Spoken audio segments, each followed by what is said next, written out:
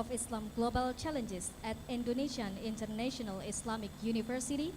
And also Mr. Muhammad Imran Khan, also a fellow at the Center of Islam Global Challenges at the Indonesian International Islamic University. Hadirin yang berbahagia, itulah nama-nama yang akan menjadi narasumber kita di panel sesi 1 kita pada siang hari ini. Ladies and gentlemen, now let us turn our attention to an opening speech given by Mr. Dedi Slamet Riyadi, the head of Sub-Directorate for Islamic Religious Understanding and also the host for today's event. Please welcome Mr. Dedi for his remarks.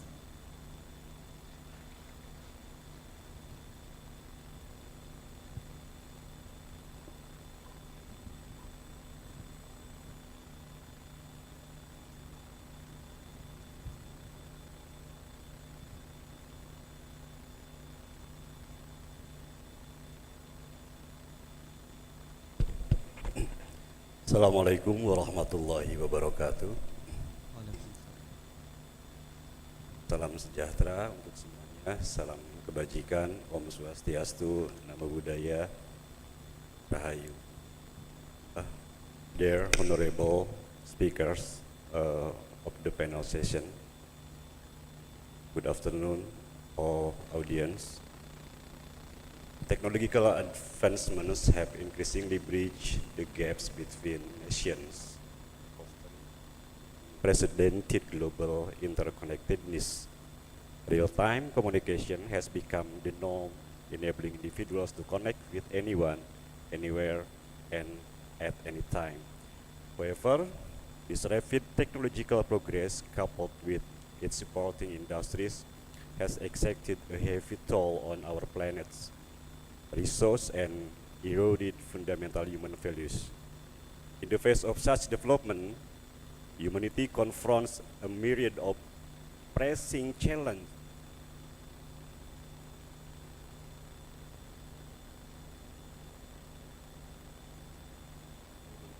Sustainability. In response to these complexities, the Indonesian Ministry of Religious Affairs has championed the concept of religious moderation as a framework to navigate the complexities of Indonesia's diversity. This framework has also proven invaluable in addressing global challenge and upholding human dignity amidst the onslaught of transnational ideologies of violence, uniformity, and oligarchies that disregard environmental sustainability and the future of humanity. The third International Conference on Religious Moderation, we call it ICROM. Maybe in Arabic it has meant to honor.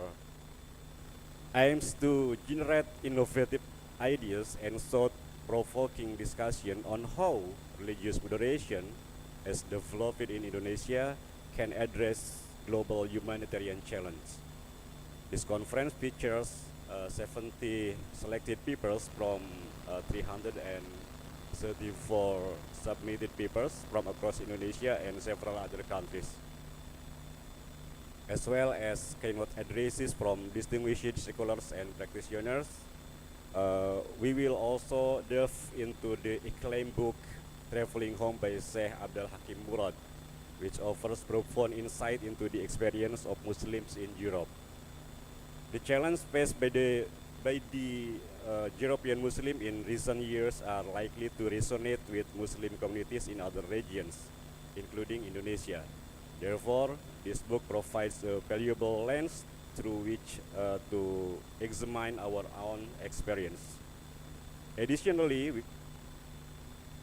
a talk show featuring Directors General of Religious Affairs from Islam, Catholic, Christian, Hindu, Buddha, and also Konghucu, and heads of interfaith dialogue institution.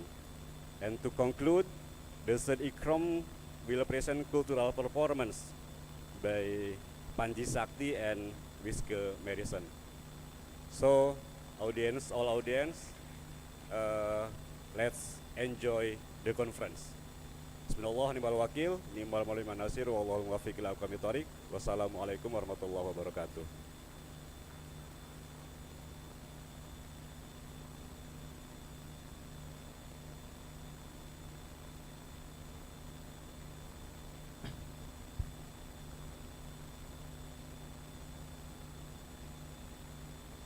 Terima kasih kami ucapkan kepada Bapak Dedi Slamet Riyadi. Bapak, Ibu, Saudara-saudari sekalian, sambutan yang baru saja kita dengarkan menggambarkan harapan bahwa acara ini dapat menjadi ruang bersama untuk terus mengedepankan moderasi beragama. Diharapkan pula melalui diskusi ini nantinya kita dapat berpartisipasi secara aktif dalam merespon berbagai masalah kemanusiaan yang dihadapi saat ini. Oke, hadirin sekalian, kita akan segera memulai sesi panel 1.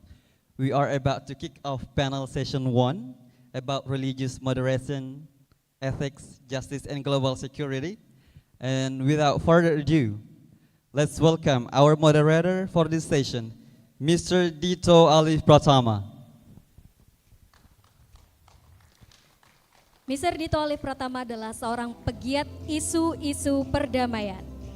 Beliau mengambil Master of Art untuk program Magister di Vrije Universiteit Amsterdam, the Netherlands. Dan sekarang beliau sedang melanjutkan studi program doktoralnya di Faculty of Islamic Studies of Indonesian International Islamic University. Dan beliau sekarang juga adalah salah satu dosen di Perguruan Tinggi Ilmu Al-Quran Jakarta. So, ladies and gentlemen, now as we had the moderator on the stage, let's lighten the mood a little bit with a little rhyme.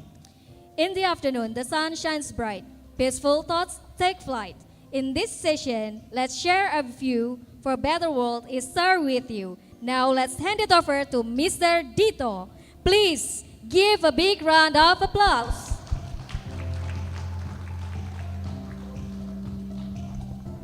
Yes. Yeah, thank you very much for the MC for allowing me to be the moderator for today's discussion in the first panel session. Let me start. Bismillahirrahmanirrahim. Assalamualaikum warahmatullahi wabarakatuh. Rabbi shrah li sadri wa yassir li amri wahlul 'uqdatam min lisani yafqahu qawli. Allahumma shalli wa sallim ala sayyidina Muhammad wa ala ali sayyidina Muhammad. Allahumma faqihna fid din wa 'allimna ta'wil. First of all, I would like to extend my appreciation to Mr. Dedi Slamet Riyadi as the representative of Ministry of Religious Affairs. Welcome to the auditorium, Mr. Distinguished guests, ladies and gentlemen, participants of today's conference, the third ICROM International Conference on Religious Moderation. Let's give one applause again for today's conference.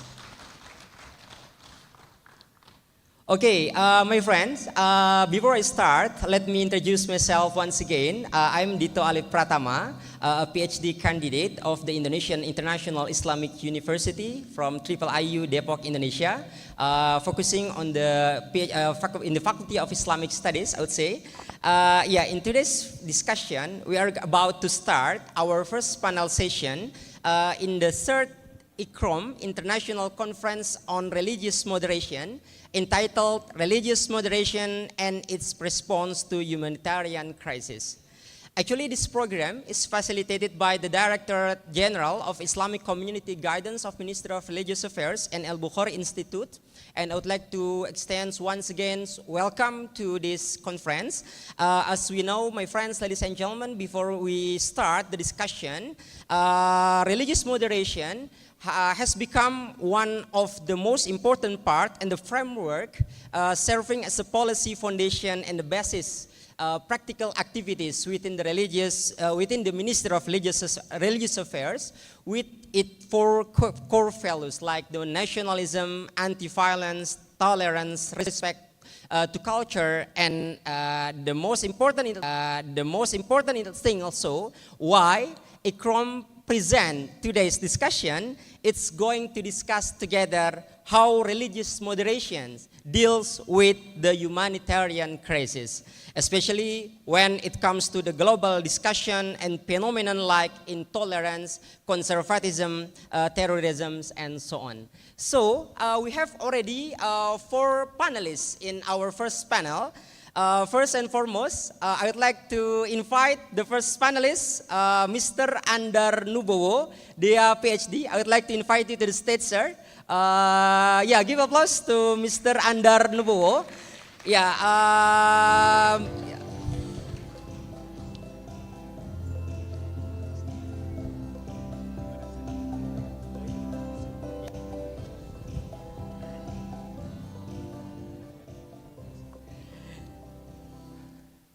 yeah, I would like to. Actually, he did his PhD and finished the PhD in 2023 from the École Normale Supérieure de Lyon in France, focusing on the theme of religious moderation within the global context, especially in Indonesia. He has the specification in the field of his research, focusing on wasatiyah Islam, da'wah and education, politics and democracy, not only in Indonesia, but also in Southeast Asia and the Muslim world and beyond. Another interesting point that I would like to highlight, today he will be discussing with us regarding with the religious moderation, ethic, and justice from socio-historical consideration. Give applause once again to our first panelist. Yeah, welcome. Pak Andar. The second panelist, this also going to be the interesting panelist from Myanmar. I would like to invite Mr. Mang Pi. Are you there? Yes. Give applause to our second panelist. I'd like to invite him to the stage. Welcome.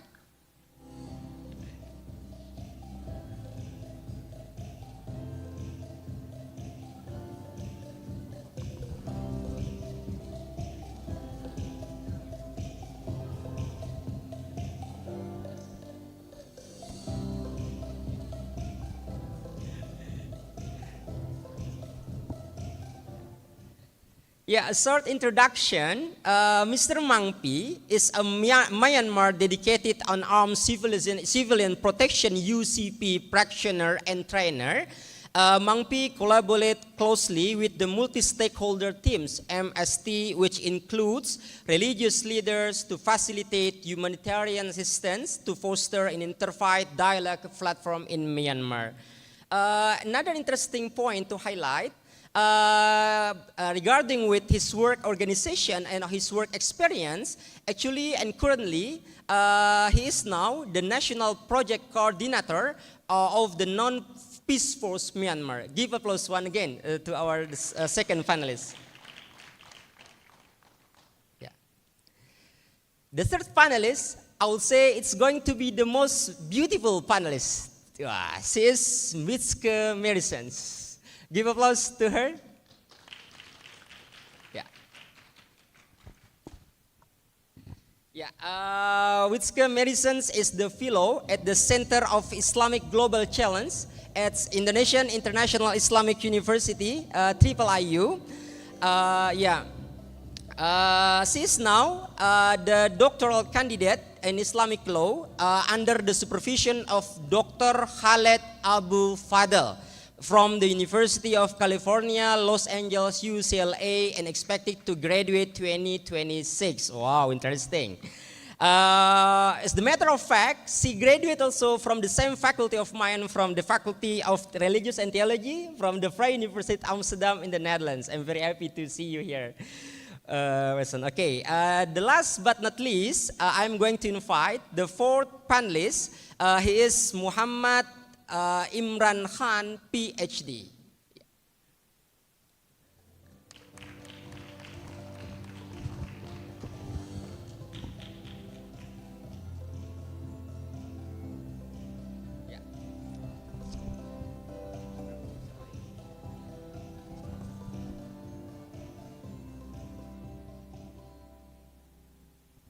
Yeah, short information about his background. Mr. Khan, he's researching the post-zakat ethical obligation of high net worth individuals in Islam, and he undertook his PhD in theology and religious studies at the University of Sociality and Mystical Theology of Abdul Ghani an-Nablusi under the supervision of Dr. Tim Winter, or the famous with Sheikh Abdul Hakim Murad. He is going to deliver another interesting topic of discussion regarding with the post-zakat moral obligation today. Okay, without further ado, I would like to invite the first panelist. But before I start to invite our first panelist, I would like to inform you how is the rule of game of today's discussion. I would like to invite all panelists to deliver about 15-minute presentation. After 15-minute presentation, I will invite the other panelists, and then each panelist will have about 15 minutes. After finish, all panelists present their presentation, so we continue to the Q&A session and discussion. It's going to be about 120 minutes from now. Without further ado, let's invite the first panelist. Floor is yours, Dr. Andar.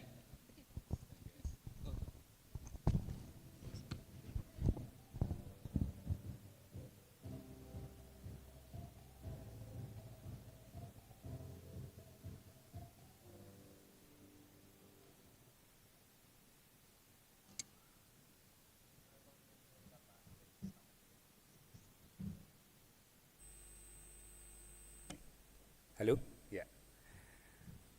Honorable Director Bapak Dedi Slamet Riyadi from the Ministry of Religious Affairs, Honorable and distinguished speakers, Mr. Muhammad Imran Khan, PhD, Wietske Merison, PhD, and Mr. Mang Pi from Vietnam. All esteemed distinguished audience, ladies and gentlemen, Assalamu alaikum warahmatullahi wabarakatuh.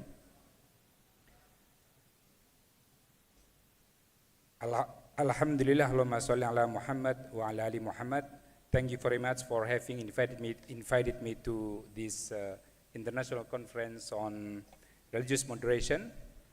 I am Andar Nubowo, an executive director of Ma'arif Institute for Culture and Humanity, a think tank and Islamic NGO based in Jakarta, founded by Almarhum Buya Ahmad Shafi Ma'arif, the former chairman of Muhammadiyah. Ma'arif concern is like promoting moderate progressive Islam relevant to pluralistic Indonesia and global community. And today, I am genuinely delighted to be part of this international conference on religious moderation 2024. And on this great occasion, I would like to convey my reflexive opinion on religious moderation, ethics, and justice from socio-historical considerations. Well, since the last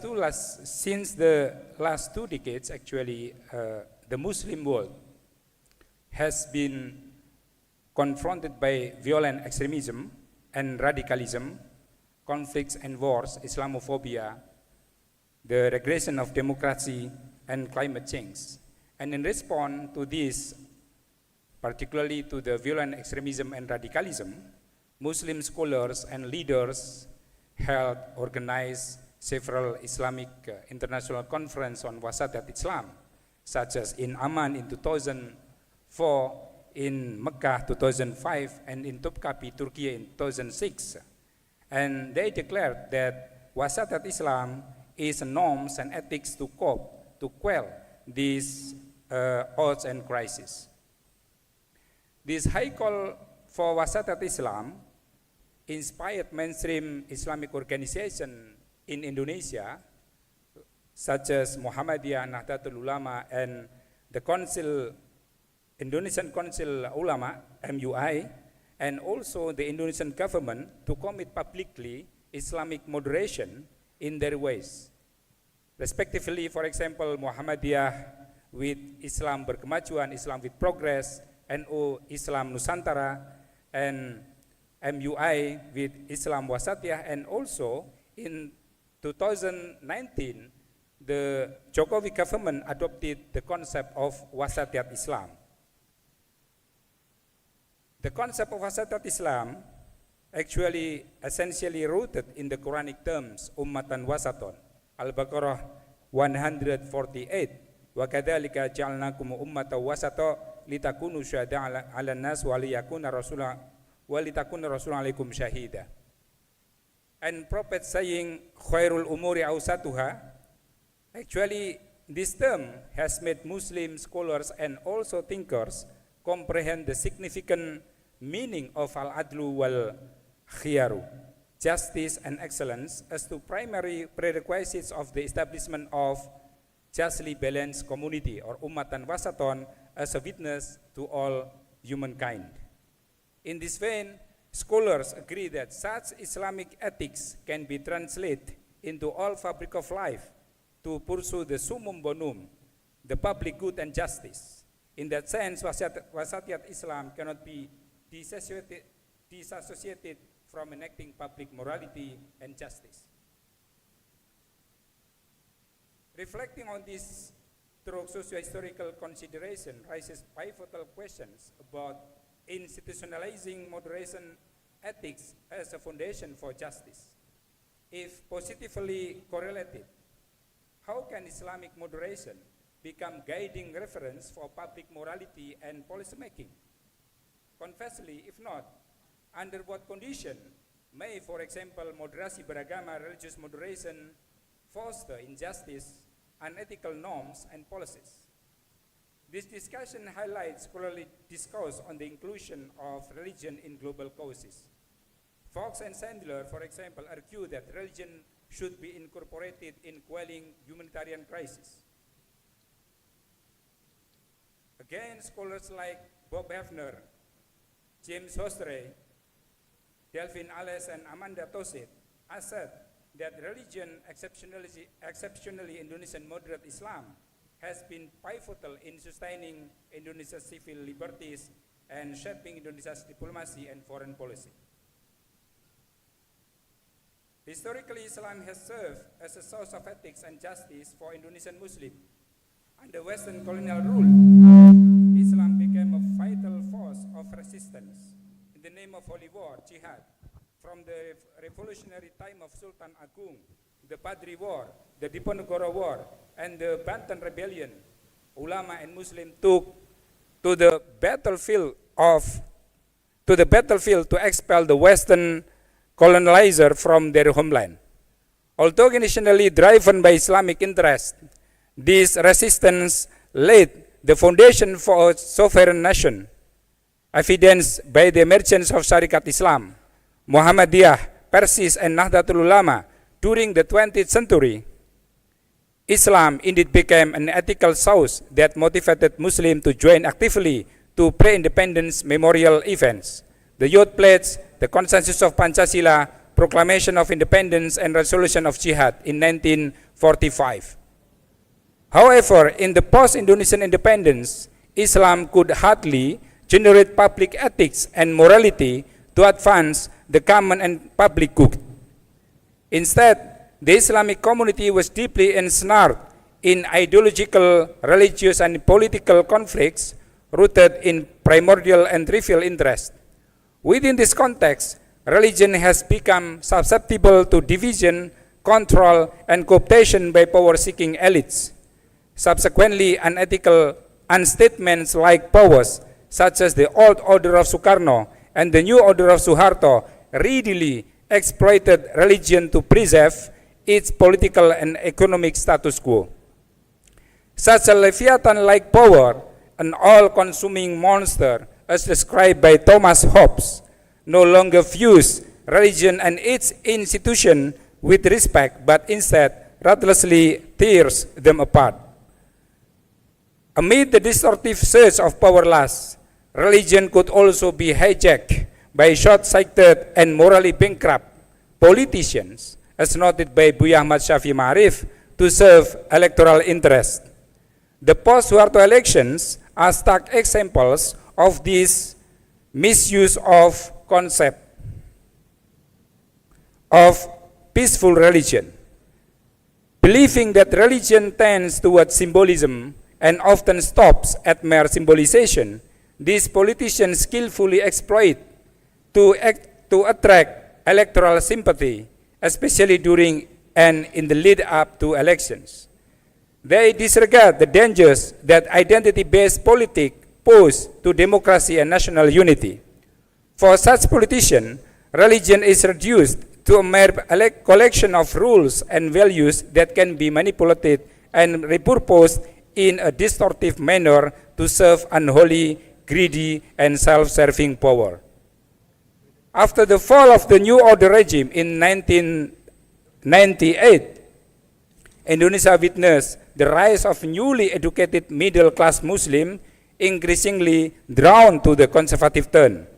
Embracing a literalist lens of Islam, they ardently advocated for the implementation of Sharia in place of Pancasila and the Constitution.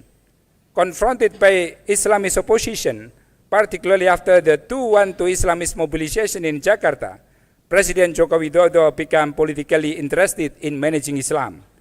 In 2018, he officially adopted the term of Asyadat Islam. In the 2019 presidential election, Jokowi selected Ma'ruf Amin as his running mate to tackle the Prabowo Sandi pair, supported by conservative groups. Following his re-election in 2019, Jokowi translated the concept of Asyadat Islam into Indonesian real politics by introducing religious moderasi beragama. Incorporated into the 2020-2024 National Medium-Term Development Plan, the project has been orchestrated to mainstream and translate ethical values and norms of national commitment, tolerance, anti-violence, and friendly to local tradition. Being a state affair, the Let State project has sparked a phenomenon of religious regimentation, in which the state and certain religious groups seems to form a political religious alliance under the banner of moderation. This alliance aims to preserve a dominant political and religious stance amid Indonesia's diverse Islamic schools and institutions. Furthermore, this project seems to constitute the state's profound intervention into citizens' private religious spheres. The state eventually can define who is moderate and who is not. Through the fourth indicator, for instance, the state has been accused of endorsing a particular Islamic school while excluding those that differ and labeling them as a non-moderate. This could engender contestation and ideological rivalry even among moderate Islam itself. In several regions such as Biren, Aceh, and Banyuwangi, local mosques and Islamic congregations were banned, and accused of promoting non-moderate Islam. Also, Ahmadiyya and Shia have been categorized by MUI as misguided as other Islamic ideologies contrary to Fatwa MUI 25 and Taujihat MUI on Wasatiyat Islam in Surabaya 2015. To conclude, given the historical relationship between Islam and political power in the Republic of Indonesia, state and non-state actors such Muhammadiyah, Nahdlatul Ulama, and MUI must recognize the importance of public ethics and morality, grounded in enlightened religious understanding of all existing religions and belief, and the national ideology of Pancasila and the 1945 Constitution. In this context, religious moderation should actively contribute as a source of inclusive and progressive public ethics and morality.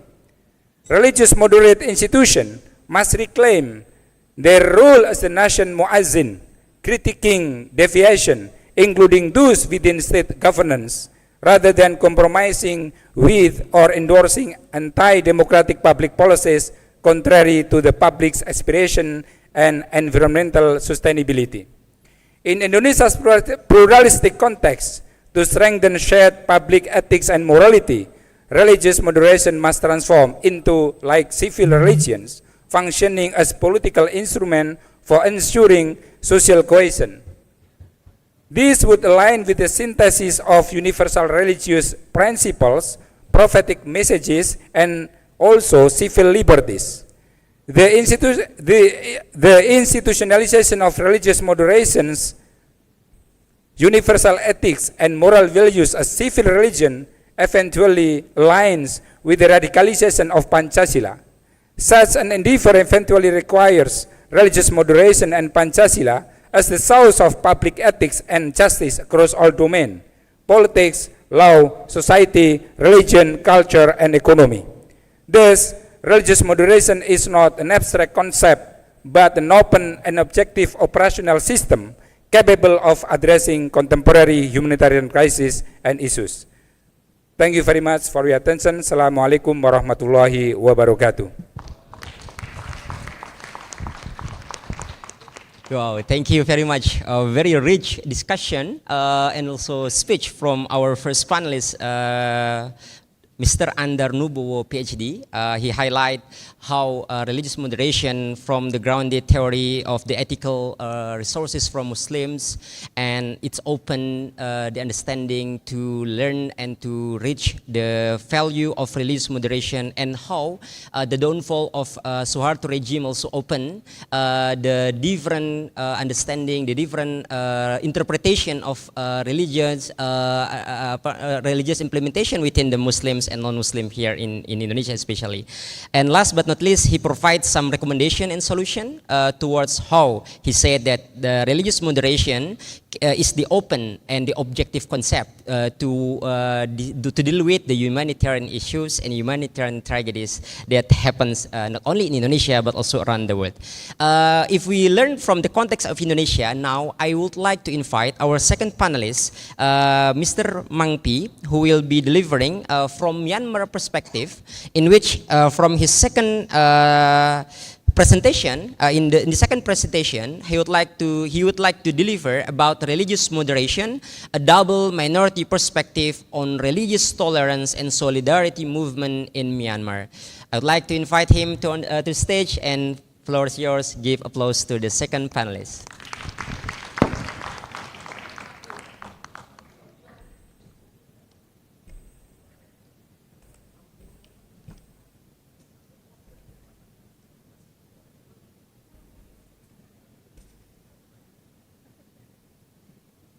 Hello. Hello. Sorry. Okay.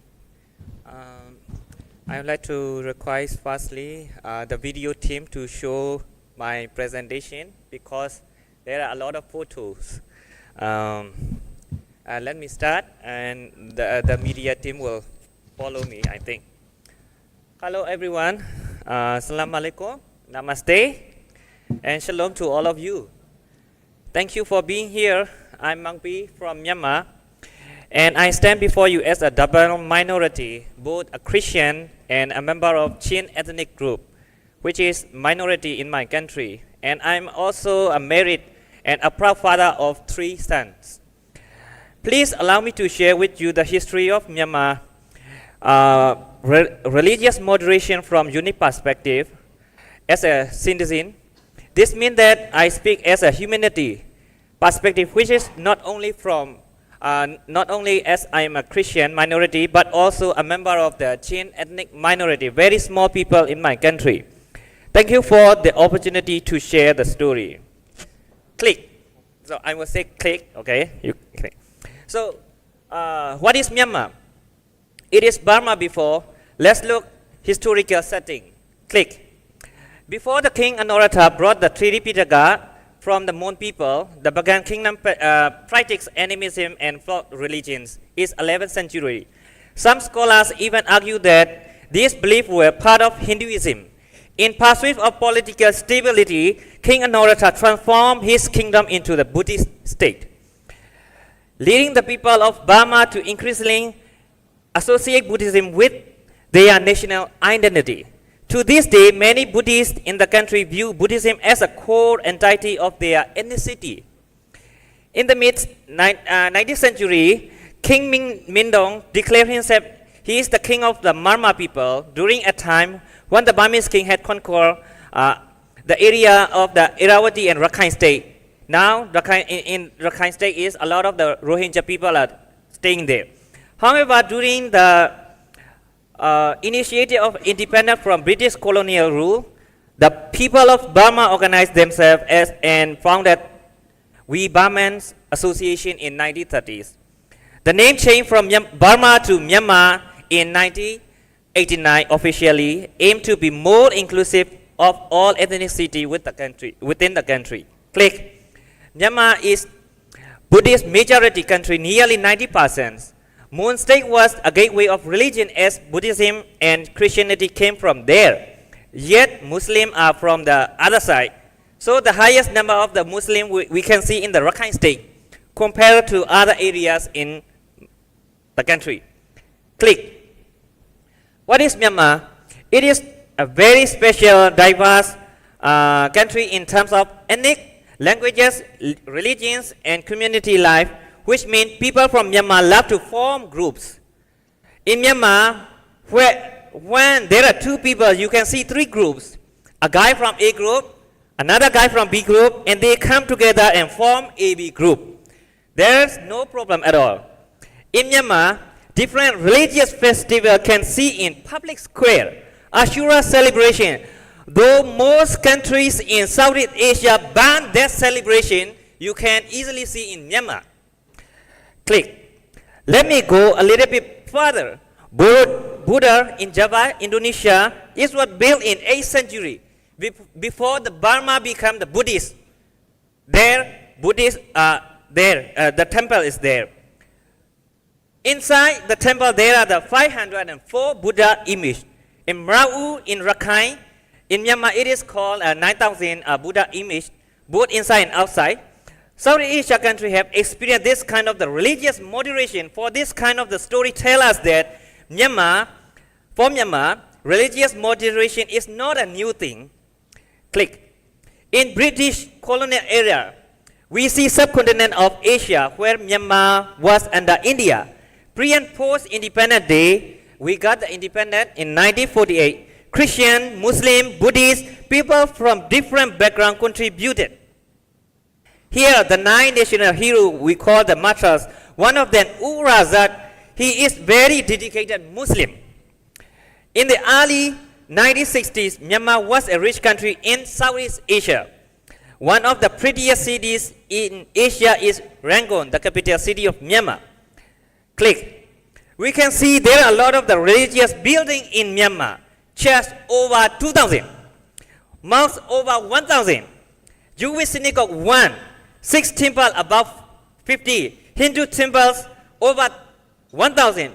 Hindus mediation center over 40. Click. Even in the heart of downtown of Yangon, we can witness the beauty of our diversity.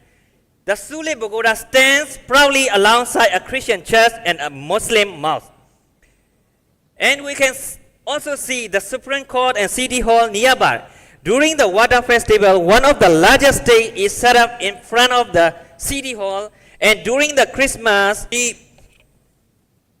we celebrate together in the same public square. When Muslims hold their celebration, we can see the same spirit of the community. Click. Christian and Hindus are alike in singing and dancing.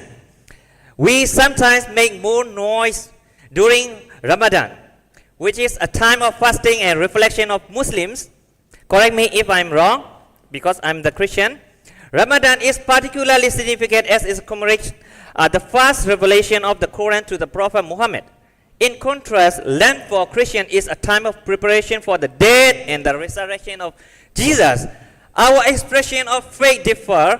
Christian often sings and dance even during funeral services, much like Hindus.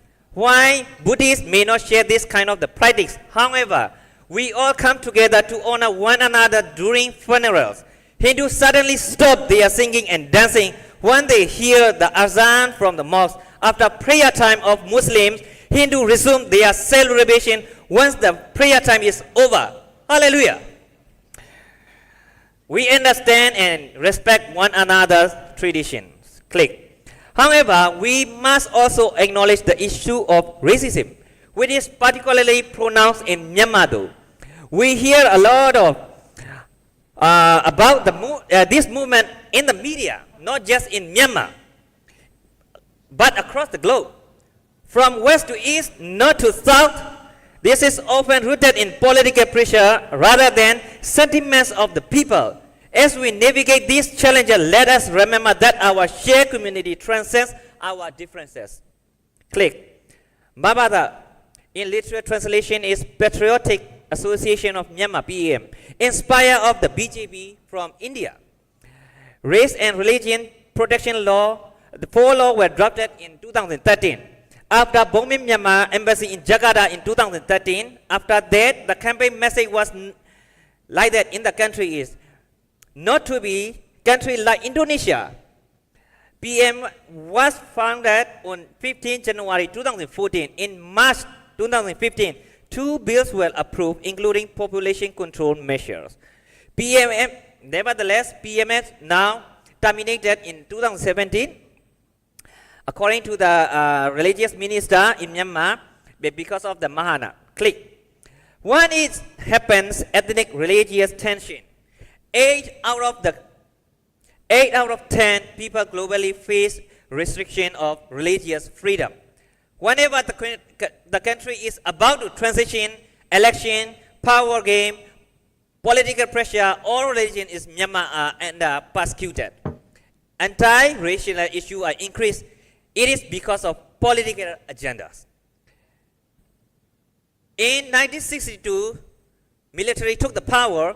In 1970s, Christian and Muslim were excluded from the position in the government and army. If you are Christian or other religion, you will never be promoted. In 1982, citizenship law, because of that law, a lot of the Rohingya people are suffer. Not only the Rohingya, including the Chin, including the Karen, including the Kachin, including the Kaya, all the people are suffer. Not only the Rohingya. So, religious tolerance movement in Myanmar, how religious, ethnic, and justice being operationalized by the religious leader in Myanmar.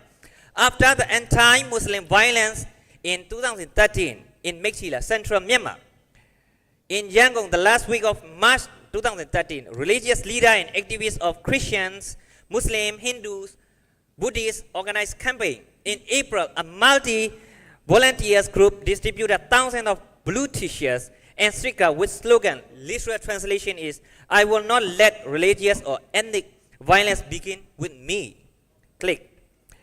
Currently, so I don't want to mention this current situation more in detail. Religious tolerance and solidarity movement in Myanmar. Formation of multi-stakeholder team to be moderate name.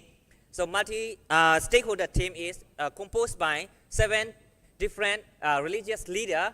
From one group is 3 leaders, so 21 religious leaders, and including 8 CSO. So they are working for the IDP, Internet Displaced Peoples, collaboration with the humanitarian worker, because right now in Myanmar, the area only the religious can access. Recommendation. I would like to conclude my presentation with the recommendation. Learning from Myanmar. Political transition often lead to the social religious tension, especially in the context of communal conflict based on ethnicity religions. Various political entities have their own agenda and interests. That's why it is essential for community and religious leaders to unite, as the unity is the key for the state building and sustainable peace in the country. Recognizing political agendas, anti-Muslim sentiments of any form of religious persecution often branches from political motive rather than a genuine community grievance. Understanding the diversity of Myanmar, the people of Myanmar are not anti-Muslim, anti-black, anti-Christian, anti-Chinese. It is from a small fraction of individuals, primarily from a Buddhist minority, may exploit political struggle to further their agendas. We need to look beyond external narrative to truly understand the heart of Myanmar. We must learn from within. It is important not to rely on outside media, especially the Western media and the media which is not in the country. We need to look to the heart. We need to walk from the heart. This is the good news. We believe in the gospel. The gospel is good news, not the good advice. Good advice is things to do. Good news is already done. Promoting religious tolerance and solidarity, this is much to learn from Myanmar initiative. Religious leaders in Myanmar generally strive to find solution, not pointing out, not blaming to any other country and any other individuals. Supporting independent leadership, it is vital to collaborate with the religious leader who do not seek any political advantage. Engaging with the government should work alongside independent religious leaders committed to promoting peace and unity. The international community should pay attention to the voice of local leaders who represent the concern of the marginalized and the voiceless. Understanding tolerance as a process. This is not like a project and a product.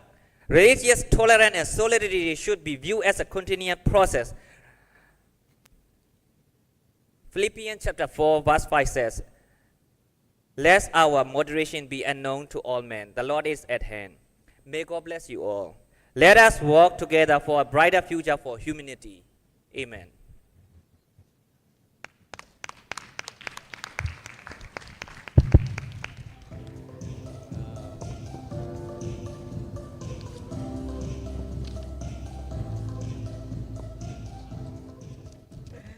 Yeah, thank you very much, Mang Pi. I'm learning a lot from the discussion. Like as in Indonesia, Myanmar also has the same challenge. I would say it's understandable that when you are going to mainstream the religious moderation, it should be we need to involve the political will, and also the involvement of religious authority is also important to continue the idea to mainstream the religious moderation within the society. My friends, ladies and gentlemen, after listening to the second panelist from today's discussion, the third discussion or from the third presentation from the third panelists will be going to discuss the very, very practical discussion on religious moderation. If in the previous discussion we learned from two states, from two countries, Indonesia and Myanmar, and the third panelists will be delivering on religious moderation, health issues, and human development from global food crisis and how religious ethics contribute to solve it. I would like to invite the Wietske Merison Fellow at Center of Islam Global Challenge IIIU. Floor is yours.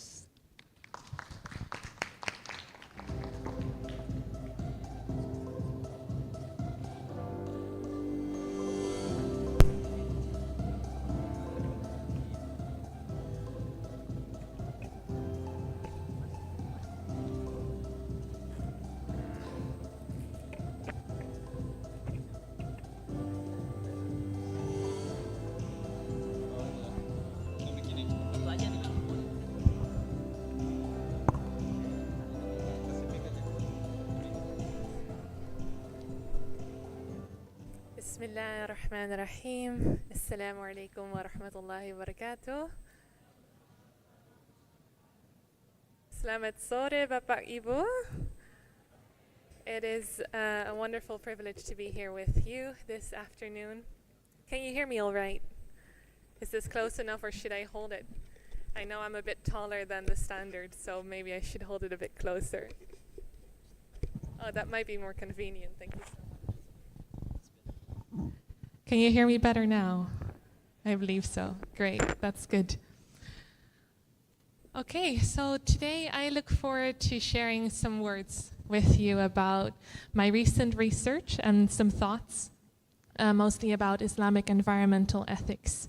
And the paper I will be presenting is titled Sharia in a Sinking City, Islamic Environmental Ethics from Ma'rib to Jakarta. And in this paper, I intend to reread the Quranic narrative of Surah Saba and the Dam of Ma'rib to establish a framework of Islamic environmental ethics, which I then apply to the specific case study of water injustice in Jakarta. And in doing so, I will first seek to trace the contemporary issues that we are facing right here in Jakarta back to their colonial roots. to show how environmental issues, and for that matter, issues of social justice, are inseparably intertwined. I will then turn to the Quran, seeking to find an answer to the question for how this humanitarian crisis may be faced with ihsan. So I am sure that many of you here present today have heard of Waladuna Mosque. Is that right?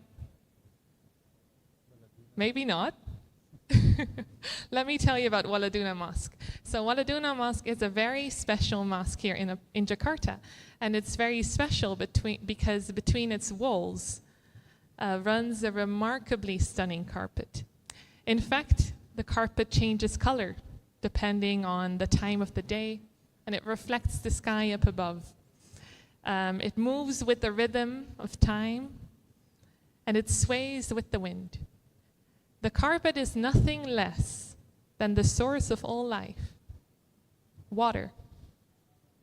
So located just outside of Jakarta's seawall, the Waladuna Mosque is submerged in about a meter of seawater. It is also called the sinking mosque. So the mosque used to be a vibrant place of worship, initially built for fishermen and port workers, and it quickly became beloved by residents of the wider North Jakartan Muara Baru area. But then, 15 years ago, Muara Baru was struck by a flash flood. The government decided to build a seawall in an attempt to prevent further flooding of the area, but the most strategic place to build this wall turned out to be right behind the Waladuna Mosque. So the house of worship was sacrificed to the waves of the steadily rising seawater. And so since 2001, only the creatures of the sea and the occasional swimming child have uttered praises within its walls. As you know, I'm sure, many coastal cities across the world are faced with the challenges of rising sea water levels due to climate change. But Jakarta has an additional problem. It is sinking. Between 30 and 60% of Jakarta's 11 million inhabitants depend on groundwater for their daily needs. And in the absence of reliable municipal piped water, the majority of Jakartans get their water from wells, draining the aquifer. As the aquifer is slowly consumed, the ground shrinks like a dry sponge, causing Jakarta to sink at unparalleled speeds. In certain parts, such as the area of the Waladuna Mosque, the city has subsided a shocking 4.5 meters in the last decade alone, slowly fading in the embrace of the Java Sea. Now, in natural circumstances, aquifers are not easily drained, especially in wet areas like the Jakarta region. After all, whenever the tropical rains come, which should be soon, I was told, they refill the aquifers and ensure that the equilibrium is maintained and the cycle of water steadily progresses. The problem is, however, that as I'm sure you all know or have already noticed, 97% of Jakarta is covered in concrete. So just about every area of wetland and forest where rainwater could naturally trickle down to the aquifers has given way to air-conditioned malls, endless apartment complexes, and skyscraping hotels not unlike this one in all of Jakarta, forming its famous concrete jungle. So at the same time, millions of inhabitants and daily commuters consume immense amounts of groundwater, often retrieved from illegal wells. As such, Jakarta sinks at an annual rate of up to 25 centimeters per year in the north, 15 centimeters in the west, and 10 centimeters in the east. With tides rising, seawater rising at an annual rate of about 5 centimeters, the picture is clear. This beautiful city we are gathered in today is drowning. And there are many discussions about the causes and possible solutions to Jakarta's environmental challenges, but most of them fixate on identifying technical causes, such as a lack of protective dams and an excess of impenetrable concrete. Technical solutions are then also proposed, such as constructing dams and digging vertical drains to allow rain and flood water to reach the aquifer. But the heart of the issue of the sinking city is not technology. At the heart of the issue of the environmental problems of Jakarta lies the problem of morality. Injustice is, in fact, causing Jakarta to sink. So let me tie this back to the oldest route I could find in the history of Jakarta, and I'm happy to hear any other thoughts and any additional thoughts that there will probably be, because truth is very often not singular. But this is the route that I found. When the Dutch first arrived in what was then Jayakarta, they burned it down. The local ruler, Prince Jayawikarta, had granted the Dutch permission to build a warehouse to facilitate the trade in spices. But the Dutch East India Company, the Verenigde Oost-Indische Compagnie, or the VOC, cunningly turned that warehouse into a defense stronghold. In 1619, I should say, under the command of Jan Pieterszoon Koen, they attacked and destroyed Jayakarta and expelled its population. And on its ashes, they then famously built Batavia, a settlement named after the Batavi Germanic tribe, who in folklore were perceived as the brave and fierce ancestors of the Dutch. Batavia then quickly transformed into a tropical version of Amsterdam, with tall buildings, canals, and of course, segregation. In fact, water was used as a means of segregation right from the digging of the first canals. The Dutch were far outnumbered in Batavia by the Chinese, Indian, Indonesian, and enslaved populations, so carefully planned segregation was a part of the very blueprint of the old city of Batavia, or Kota Tua, as the region that is mere kilometers away from this conference location is known today. Colonial hierarchies were quite literally set in stone through the building of the city walls to exclude enslaved populations, and through the digging of unbridged canals to separate the Dutch from Asian populations. But the canals were a stinky business for many other reasons. Whereas canals were a vital part of Dutch architecture in the Netherlands, used for transportation, drainage, defense, their construction in Batavia showed a lack of understanding of the Jakartan ecosystem. Whereas in the Netherlands, well-functioning canals are regularly flushed out by the steady flow of Dutch rivers, the flow of the 13 major rivers in the Jakarta area is, as I'm sure you all know, highly irregular and seasonal. As such, for most of the year, Batavia's canals were stagnant and shallow, unable to properly handle the sewage from the growing city. As a consequence, then, the canals emitted a horrendous odor and were a threat to public health. Dysentery and typhoid rapidly spread amongst the inhabitants of Batavia, and the odor of the canals was in fact so horrendous that it was even thought to be the cause of another famous tropical disease, malaria, from malaria, meaning bad air. Mosquitoes thrived in the shallow, still waters of the canals and did indeed contribute to the rising mortality due to malaria. So after 1733, an average of 2,000 to 3,000 VOC employees died every year of various diseases relating to water mismanagement, resulting in a total of around 100,000 deaths in the 18th century alone. The number of deaths among non-European populations in Jakarta was in fact never officially recorded, so this death toll only includes European deaths. So by the 18th century, these canals in Kota Tua had become so polluted and dilapidated that many of the wealthy Dutch Batavians had built new luxurious residences several kilometers away, south of Batavia, in a place that became known as Weltevrede and is now Pasar Baru. In Batavia, the canals were not improved or treated. Rather, they were simply left behind by those who could afford to do so. The Dutch population slowly moved away from the problem they caused in Batavia towards Weltevrede, where they created a new centralized piped water supply. And here we get to the connection to our present issues. Of course, this centralized supply of clean water was never meant to be accessible to all. Unsurprisingly, it was almost exclusively the Dutch who had access to clean water and indoor bathrooms. Local populations often remained dependent on the polluted canals, had to buy water from street vendors, or resorted to a different strategy, digging wells. So this is where we first see this split in the population, where certain parts of the population start to depend on groundwater, whereas other parts of the population have access to clean municipal piped water.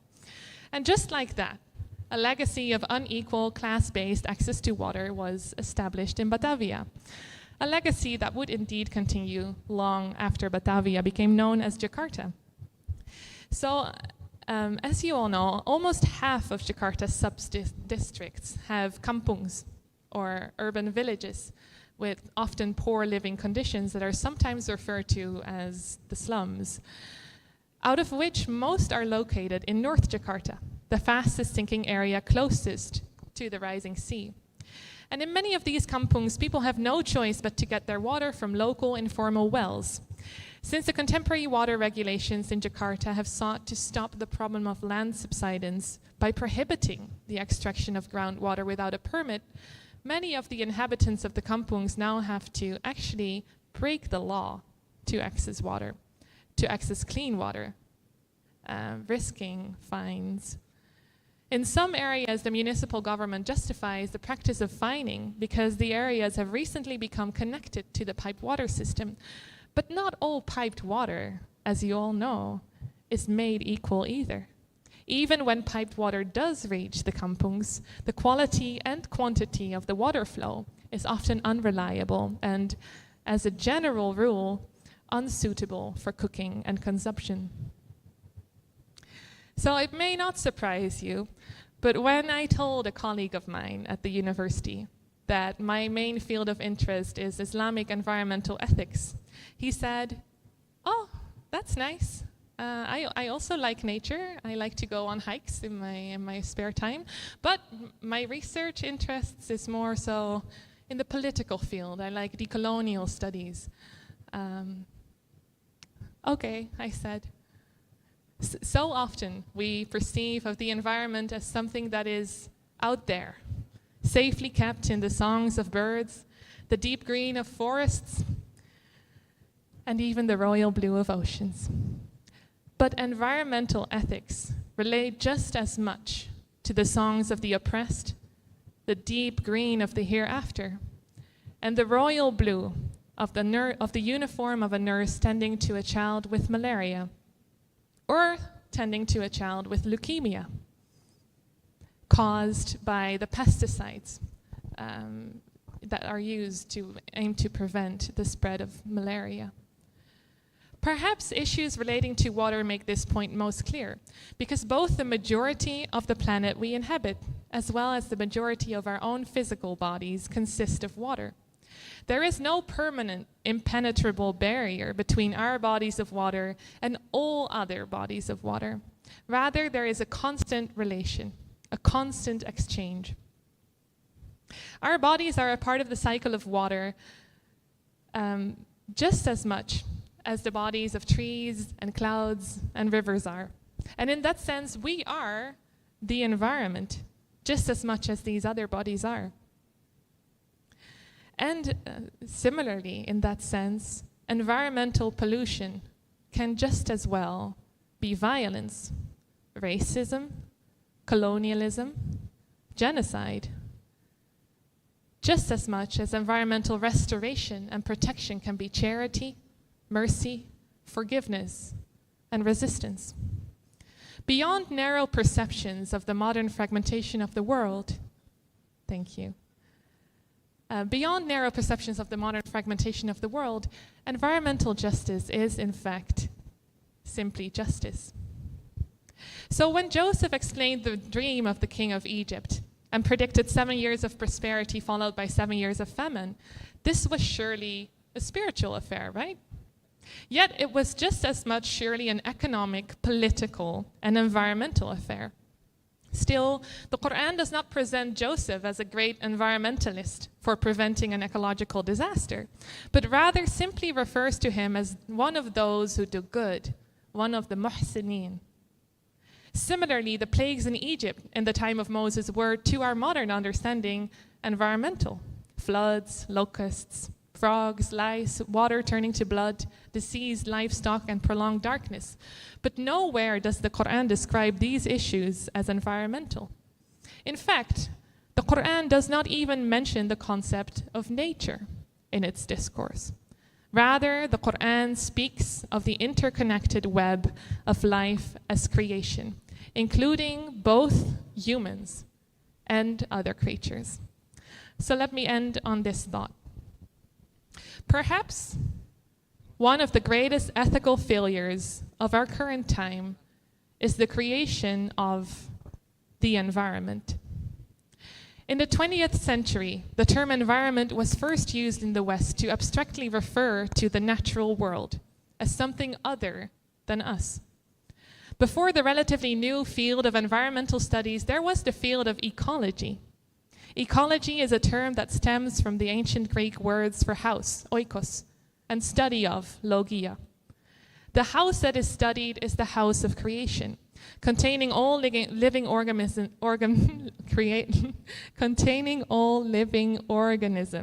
under its wide roof. Ecology focuses on the study of relationships within the various ecosystems or smaller rooms in the bigger house of creation. The crisis facing our world today is not a crisis that takes place in the environment. It is a crisis, as you all know, facing everything and everyone. In Jakarta, that crisis stems from exploitative, colonial, and classist immorality. While blaming climate change for some of Jakarta's problems is not incorrect, it is pointing to a symptom rather than a true cause. Climate change, after all, is caused by increasing immorality, greed, and sin on a global scale, predominantly in the global north. The true environmental problem we are faced with in Jakarta and in the world is a problem of kufr, denial, and shirk, idolatry, that can only be solved by shukr, gratitude, and tawheed, oneness. Thank you so much for your attention. I would be happy in further conversations to elaborate on how some of these ideas relate back to Surah Saba or any other issues. And in general, I'd be happy to hear from all of you later on during the conference. Thank you so much.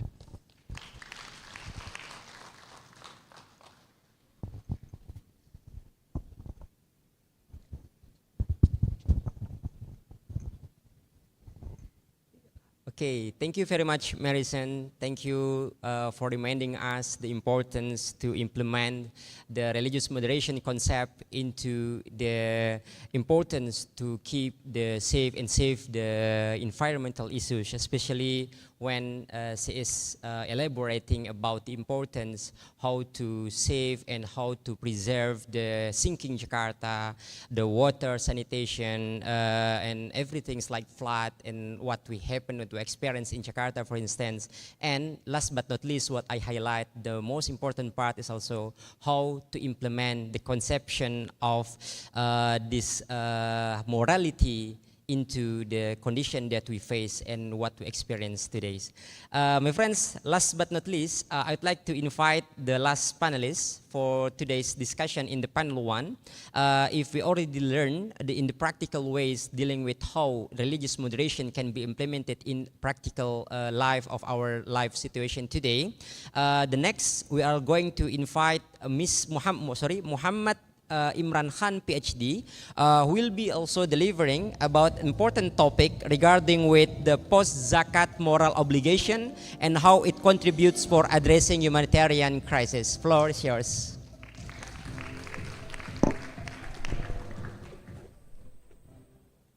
Assalamu alaikum.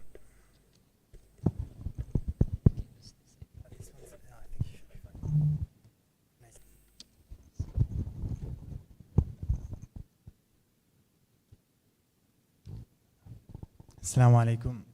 That's better. Okay, so Alhamdulillah wa salatu wassalamu ala rasulillah wa ala alihi wa sahbihi wa man wala. I actually sent in a slightly different topic, but I wanted to incorporate also the topic on zakat slightly. So religious moderation in the context of food and water shortages, Ibn Hazm's legal opinion on the rights of the starving. I will modify it because there's less time, and also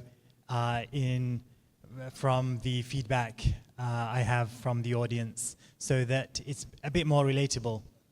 The topic of moderation often seems to be a very general and broad thing that we speak about, but we never really maybe take away something substantial from. And in that respect, I wanted to try to maybe ground it a little bit and think about something, because we are talking about something that is the framework for the way religious discourse happens in this country. But at the same time, it's very important from the Islamic perspective at least to ask good questions. In one hadith in Bayhaqi, the Prophet, peace be upon him, is narrated to have said that good questioning is half of knowledge. And therefore, when we ask questions, we therefore have to ask difficult questions and question easy answers. These are big topics, they're very complex. When I was looking at Indonesia, its history, and all the complexities of colonialism, and thereafter from Bali, and the radicalization in some areas. There were many things I don't understand about this context in Southeast Asia, and it's hard therefore to try to come into this discussion and to say something which will be of huge benefit. Nevertheless, I wanted to share a few thoughts, and they are to do with my first slide, which is the riots. 3 stories. The first is the British riots, which happened this summer. If you go to the next slide, the slide after this one, there's 2 pictures. The completely next slide. I don't have to keep negotiating. So anyhow, this 2 pictures of the riots which happened this year in England during the summer. The next slide. So what happened is there was somebody who killed 3 young girls, and it was said online that this person who killed the girls was a Muslim, or he was an asylum seeker.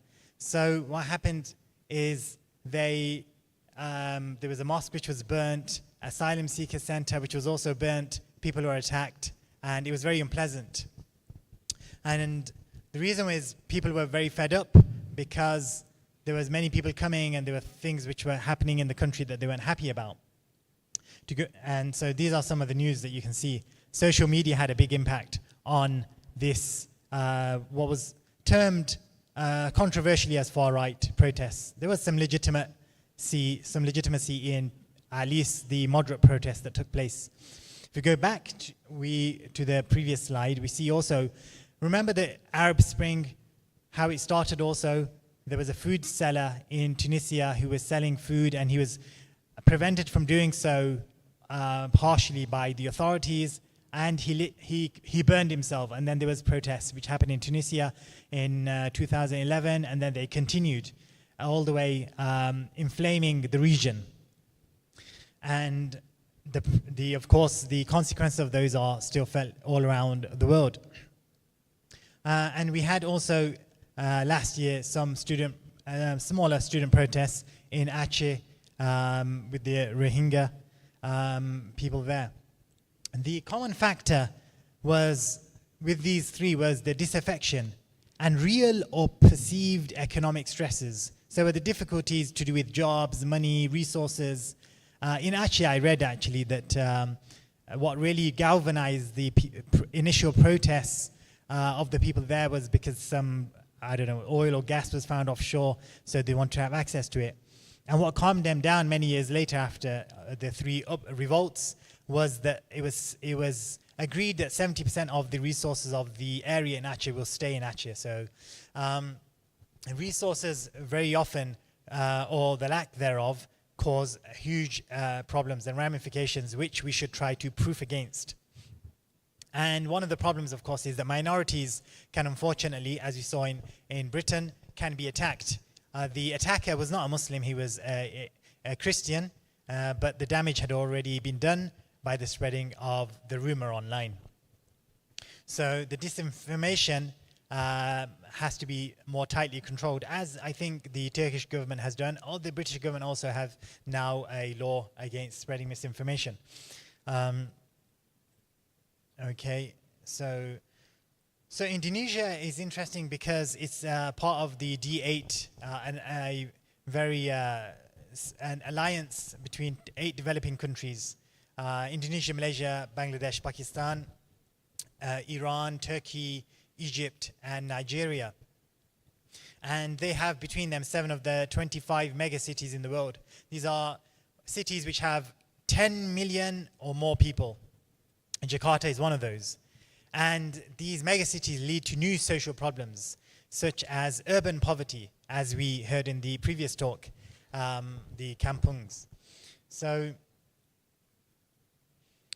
in order for Indonesia, as it has very ambitious targets to influence the discourse on moderation further afield, then it has to really address a lot of these issues. And I think it's already beginning so. We can see with the International Islamic University in Depok, and it has, for example, students from various countries in the world, including Afghanistan, and I think that's a very good measure, and such policies should increase, because exporting something, a Islam which is moderate and also can teach people that this is the way to build a country is really very, very effective. But nevertheless, there are future challenges in Indonesia. If you carry on going 2 slides down, such as the increasing population, a decrease in agricultural land due to the demand for more housing, climate change, of course, AI and increased automation, because this will lead to there being less jobs, capital flight as well, investments which are going to go abroad rather than within the country, and due to affluence there being excess food and energy consumption, and so due to affluence, so that will lead to a strain and further potential for conflict. So we know that inequality can raise or lead to the potential for radicalization. So two slides down, please. And poverty can be an incubator for extremism, although we know that not all people who engage in such measures are from those who are impoverished, and can be people who are educated and also have better means. But yet, one of the 17 Sustainable Development Goals of the UN by 2030 is to reduce inequality within and among countries. And it is happening between countries, but not within countries. And there's a risk that there's going to be more inequality, and more inequality can lead to social unrest. And so when we discuss moderation, then we have to think about the issues which cannot be isolated from the realities that we live among. And that means asking those difficult questions and trying to provide some sort of answers. Ibn Hazm is interesting. I read this I got the invitation about a week or so ago, and I was looking into things. So he speaks about the obligation towards those who are hungry, because it's a very big thing in Islam to feed those who are hungry. And the famous commentator on Bukhari, who said in his Fath al-Bari, Ibn Hajar, that he said, فَتَّشْتُ الْأَعْمَالَ وَلَمْ أَرَى مِثْلَ إِطْعَامِ الطَّعَامِ, that I looked at all good deeds and I didn't see anything better than feeding people of food. And there's a saying of Sayyidina Ali where he said, God made it obligatory upon the rich that they impart their wealth to the extent that they suffice the poor. And it is God's right that He holds them accountable on the Day of Judgment and punishes them for it if they do not. So, as Ibn Umar said, and according to Ibn Hazm, many of the companions, actually he says that the consensus of the companions is that there is a wealth, that there is a right on your wealth even beyond zakat, which is kind of the issue I've been looking at, but I'm not fully expanding on here. So, and he says something really, really interesting. And in the context of moderation, we should think about this. That he says that it's not lawful for a Muslim to eat carrion, which is dead meat. So you find a dead animal, you cannot eat this, nor pork, even if you are absolutely in dire need of food, as we know we can in the Quran. But he says if you find that this food is available with a Muslim or another or a non-Muslim, and he says this is because it is obligatory for the one who has food to feed the one who is hungry. And if that's the case, it means that he's not compelled basically to eat the pork and carrion. And he says he has the right to fight for it. It's a very interesting point. And it deserves more attention to look at what have other scholars of tafsir said. Because it means when there's such disparity in the distribution of resources, the access of resources, and the having resources, if some people don't have them to such an extent, and certain people are getting richer and richer, which is happening, of course, in the global north, the people who have most of the wealth are increasing through the pandemic and afterwards as well. An astonishing rate. So this means that the other people are getting poorer. In fact, in the US, since the 1970s, real wages haven't really increased. But the very rich, their share of real estate has increased to 70% very recently. 70% of all real estate. So the surplus that those people have compared to ordinary people is shocking. So the same goes for someone who is thirsty as well. It's obligatory for this person, he says, to take water from whom he can.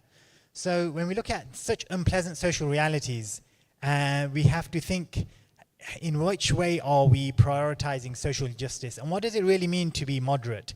Is moderate to say to these people who don't have resources, we understand you have anger, but you have to do sabr, etc. Or must we address these issues? And I think from a policy point of view, we must address these issues. Interestingly, I was talking about the D8 countries earlier. There is a interesting statistic on the D8, which is that the D8 countries, since the early 2000s, have increased the economic welfare of their citizens to quite a degree just because of policies. So the policies that they've implemented. That includes Indonesia as well, of course. So this is really something quite important to think about. Indonesia is very interesting for me because there's a civil society report in the UK that ranked Indonesia as the most generous country in the world. I think 4 or 5 years running. So there's a lot of potential in Indonesia, I think, to do a lot of good.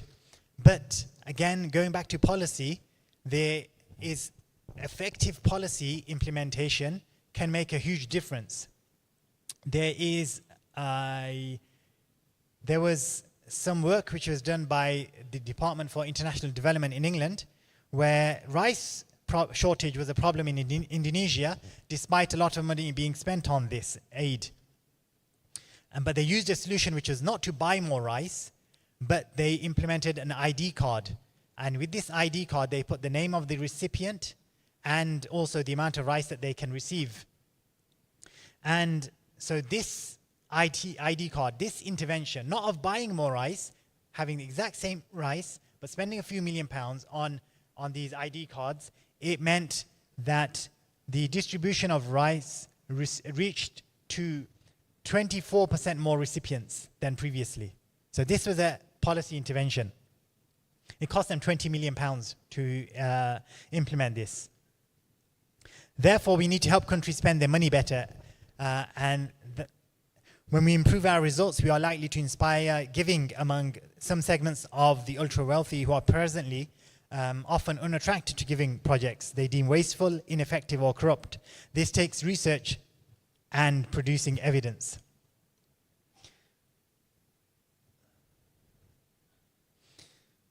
And also we had there's another randomized control test, which, okay, maybe I won't go into it because I've been told I have taken up quite a bit of time. But this was to do with teaching and how a teaching policy intervention in India, for example, it increased the outcome of test results for children by 34%. There were 5 choices which they examined, and these were that they were to give a computer to each child,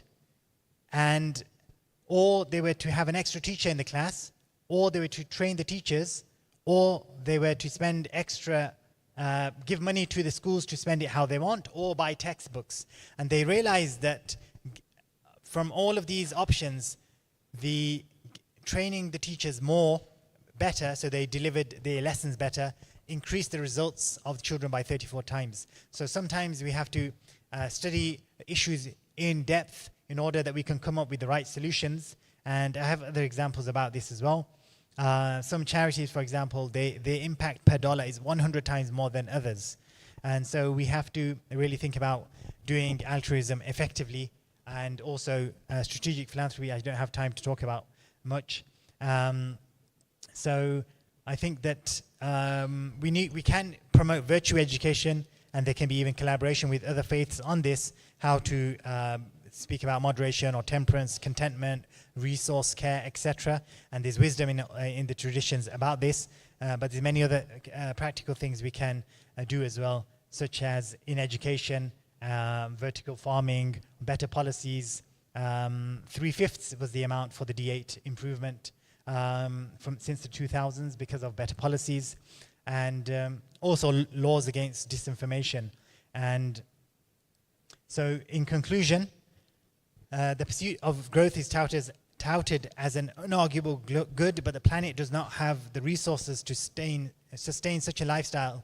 In fact, if everyone was to live an American lifestyle, which it seems most people are aspiring to, and global culture motivates people to, the global capitalist culture, there would have to be 4 globes, 4 worlds. So there would have to be 4 Earths in order for everyone to live an American lifestyle. It's not sustainable, it can't happen, and it won't happen. And so we have to take stock of such realities. And also, we have to think about GDP, that it can be a poor measure of progress in a country. It includes all productive and consumer activity, including destructive ones such as war and crime or excess concrete building, as alluded to before. So higher GDPs may entrench inequality and more luxury consumption without bringing tangible improvements to people's health, security, happiness, and equality of life. Capitalism demands continuous growth and exploitation. And that's why the Bhutan Happiness Index is really very interesting to look at. How can you really have a happy life? But at the same time, we shouldn't forget about the genuine poor. And in our speeches about moderation, think about the real challenges and issues people have, and how to prevent them, driving them to radicalization, how to prevent that happening and extremism by looking after people in these diverse ways, using the best of our resources within the Deen. So it needs scholars also working in policy at a much deeper level. Thank you very much.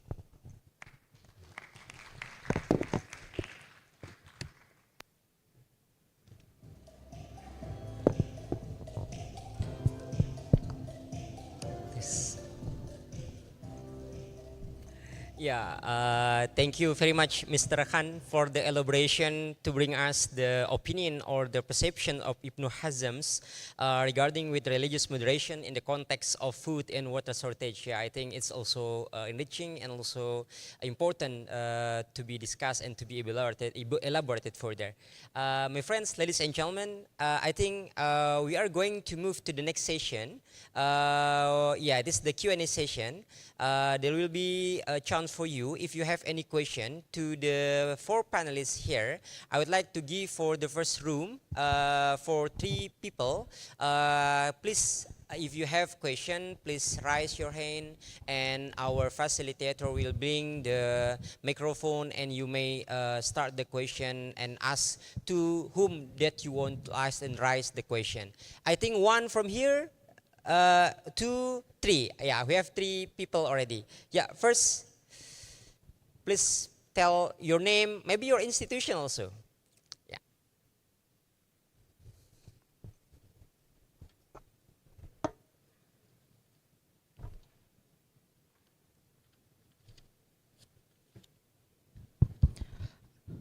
Thank you, Mr. Dito, for allowing me to ask 2 questions here. I'm Muhammad Abdul Aziz from PT IKI also. I have 2 questions for 2 speakers who are Mr. Andar Nubowo and Mr. Mang Pi. My first question is to Mr. Andar. I think we all agree that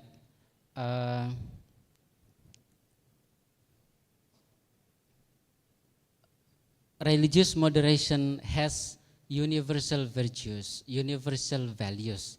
But we also acknowledge that this term, to some extent, has been politicized to such an extent that some of Muslim group that I met reject the employment, the usage of this term, simply because they see this term originates from the West and has been used for their political interests.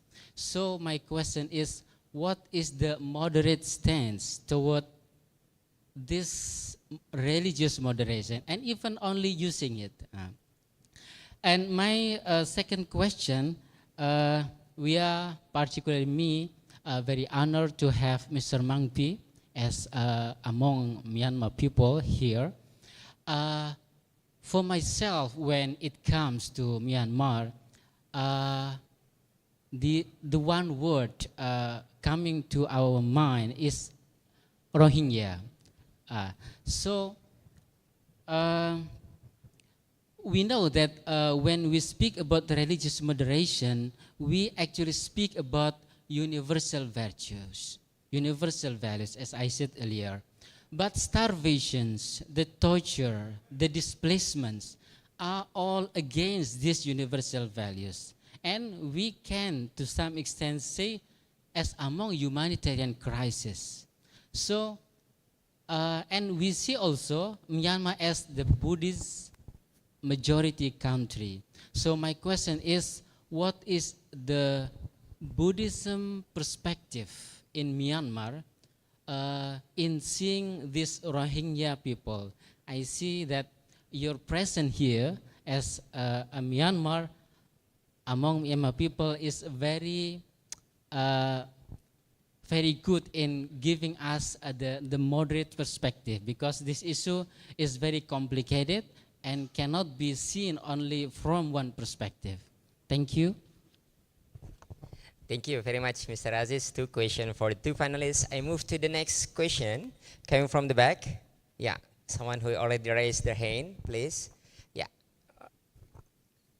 Please also tell us your name and your institution. Baik, terima kasih. Mohon izin, apa boleh bertanyaannya dalam bahasa Indonesia? Okay, I would like to help. Baik, terima kasih. Nama Sri Kuncoko Weni atau Weni, penyuluh agama Kementerian Agama Kota Jakarta Timur. Dari materi yang disampaikan narasumber tadi yang terkait dengan Islam, morality, dan justice, yang ingin saya tanyakan adalah apa prinsip dasar dalam Islam yang menuntut umatnya untuk berlaku adil baik terhadap sesama manusia maupun diri sendiri. Pertanyaan yang kedua terkait dengan Myanmar, mungkin tidak jauh beda dengan yang ditanyakan oleh penanya pertama, karena Myanmar itu agama dan etnisnya itu hampir sama di Indonesia, tetapi di Indonesia jelas lebih banyak. Nah, pertanyaannya adalah apa yang bisa dilakukan oleh komunitas agama di Myanmar untuk mendorong dialog antar agama dalam menghadapi krisis kemanusiaan yang tengah berlangsung. Demikian, terima kasih, moderator. Ya, terima kasih Bu Weni. Nanti pertanyaannya ada spesifik yang ditujukan ke siapa?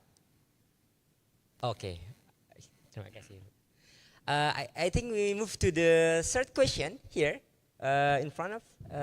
I find someone who already, yes, raise your hand please. Silakan for the microphone.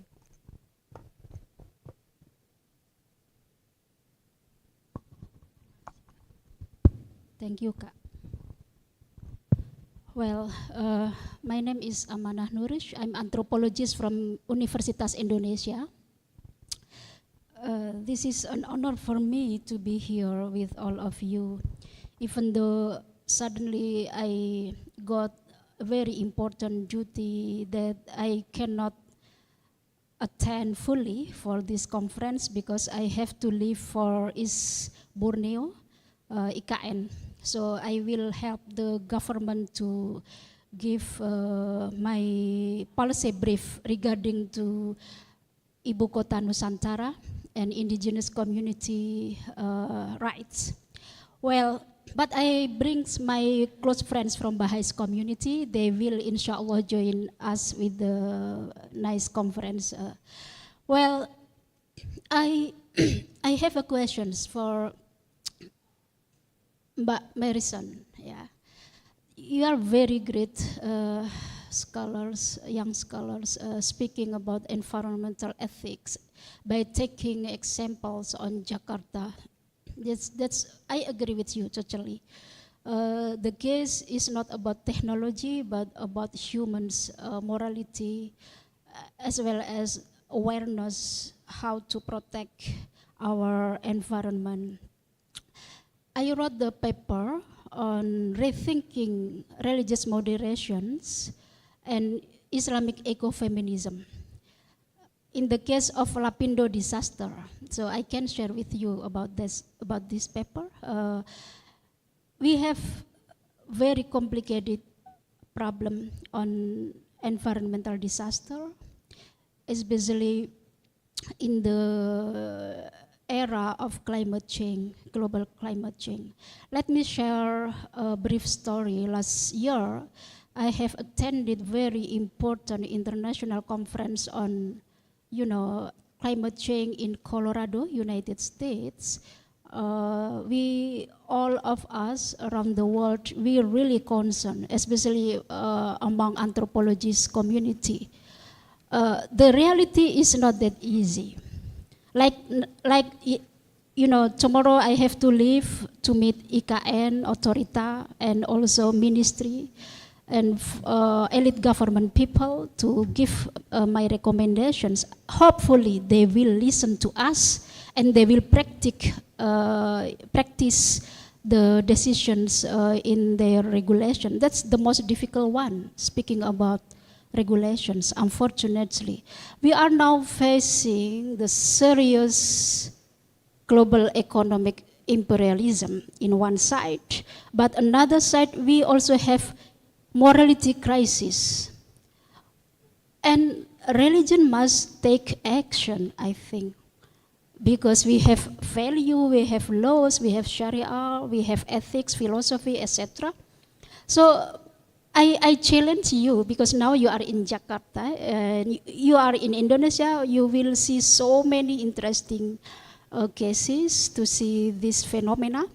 So what do you think about how and what to do for young generation to take action for protecting environment? Raising awareness, we already teach them how to protect trash, plastics, etc. But it's never easy, you know. Especially, to be honest, di Kementerian Agama. This is very challenging. We have a serious critical issue on Islamic religious affair in one side. So I challenge you about this question. Thank you so much.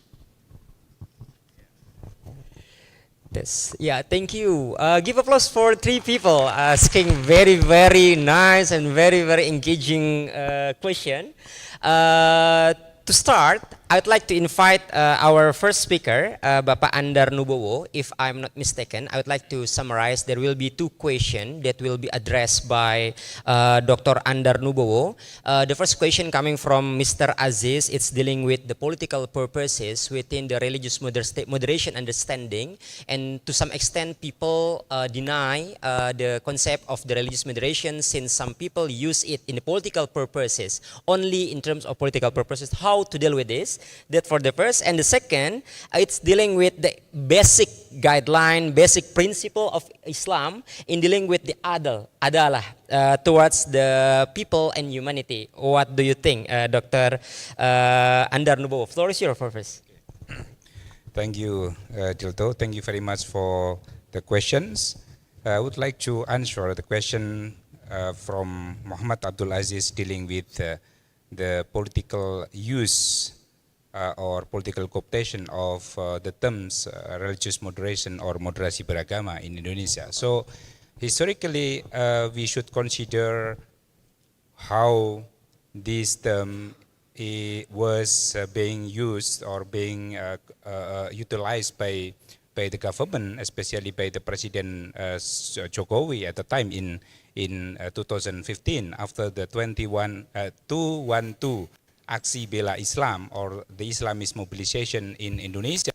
Actually, Pak Jokowi adopted or made political rapprochement to the two largest Islamic organizations, Nahdlatul Ulama and Muhammadiyah, and invite them to the government, to managing state, to managing government by inviting, for example, Pak Din Samsudin after his demise from the chairmanship of MUI and from the Muhammadiyah. He was invited to be like a presidential special envoy in managing dialogue and cooperation among civilization.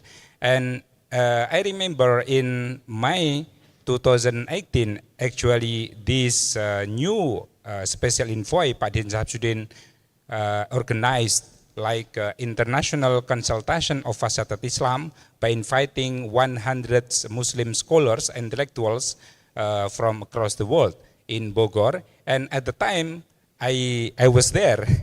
I was there. At the time, Pak Jokowi give us his promise to adopt this new concept, this Islamic concept, Fashadat Islam, in promoting this concept nationally and globally. So this is like a turning point. Why Pak Jokowi at his first mandate, at 2 years in his first mandate, actually Pak Jokowi seemed like neglect Islam. They don't consider any Islamic element or any Islamic organization institution.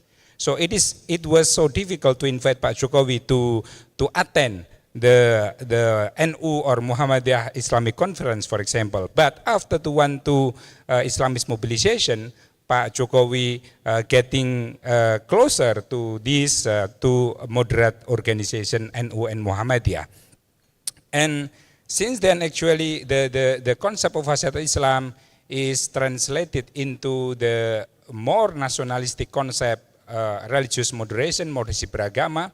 And since then, actually, this religious moderation sparked controversies among Muslim, among Islamic community, especially among let's say, conservative Islamic groups, because religious moderation is like a Western Western-led concept to distract Islamic solidarity or Islamic teachings. It is like moderate Islam, Islam moderate. In early 20th century, after the terrorist attack of WTC in New York, for example, so the use of Islam moderate or moderate Islam was refuted, was rejected by some Islamic or Islamist organization like Dewan Dakwah Islamiyah Indonesia, Wahda Islamiyah, FPI Istra. They see that this concept moderate Islam or Islam moderate is intended to distract Islamic solidarity, Islamic tenet or Islamic teachings. And interestingly, after the adoption of religious moderation in the RPJPMN, the medium-term development plan 2020 to 2024, there is like a huge promotion managed by state and non-state actors. And actually it is interesting to know that after religious moderation, there is the Ministry of Religious Affairs as a leading sector becomes like the main actor of promoting wasatat Islam, of promoting religious moderation. So since then, actually the non-state actors like NU and Muhammadiyah became like idle participant in promoting this concept. So politically speaking, actually there is like contestation and rivalry after the implementation of religious moderation in Indonesia, because as I mentioned earlier, that state as a main actor of promoting this concept, actually the state is able to define who is moderate, who is not moderate.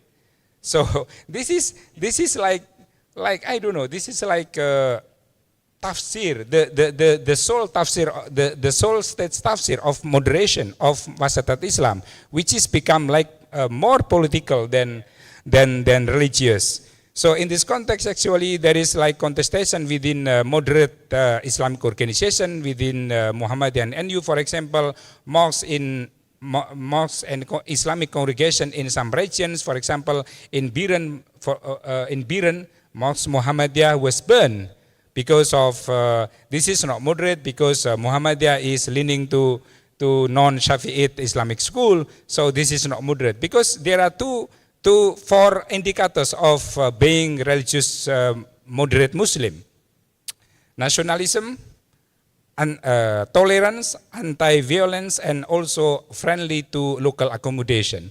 So I asked to the Secretary General of Muhammadiyah, Abdul Mu'ti, how do you think about this for indicator of religious moderation, especially the fourth indicator?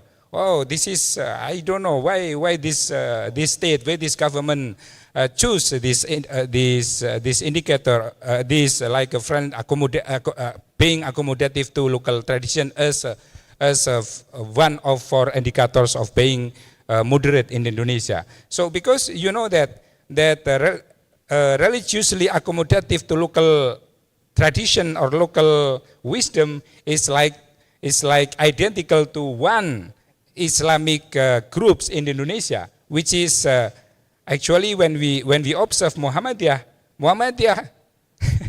is considered as like I don't know, not like NU, which is a friend to accommodative to local tradition and local wisdom, but Muhammadiyah, there is like a Puritan Muhammadiyah, and there is also the liberal Muhammadiyah, but the majority of Muhammadiyah congregation, Muhammadiyah people, actually they tend to not inimical, but not less accommodative to local tradition. So this, according to Pak Mukti, who become like Minister of Primary and Secondary Education in Indonesia. So after him, actually, this is two Nahdlatul Ulama. So being like moderate, religious moderate Muslim, as stated in buku moderasi beragama, is not like moderate in terms and argumentation. Thank you. For Ibu Weni, for example, I would like to answer you in bahasa Indonesia. Sebenarnya adil itu sendiri adalah kandungan atau ajaran inti dari wasatiyah. Ya, kalau kita lihat misalnya dalam surat Al-Baqarah ada ummatan wasaton wa kadzalika ja'alnakum ummatan wasato litakunu syuhada 'alan nas wal yakunu rasulun 'alaikum syahida. Kata ummatan wasaton ini yang seringkali dirujuk oleh para mufasir dari klasik sampai modern, dari Sulaiman ibnu Muqatil sampai Buya Hamka dan Muhammad Guru Shihab, itu sebagai intisari dari ajaran Islam, yaitu wasat. Wasat itu menurut para mufasir itu ada dua makna seperti yang tadi saya sebutkan, yaitu al-adlu wal khiyaru. Jadi al-adlu itu adalah keadilan, ya. Keadilan wal khiyaru adalah excellency atau sesuatu yang paling baik. Jadi umat Islam itu umat Islam adalah umat yang secara doktrin itu diseru untuk berbuat adil. Inilah kandungan dari kata wasatiyah atau mungkin dalam bahasa Indonesia itu apa ya? Moderat, jalan tengah, Islam jalan tengah gitu. Nah, yang kedua adalah excellency. Jadi kalau kita ingin menjadi umat yang keren gitu, ini kata Al-Qur'an itu dan juga Nabi Muhammad melalui hadis-hadisnya, itu kita harus berbuat adil. Jadi dalam hal ini kenapa kemudian Islam moderat itu ditolak oleh sementara umat Islam seperti kelompok Islam kanan misalnya, karena moderat itu sendiri tidak mencerminkan secara umum apa itu inti ajaran wasatiyah. Jadi kalau moderat dalam bahasa Latin, bahasa Inggris itu kan berada di tengah-tengah. Padahal kata wasat sendiri itu bukan hanya moderat, tetapi juga harus berlaku adil, harus berpihak kepada kebenaran. Dan inilah ajaran inti dari Islam, ajaran yang terkandung dalam sematan atau istilah ummatan wasaton yang menjadi diskusi kita kali ini. Ya religious moderation itu kan moderasi beragama kan sebenarnya seperti kata Pak Luman Hakim Saifuddin berasal dari adopsi wasatiyat Islam itu sendiri. Mungkin itu, terima kasih. Thank you very much. Give applause to the first panelist who responds already, Dr. Andar Nubowo. I think I need to move to the second question. I think the second question, has same question into Mang Pi regarding with the Rohingya. The first question is dealing with because of the Myanmar, whose majority Buddhist people. How do Buddhists approach regarding and view this crisis and this humanitarian issue, including the additional question. It's dealing with what do the religious community in Myanmar deal with this humanitarian issue regarding with the Rohingya, and how interfaith dialogue can contribute to solve this crisis?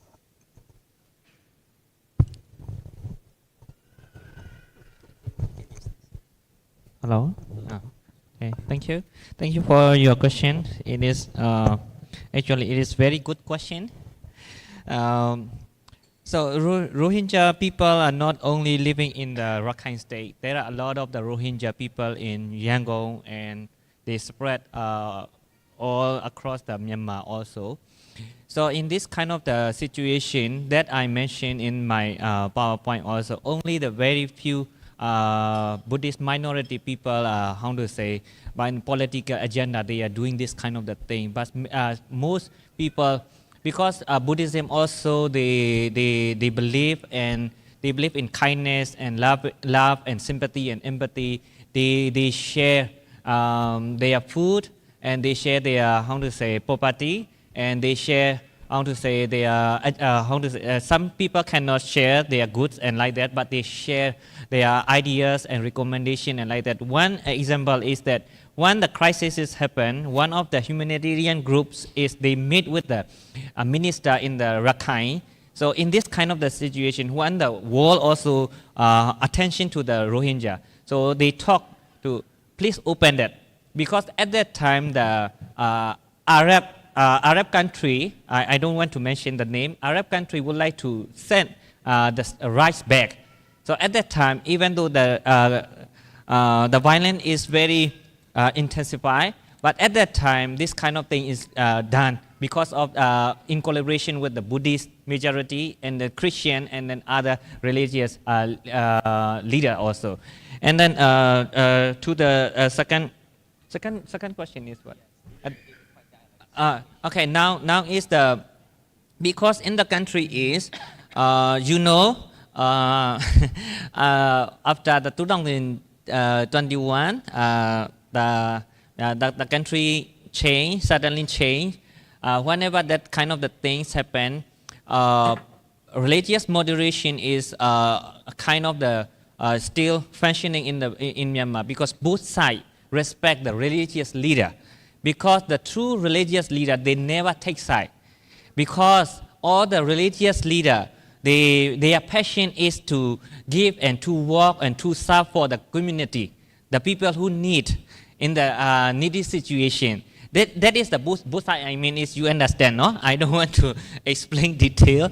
So both agree. And one, the state actor is, the concern is when the food is going there, it will be for the non-state actor like that. So the non-state actor also concerning is that, are you working with this kind of the state actor? This kind of thing going on. But when the religious leader, they met not together, separately, and they inform this is only for the internet display people, only for the civilians. And now they start talking about IDP return also. IDP return is not look like the UN durable solution. It is safe and sustainable return. They facilitate. When they go back, they will declare the no war zone, or firstly no war zone and safe zone, and then they will expand that area. So this kind of the talking is starting with the religious leader from the different faith in the country. This kind of the thing going on. But here I cannot share many detail, because this kind of thing going on in very separate and very quiet and very few people, because crowd people can make noise. Yeah, thank you. Yeah, thank you, Mang Pi, for the response. It's very, very important also to know about that. The next question, it's coming from the anthropologist, professor from University of Indonesia, Ibu Amana, asking to our woman speaker, woman panelist today. It's dealing with the question, what do you think about, what should the young generation do to tackle with this situation, environmental issues, especially when they need to protect the environment, and especially she suggests and challenge, what should we do as Muslims, as non-Muslims, to tackle with this Jakarta situation, especially in Jakarta, but also the other countries and other places, other cities in Indonesia. Please, Alliance. Yeah, thank you so much for that question. Is my mic working? I'm sorry, I cannot hear myself very well. Thank you so much, and thank you perhaps more so for the work that you do. It sounds like you're doing really interesting work with indigenous communities, and your work on ecofeminism sounds fascinating as well. I'd love to have a chat about that sometime later, so I'm sure we can find each other. Yeah, your question is way too big for me. I'm too small of a human being to ever dare to answer a question like that. But I appreciate it very much, because I do think it's something we should all think about, especially since many of us in some way, shape or form, our parents, uncles, people who interact with the young people around us, or perhaps even young ourselves. And I think that there is a lot of beautiful things out there. First, to relate to one part of the question, or one part of the answer, which I think is always education. And I think there is a lot of beautiful educational initiatives out there. Even in Jakarta, I've had the blessing of visiting some nature schools, and really nice opportunities that really help kids learn about what is out there, outside the concrete jungle. What I think would be really beautiful in addition to that is not only to look at what's out there, but also what's in the concrete jungle, because the concrete jungle is still a jungle, and that's, I think, part of my entire argument. So, you know, when we take our kids out to show them nature, maybe let's take them to the fridge and let's see what's in our fridge and where it came from and if we know what it is. In fact, let's look at our fridge, right? What is this thing and where did it come from? How does it work? Because that's environment, that's nature, and I think in that sense we break this problem, which is people have a strong passion about the planet, about nature, but don't reflect it in their action. And I don't think it is often bad intent. I think there's a lot of good intentions, intentions to care about this planet that is out there. But as long as we keep that planet out there, we're not going to match our actions to our words and our beliefs. So I think that's very important. And in addition to that, I know a lot of young people are actually really suffering under this pressure of actually seeing that the planet's not just out there, but also in here and around here. And they realize and they just become overwhelmed by these issues, which is the same for many communities who are understandably overwhelmed by the seawalls that are almost breaking, where a flood is almost coming, and they know it, and it's overwhelming. And here I think there is also particularly a role to play for greater religious narratives, be they moderate or not, that really help to bring the narrative beyond the immediate succeeding of certain environmental goals or not. So I think in the Quranic narrative is so clearly a hopeful narrative, so clearly. Even when describing, and this is why I choose the narrative of the Dam of Ma'rib, we often see this story as a disastrous story that ends in punishment and the community is vanished. I don't think that's true. I don't think that's an accurate representation of the story, and I don't have time to go into it too much. But the key is in the vegetation. So the Quran does not describe the valley of Ma'rib after the flood as a dead valley. It describes it as a valley where tamarisks grow and lote trees. And we, with our ungrateful minds, see this as nothing, death, desert. But it's not. The lote tree has a beautiful, beautiful place in the Islamic sources. Same for the tamarisk tree. They're incredibly rich in terms of their spiritual significance and their material significance, giving shade, giving cold, giving fruit, be they bitter fruit, but good fruit. And I think, long story short, this is all a call to not focus so much on saving or stopping the dam from collapsing, because not one person can do that. If one person in Ma'rib says, I am going to be amongst the muhsineen, then there's a good chance that still the dam would have collapsed. And probably those people were out there in the valley of Ma'rib. But the goal is not to save the planet, the goal is to be amongst the ones who tried. And I think that is the story we need to share with our youth, because that means that they can be victorious regardless of whatever the systems around them bring as a result of their action. So that's a flawed answer, but it's the best I have right now. Thank you so much. Okay, thank you, Merison, for the response. I think I still have time. Maybe if you want to respond, Mr. Khan, you want to add some from the question, maybe for 1 minute? Thank you very much. It was a really, really interesting question, and I'm not sure I can add anything apart from maybe a poem which says اصنع الخير ما استطعت إلى الناس وإن كنت لا تحيطه بكله فمتى تصنع الكثير من الخير إذا كنت تاركا لأقله, which is do as much good as you can even if you cannot encompass all good. Otherwise, when will you do a lot of good if a little of it you leave? So I think that we should, even if we are few in number or small, we should try our best to do things and not be discouraged and think that there's not enough people doing this, what's the point of doing this? We should carry on, we should struggle, and we should try to increase the numbers. But we should never abandon our projects, initiatives, hopes, because there's not enough people doing it or not enough people care. Okay, thank you very much. Yeah, my friends, ladies and gentlemen, I think because of the time, yeah, I need to conclude and also give last chance to the speakers to give the very 1 minute closing remark as the conclusion for our today's discussion. And then I would love to invite you one by one to deliver 1 minute closing remarks as the final statement for today's discussion. I start from the first panelist. Thank you very much. I would like to invite you to consider religious moderation should be translated in like public morality and policy makings. So I think religious moderation is good terms to be implemented, to be accepted. But actually, religious moderation should be like we leverage this term into like civil religion. I recall the terms invented by John Locke and also by Robert and Bella. Civil religion is like the mix up of all values and all wisdom coming from religion and also from secular tradition.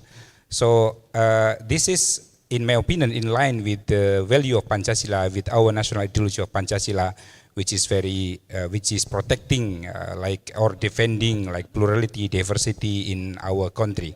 Thank you very much. Thank you very much. From the Myanmar perspective, in Myanmar, so our hope is not from the political. Our hope is not from the economic and the education. Now our only hope is from the gospel. That gospel can bring the religious leader. The religious moderation is the possible solutions. So let's work together. Thank you very much.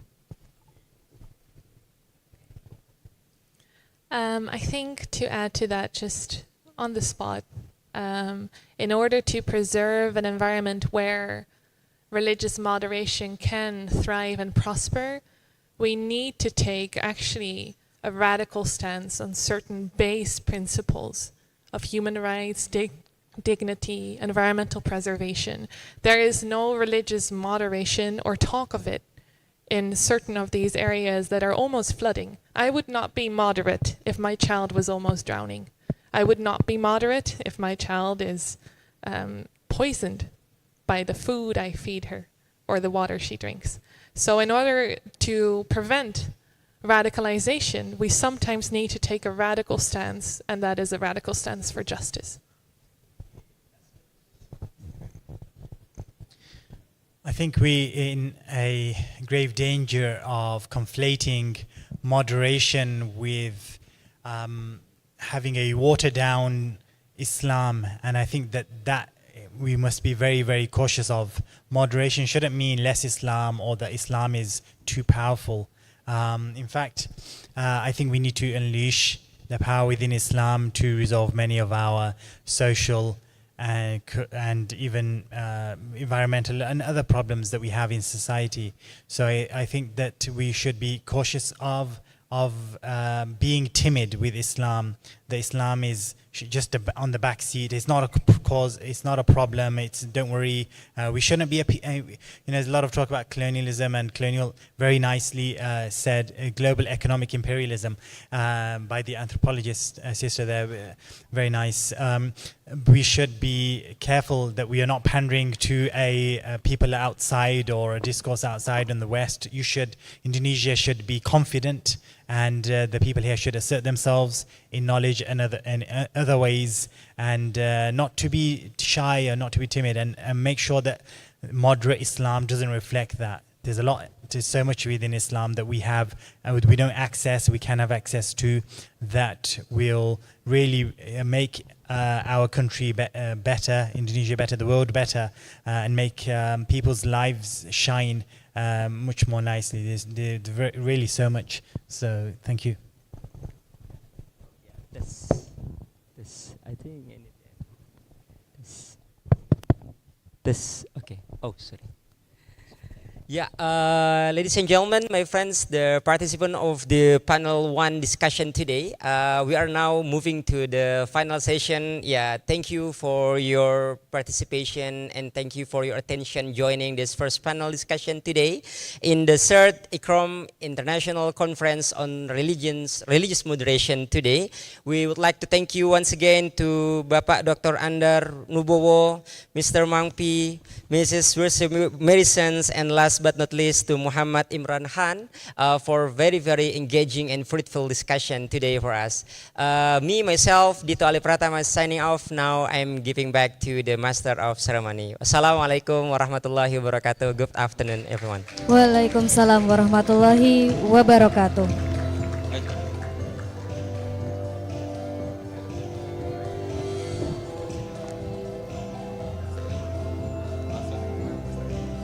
Agak kurang ya suaranya.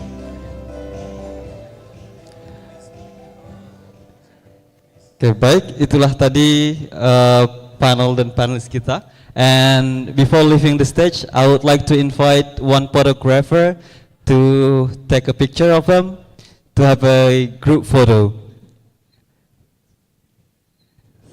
All right, maybe all the speaker can be Yeah, you can stand in front of the table. Yeah, in front of the table and we will have a photographer to take a picture of you.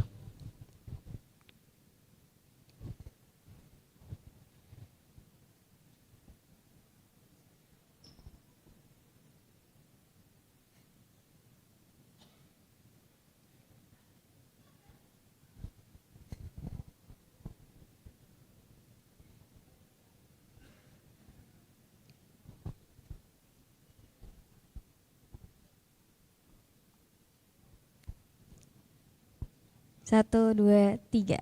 Yeah. All right, and please stay on the stage because from the committee has like some gifts.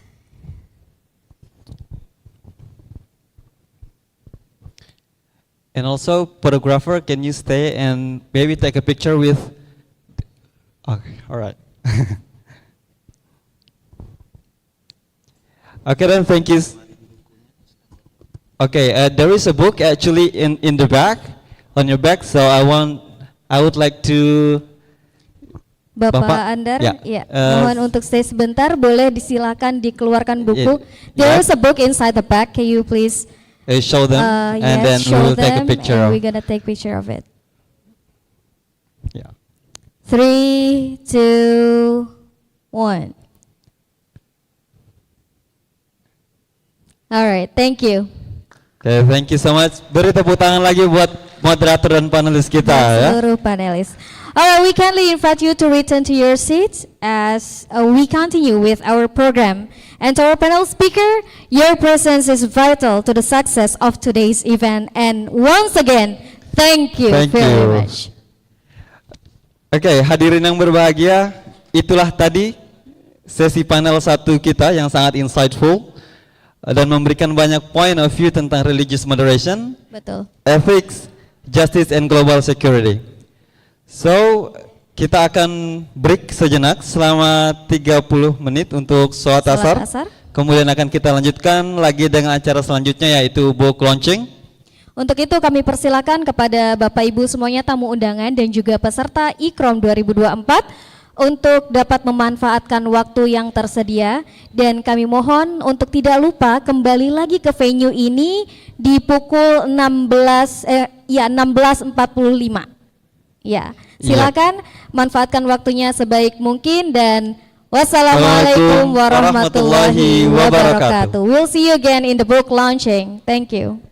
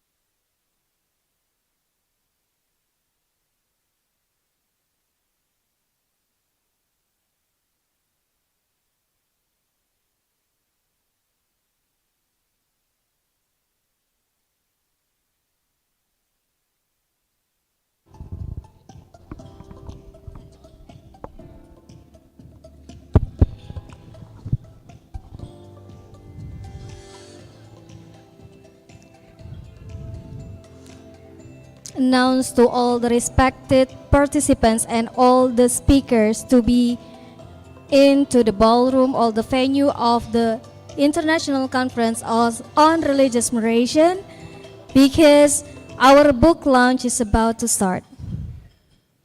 All respected participants and speakers are hoped to be in venue soon, because the book launch session will be about to start.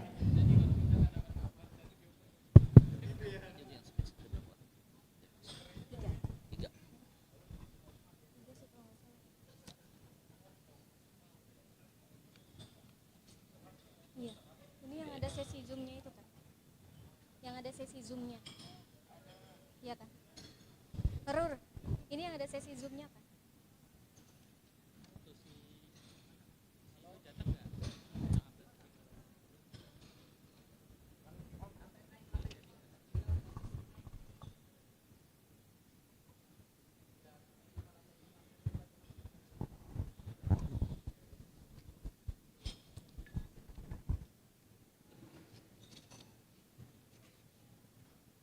Ini orangnya ada di mana?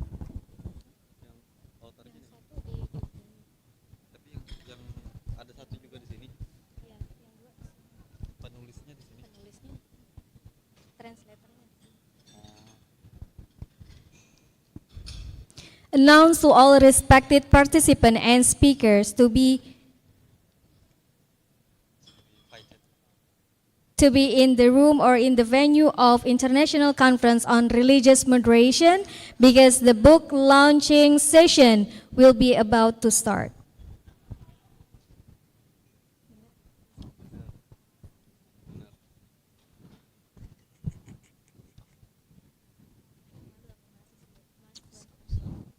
Dia juga iya beneran. Duduk dulu aja, nanti aku kasih tahu mulainya. Siap. Baru Pak itu dan ya.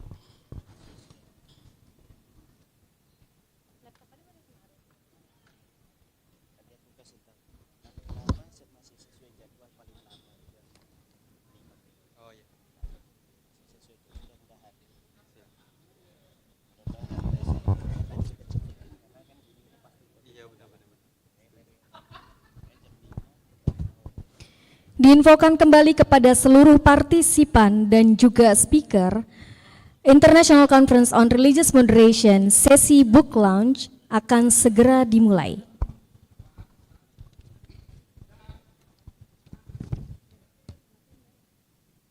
Pergulatan Muslim tradisionalis Eropa. Apa ini?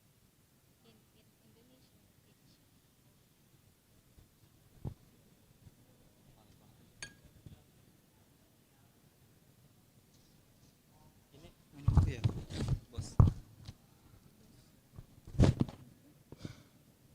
Minum saya? Enggak. Udah.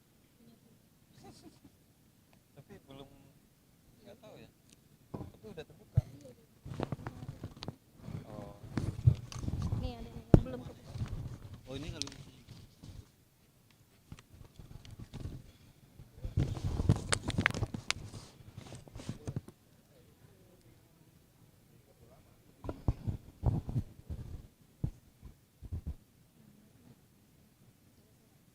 Mana ya? Bicara semangat ya.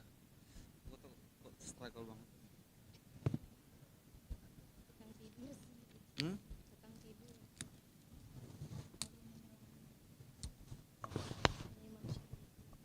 Apaan? Kalau lelah dan belum kita tidur. Iya, istirahat. Terus tuh kebablasan.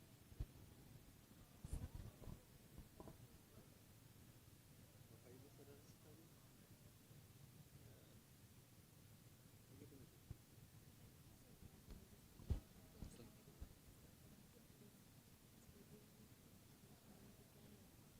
Hehehe.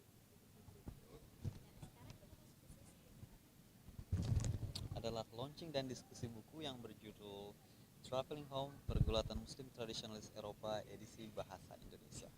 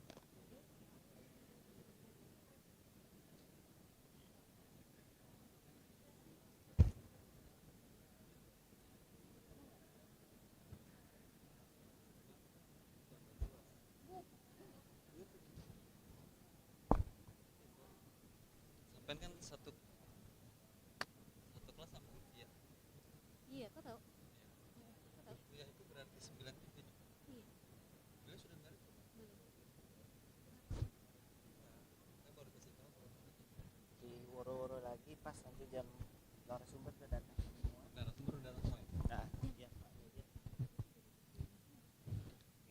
Jadi kita skip aja. Nah, coba panggil lagi. Ya, panggil biasa. Narasumbernya sudah di ballroom. Udah.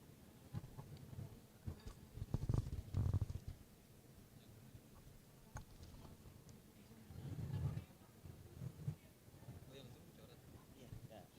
nggak bisa. Ini. Oke. Kepada para partisipan yang masih berada di luar ballroom di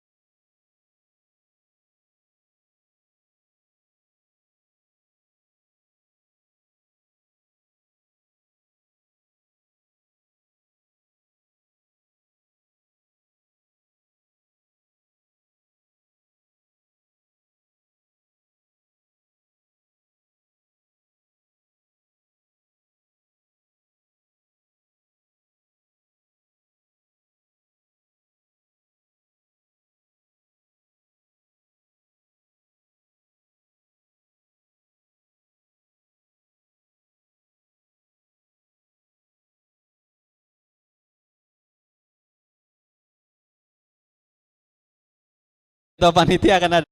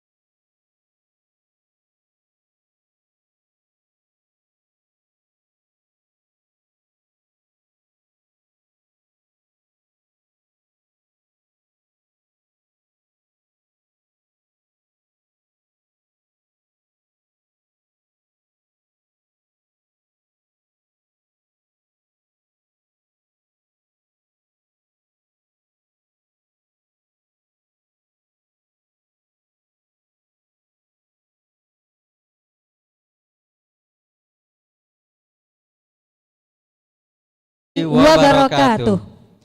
Bapak, Ibu, saudara-saudari sekalian, setelah tadi kita istirahat dan snack, konsumsi snack dan coffee and tea, sekarang kita masuk ke sesi yang cukup menarik juga, yang tak kalah menarik, yaitu launching dan diskusi buku yang berjudul Traveling Home Pergulatan Muslim Traditionalist Eropa, ya, itu edisi bahasa Indonesianya.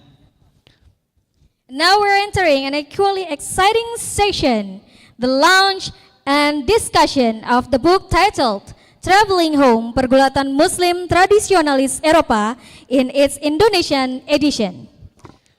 Telah hadir juga di tengah-tengah kita penerjemah dan juga diskusan dari buku ini, Bapak Dedi, yang kami hormati Bapak Dedi Slamet Riyadi, terima kasih sudah hadir. Dan Prof. Media Zainul Bahri MA, terima kasih sudah berkenan hadir. Dan juga moderator, Mas Muhammad Husnil, terima kasih juga sudah hadir.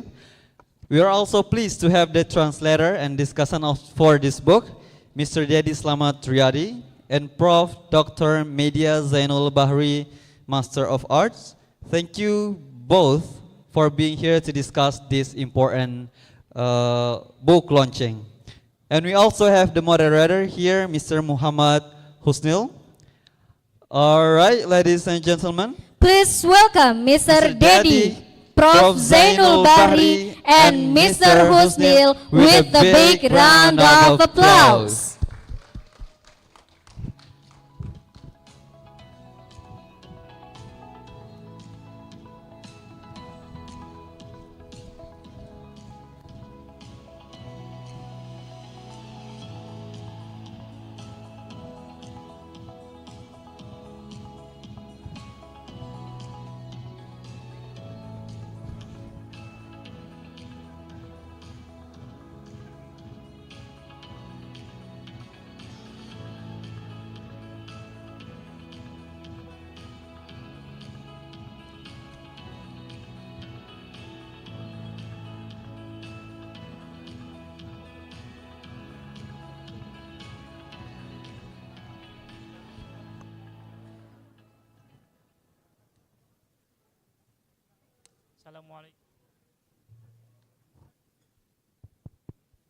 Assalamualaikum warahmatullahi wabarakatuh.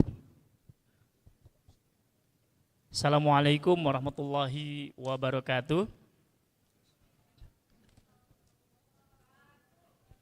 Alhamdulillah, alhamdulillahi rabbil alamin, wa bihi nasta'in wa ala umuri dunya waddin, wassalatu wassalamu ala asyrafil anbiya'i wal mursalin, wa ala alihi wa ashabihi ajma'in, amma ba'du.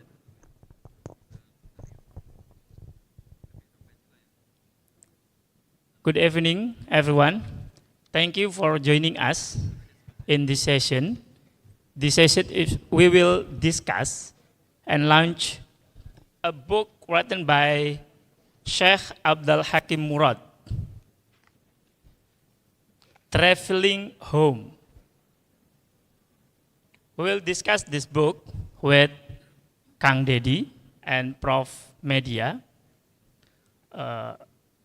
Tashilan li wa tashilan lakum sanantik bil lughah al Indonesia faqat.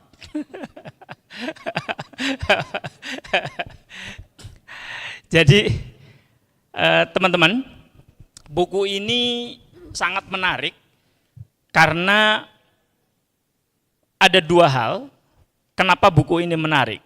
Pertama, menggambarkan tentang kondisi umat Islam di Eropa, bagaimana keresahan-keresahan, apa harapan, dan apa yang menjadi konsentrasi mereka saat ini.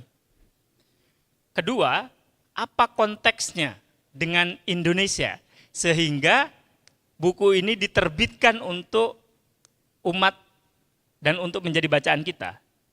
Kira-kira dua itu.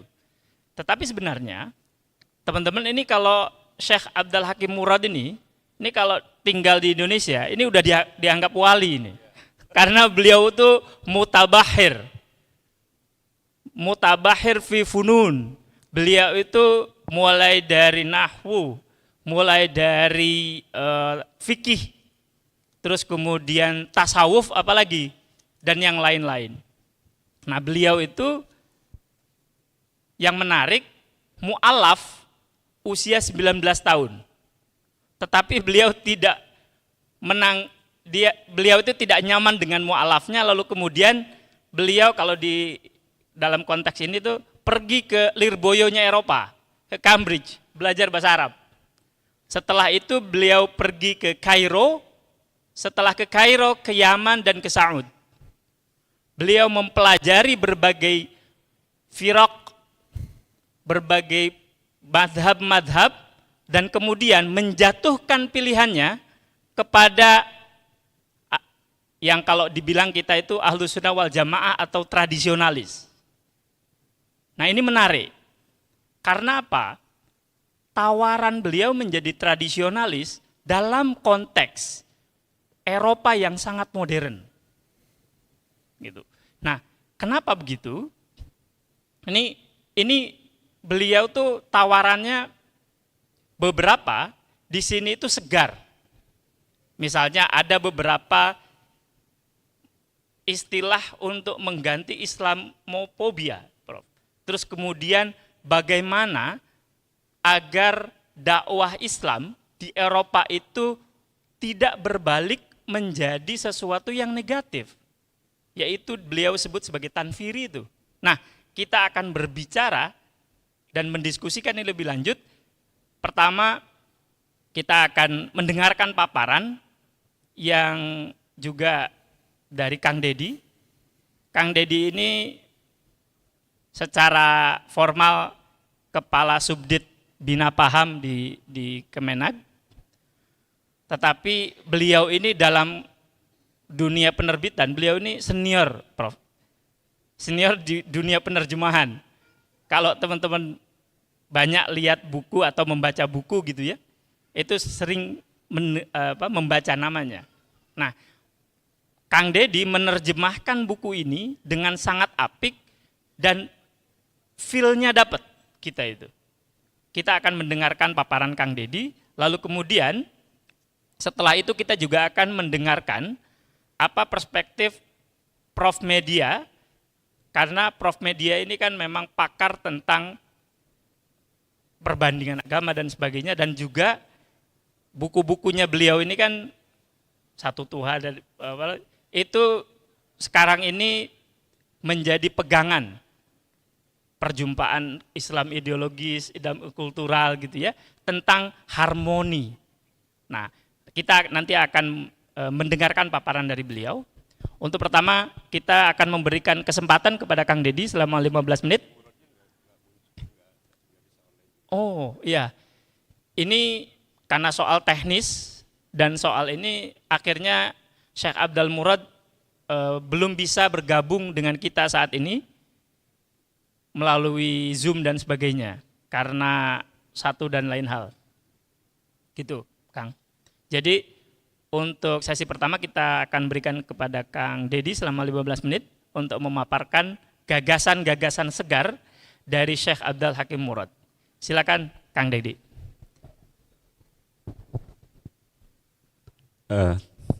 Terima kasih Kang Gusnil. Assalamualaikum warahmatullahi wabarakatuh. Good evening everybody. Dan semua tamu undangan juga para narasumber. Sebenarnya saya belum mempersiapkan diri untuk membedah buku ini karena saya pikir ini di sesi berikutnya mungkin karena kesibukan untuk mempersiapkan kegiatan ini secara umum, akhirnya saya baru tahu ketika barusan diminta oleh panitia. Terima kasih Kang Husnil, ini dulu kawan di satu penerbitan gitu, yang sekarang sudah bubar gitu. Jadi ada begitu banyak penerbit yang sekarang sudah mulai gulung tikar gitu, dan ini menjadi our concern. Karena ada dunia literasi semakin menurun aktivitas dan juga baik dari sisi kualitas maupun dari kuantitasnya penerbitan. Mudah-mudahan ada kebijakan-kebijakan baru di pemerintahan baru ini terkait dengan penerbitan, terkait dengan perbukuan, misalnya terkait impor kertas, kemudian tinta dan lain-lain, sehingga dunia perbukuan dan literasi bisa kembali menggeliat. Oke, saya pikir tadinya ada Syekh Abdul Hakim Murad yang bisa bergabung, bisa join kita secara online. Mungkin ada kendala-kendala teknis sehingga tidak bisa bergabung pada saat ini. Mudah-mudahan di sesi yang lain atau misalnya ada kesempatan yang lain, karena ia bisa ke Indonesia karena beliau sendiri sangat ingin gitu ya, sangat berazam untuk bisa hadir ke Indonesia. Mudah-mudahan di lain kesempatan kita bisa mengundangnya kembali, baik oleh teman-teman dari EBI ataupun dari NU misalnya, atau dari Jatman misalnya, karena beliau juga dikenal sebagai mursyid di tarekat di sana. Sehingga bisa berinteraksi dengan komunitas di Indonesia. Dan ada beberapa WA juga ke saya yang menanyakan apakah kami bisa bertemu dengan Syekh Murad, dan karena sangat ingin ngobrol dan bertemu dengan Syekh Murad. Mudah-mudahan ini bisa diwujudkan di lain waktu. Yang terhormat Prof Media juga alhamdulillah bisa bergabung di sini untuk membedah buku ini. Ini saya mendapatkan permintaan dari seorang kawan yang juga pengurus Al-Bukhari Institute, yaitu Hengki, yang sekarang sedang berada di Leiden, Belanda, untuk melanjutkan studi istrinya gitu.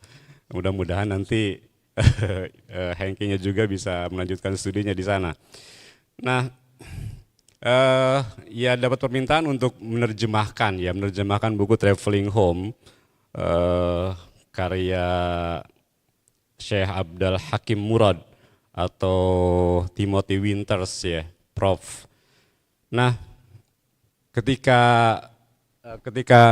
mendapatkan tawaran itu, kemudian saya mengiyakannya dan terbayang juga buku-bukunya Martin Links misalnya, kan ada beberapa buku Martin Links yang berbicara tentang proses bagaimana beliau menjadi mu'alaf, kemudian bagaimana dirinya dan juga keluarganya itu menghadapi berbagai tantangan yang dihadapi oleh komunitas muslim di Eropa dan juga di Amerika gitu. Nah, menarik untuk kemudian membicarakan traveling home. Traveling home ini kenapa kemudian menggunakan kata traveling? Mungkin di sini ada kawan-kawan atau misalnya audiens yang lebih paham lebih paham tentang etimologi ya, etimologi bahasa dari kata travel. Kenapa kemudian dipilih kata travel dibanding kata coming home misalnya atau going home misalnya. Bagi saya ini saya pernah membuat catatan juga di sini misalnya bahwa kata traveling ini pulang ke rumah itu mengandung implikasi mana yang lebih luas dan kompleks. Kata traveling alih-alih going atau returning atau coming back misalnya menggambarkan proses yang proses batin dan lahir dan batin yang dialami oleh Syekh Murad dan juga para mu'alaf yang ada di Eropa dan juga di Barat ya, di kawasan lainnya. Jadi penulis ingin menggambarkan bahwa proses pulang itu tidak semudah mengucapkan dengan kata gitu.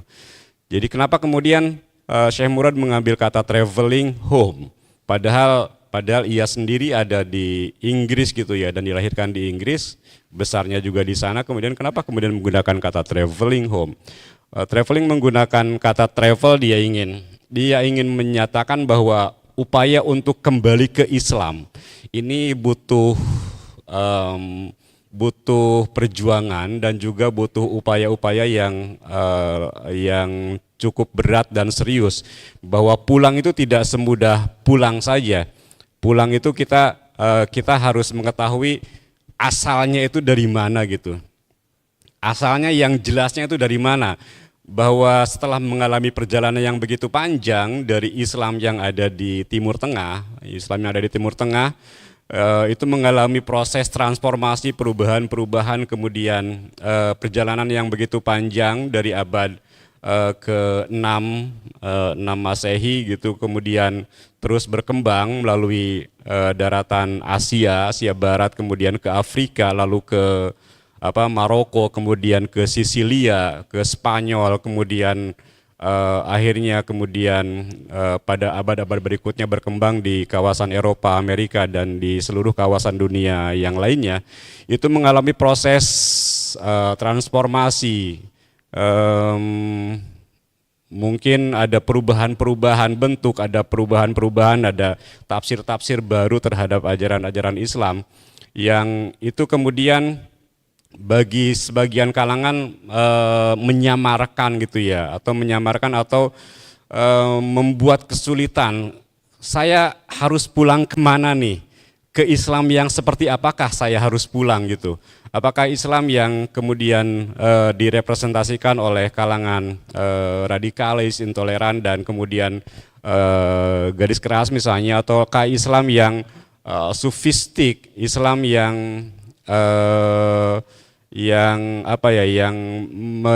menafikan unsur-unsur duniawi misalnya, ataukah kita kembali ke Islam yang santai gitu misalnya, Islam yang bisa mengakomodasi semua perbedaan dan keragaman, Islam yang bebas pikirannya misalnya. Itu kan butuh identifikasi. Sebelum kita pulang itu harus mengidentifikasi dulu asalnya kita dari mana gitu. Ini yang kemudian menjadi pertanyaan penting dari Syekh Murad. Saya harus kembali ke Islam yang seperti apa gitu. Dan apakah kemudian Islam yang bisa diterima oleh dunia barat, Eropa, Amerika, itu Islam yang seperti apa juga gitu. Karena muncul ada beberapa kecenderungan di beberapa negara Eropa dan juga di Amerika, itu misalnya ada kecenderungan untuk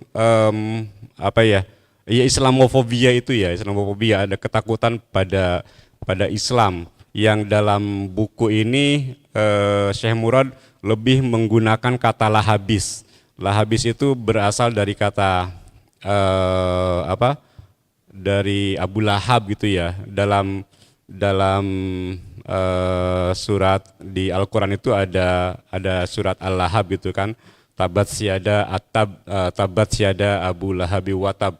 Jadi Abu Lahab itu bagian dari komunitas Quraisy, satu wangsa dengan Nabi Muhammad, tapi kemudian ia memusuhi Muhammad dan komunitas para pengikutnya. Nah, itu yang kemudian digunakan oleh Syekh Murad bahwa saat ini ya Islamofobis, tapi kemudian mereka adalah Lahabis gitu. Lahabis ya sebenarnya merupakan bagian yang sama dari satu komunitas yang sama, tapi kemudian memusuhi Islam gitu ya. Nah, di sini yang kemudian harus diidentifikasi oleh umat Islam yang berkembang di Eropa, bagaimana kemudian menyikapi kelompok-kelompok yang lainnya, bagaimana apakah liberalisme yang berkembang di Eropa itu bisa berdampingan dengan Islam gitu, apakah Islam akan diterima dengan baik dan santun oleh dunia Eropa yang liberal misalnya, dan juga dari sisi kapitalisme juga berkembang pesat, ataukah Islam yang seperti apa? Nah, maka kemudian di sini menggunakan kata traveling home. Jadi identifikasi home-nya dulu gitu.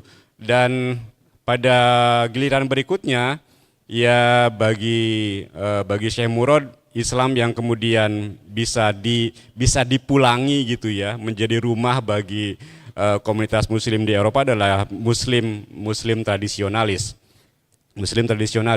Nah, ini buku ini berbicara tentang bagaimana umat Islam di Eropa, khususnya di Inggris, menghadapi berbagai tantangan yang dapat menghambat atau bahkan memusnahkan Islam dari benua Eropa. Jadi kalau salah langkah gitu kan, atau salah mengidentifikasi diri, ya misalnya kan ada kelompok-kelompok yang sangat kenceng dan keras menyikapi umat yang berbeda gitu. Ini ada itu tidak hanya dari kalangan yang tua-tua atau dari generasi pertama kalangan imigran gitu, tapi pada generasi berikutnya muncul keragaman menyikapi Islam. Ada yang kemudian cenderung bersikap lebih permisif terhadap berbagai hal.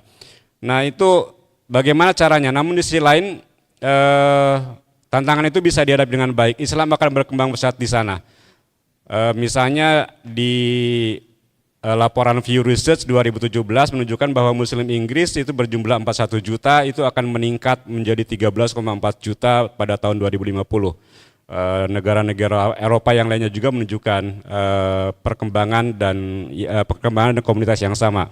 Cuma ada ketakutan juga, ketakutan atau yang disebut dengan Islamofobia, berujung pada kebencian dan permusuhan terhadap Islam dan kaum muslim. Ini dipicu oleh meningkatnya pengangguran, terorisme, dan identitas nasional yang goyah. Ya, jadi ada beberapa contoh dikemukakan oleh Syekh Murad di Belgia, di Denmark, juga di Prancis, di Belanda. Itu ada beberapa contoh bagaimana munculnya kelompok-kelompok yang disebut oleh Syekh Murad sebagai Islam Lahabis. Itu mungkin yang bisa saya paparkan, dan memang alhamdulillah ya bisa ikut serta terlibat dalam proses produksi buku ini, dan menerjemahkannya mudah-mudahan bisa diterima oleh para pembaca di Indonesia. Terima kasih Kang Husnil.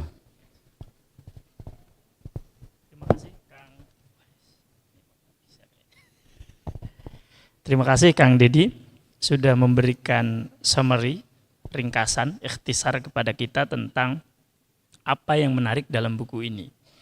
Nah, paparan kedua kita akan mendengarkan dari Prof. Media. Beliau adalah pakar dalam tadi buku-bukunya itu saya lihat sering jadi pegangan, Prof. Buku-buku jenengan itu, Prof. Beliau adalah dosen di UIN, Syarif Hidayatullah, Fakultas Usuluddin. Nah, monggo Prof, kami berikan waktunya selama 15 menit. Bismillahirrahmanirrahim. Assalamualaikum warahmatullahi wabarakatuh. Alhamdulillahirrabbilalamin. Salatu wassalamu ala asyrafil anbiya'i wal mursalin Sayyidina Muhammadin wa ala alihi wa sahbihi ajmain. Amma ba'du. Yang saya hormati moderator kita dan narasumber Pak Dedi dari Kementerian Agama. Terima kasih sudah mengundang saya. Bapak Ibu yang saya hormati, teman-teman saya di sini juga ada beberapa teman yang saya kenal. Saya membaca bagian-bagian buku ini menurut saya buku ini kelihatan semacam buku yang ditulis oleh seorang intelektual, karena dia menulis tentang Islam tetapi selalu dihubungkan dengan banyak filosof di Eropa Barat dan di Amerika. Jadi dia ngomong apapun tentang Islam itu dia banyak ngomong Nietzsche, Michel Foucault, Bourdieu, ngomong Immanuel Levinas, ngomong berbagai macam filosof ya. Jadi menurut saya hebat banget ini penulisnya. Walaupun penulisnya ini, Syekh Abdul Hakim Mulad ini mengaku sebagai seorang muslim tradisionalis. Saya tidak tahu muslim tradisionalis ini apa versi model Said Hussein Nasr, seorang tradisionalis itu artinya seorang sufi, atau tradisionalis model Nahdlatul Ulama di Indonesia, atau tradisionalis model Postra, semacam Mas Ulil, Rumadi, atau Ahmad Baso misalnya. Tapi beliau mengklaim sebagai seorang tradisionalis.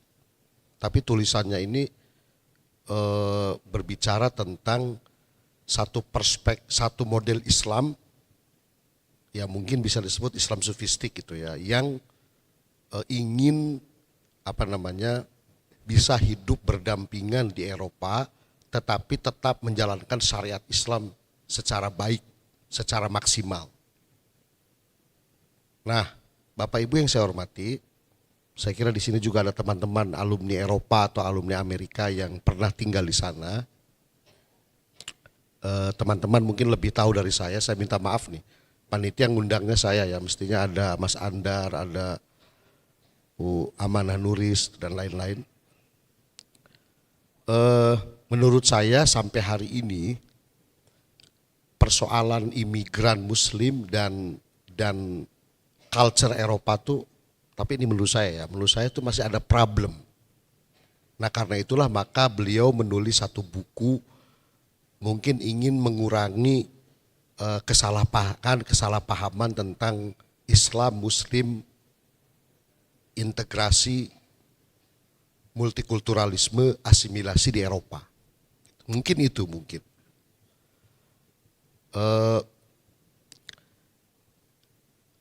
Ini kan problemnya adalah ada dua kebudayaan yang berbeda. Satu kebudayaan Muslim di negara-negara Arab. Jadi orang-orang Eropa Barat memandang Islam itu kan sebenarnya yang dipandang tuh Islam yang direpresentasikan oleh orang-orang Arab atau Afrika, Timur Tengah. Bukan Muslim Asia Tenggara. Kalau yang datang tuh Muslim Asia Tenggara, menurut saya itu nggak ada masalah. Karena orang Muslim Asia Tenggara tuh taat-taat pada aturan, maksudnya cepat beradaptasi, mungkin juga ada ewuh pakewuh ya gitu. Tapi kultur orang Arab ini beda. Nah sehingga menimbulkan berbagai macam mungkin prejudice gitu ya, kesalahpahaman dan lain-lain. Nah sebelum ke situ saya ingin bicara dulu. Jadi yang pertama itu sebenarnya imigran Muslim. Nah saya tidak tahu kalau beliau ini bukan imigran ya, karena beliau orang Eropa ya.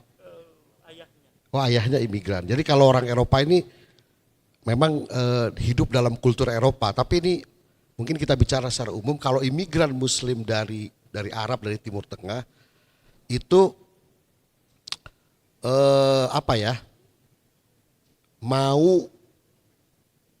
mau mempraktekkan yang mana ini?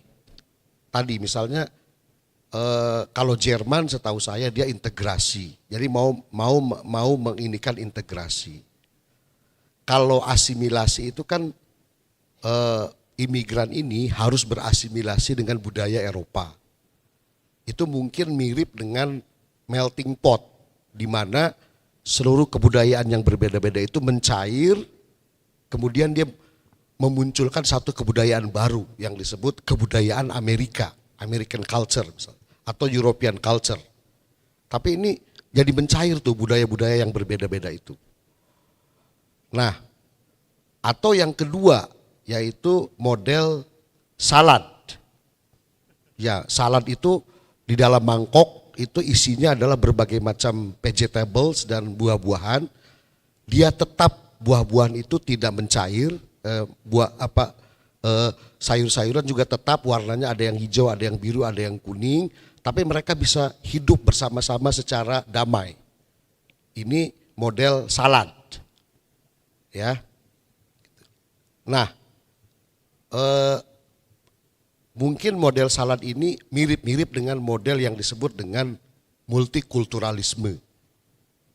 Jadi multikulturalisme itu kan dia berbeda dengan model melting pot dan dengan model asimilasi.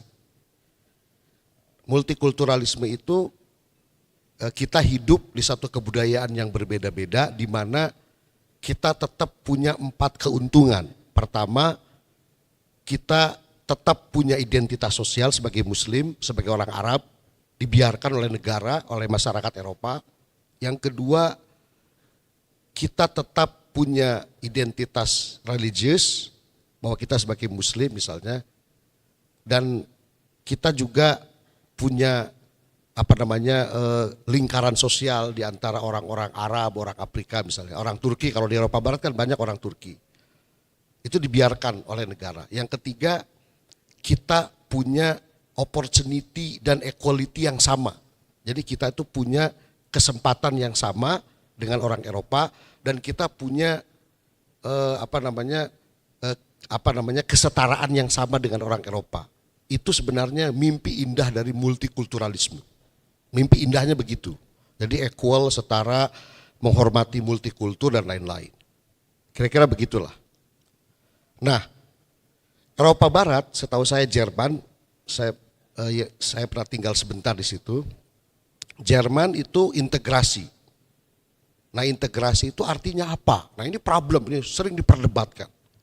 Apakah integrasi itu artinya bahwa orang Muslim itu harus berintegrasi ke dalam budaya orang Jerman, minum bir, merayakan Natal, gitu ya. Pokoknya dia berintegrasi kepada budaya Jerman. Atau pengertian yang kedua, integrasi itu artinya engkau hanya cukup ikut aturan negara Jerman.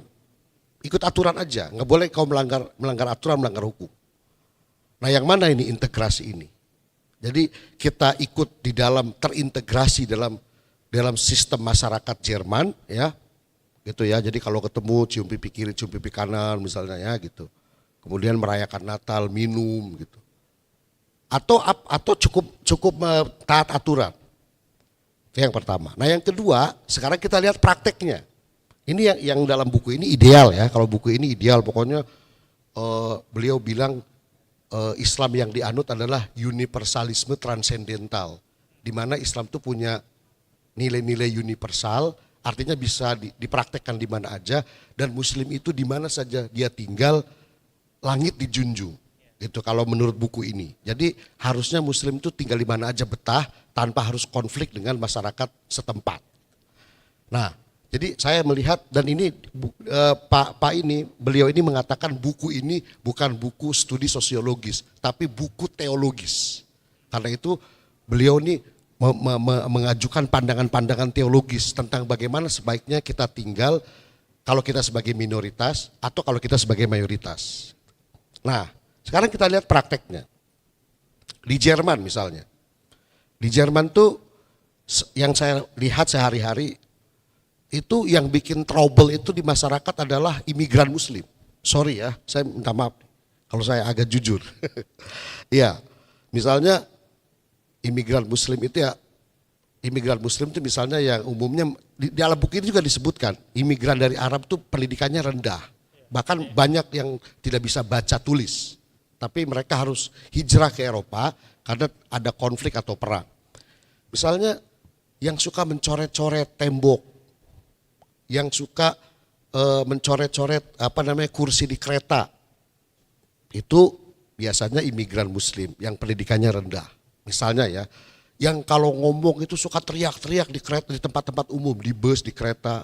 Saya pernah dari Cologne ke Duisburg gitu, itu saya terganggu banget dengan anak-anak sekolah yang mereka teriak-teriak, berantem. Setelah saya tanya, selalu orang Jerman mengatakan mereka bukan orang Jerman, mereka adalah imigran Muslim. Nah, dalam stratifikasi Jerman itu ada 3 sistem sekolah itu ya. Ada, saya lupa tuh ya, yang paling rendah, kemudian yang menengah itu namanya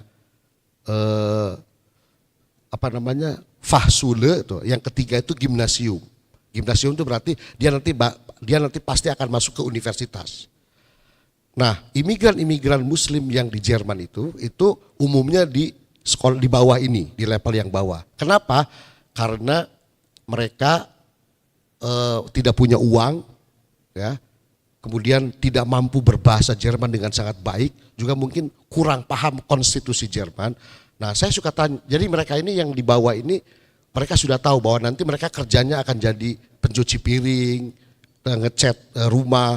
Jadi anak-anak di Jerman tuh anak kelas 5 SD, kelas 6 SD, mereka sudah tahu nasibnya bahwa mereka nanti akan kerjanya di sini. Tapi kalau orang Jerman, mereka umumnya akan ke gimnasium, ke universitas. Dan mereka nanti jadi lawyer, jadi dosen, jadi pengacara, jadi direktur, jadi pejabat gitu. Nah, saya tanya, bisakah Muslim imigran tuh nanti masuk ke gimnasium? Itu bisa, tapi dengan syarat Muslim tuh kaya raya banget. Karena dia harus kursus bahasa Jerman, kursus kebudayaan Jerman, dan mengeluarkan uang yang banyak gitu, sampai dia punya cita rasa yang setara dengan orang Jerman. Itu bisa dilakukan kalau dia kaya raya banget, karena itu tentu mahal ya. Maka dia bisa setara dengan gimnasium. Nah, karena itu maka umumnya yang jadi problem adalah imigran-imigran Muslim lower class, kelas bawah. Itu yang jadi masalah. Nah, mereka itu berantem tuh. Satu, mereka berantem dengan salafismus, dengan kelompok Salafi Wahabi yang juga imigran.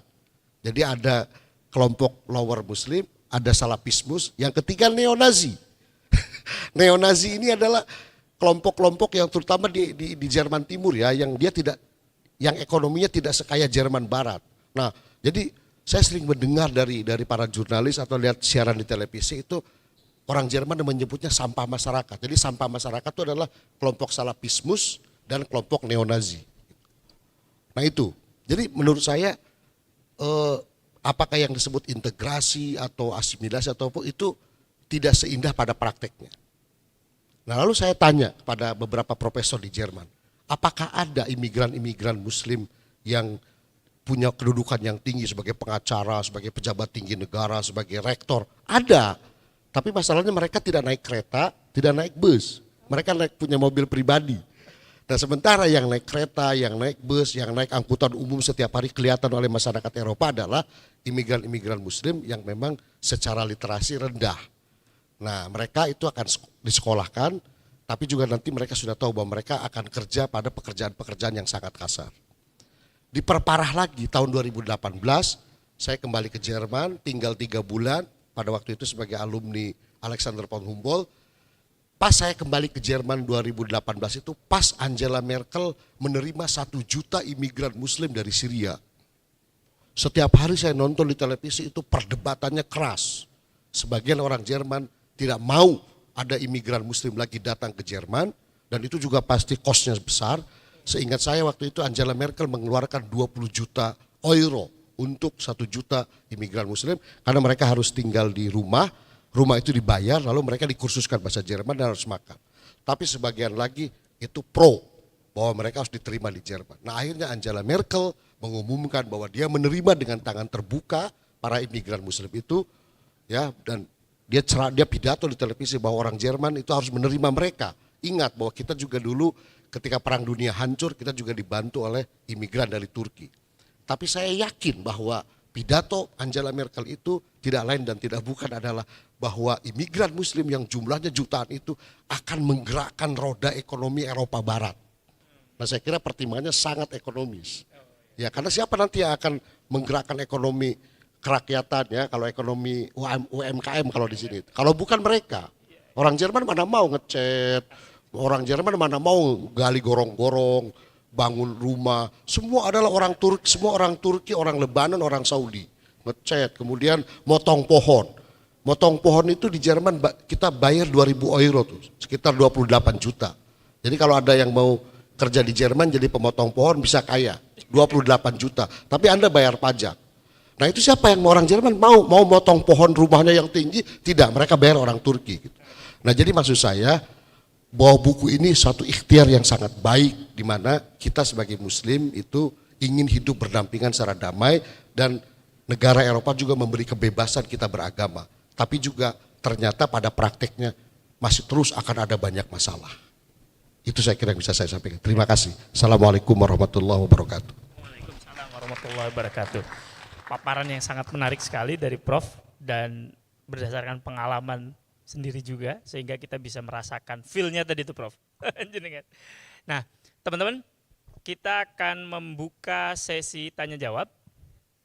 Mungkin kita akan buka dua dulu. Satu dari dari peserta laki-laki dan mungkin satu dari peserta perempuan. Silakan. Barangkali ada yang ingin mengelaborasi lebih lanjut dari peserta laki-laki. Oke, Mas. Silakan, Mas.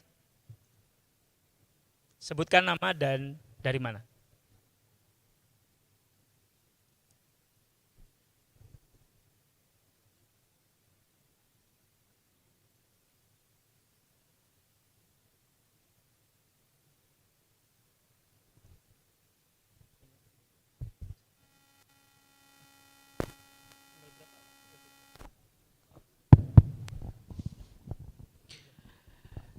Baik, terima kasih atas waktunya yang diberikan kepada saya. Saya Fikri Ghazali dari Yogyakarta. Saya mengikuti dari awal sampai akhir mengenai book launching yang diselenggarakan pada sore hari ini. Tapi saya nggak menemukan apa sih kekurangan dari buku itu. Sehingga menurut saya itu perlu diungkapkan. Ada nggak kekurangan dari buku tersebut? Kekurangan? Iya. Kalau kelebihan tadi sudah banyak dipaparkan dari buku tersebut. Mungkin saya termasuk orang yang mengamini bahwasanya sebuah karya itu nggak ada yang sempurna, kecuali wahyu ilahi. Nah, saya penasaran dengan apa kekurangan dari buku tersebut.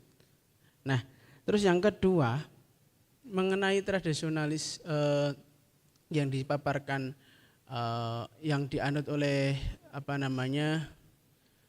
Syekh Murad tadi, itu pendekatan yang seperti apa sehingga dia termasuk digolongkan sebagai tradisionalis? Itu memantik pertanyaan yang sangat besar. Karena kan seperti yang disampaikan oleh Prof Media tadi sangat beragam mengenai tradisionalis yang seperti apa. Jadi belum terlalu jelas menurut bagi saya ini itu tradisionalis seperti apa, terus implementasinya ke Indonesiaannya itu seperti apa, terus hubungannya sama religious moderation yang kita bahas pada sore ini itu seperti apa. Mungkin itu yang ingin saya sampaikan. Terima kasih atas waktunya. Terima kasih Mas Azhari. Azhari ya?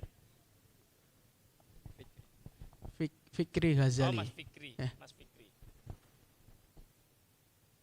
Silakan satu lagi dari perempuan dulu.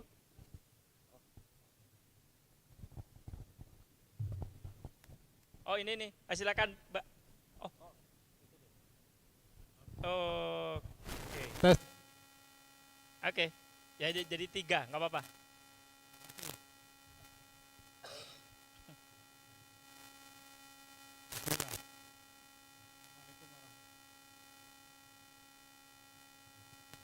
Kurang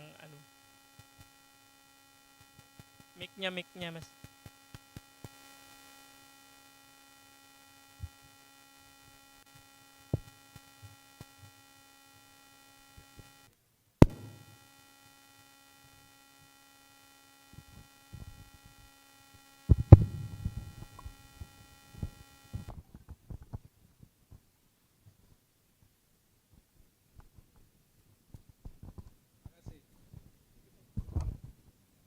Terima kasih. Bismillahirrahmanirrahim.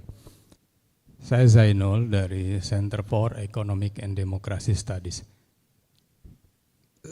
Saya ingin mempertajam saja, sebetulnya sudah padat sekali pertanyaan dari Jogja tuh.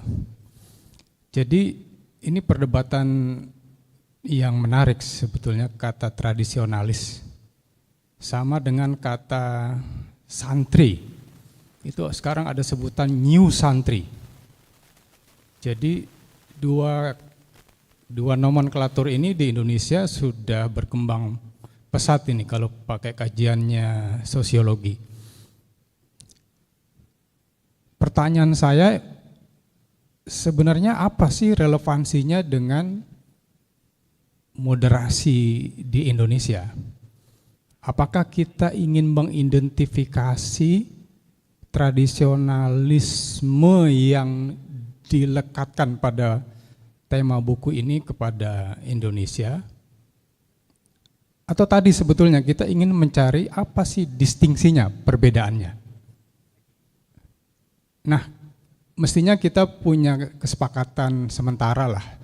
Tradisionalisme kita yang katanya diusung oleh, mohon maaf, Nahdlatul Ulama, saya kira sekarang tafsirnya sudah bisa panjang lebar itu.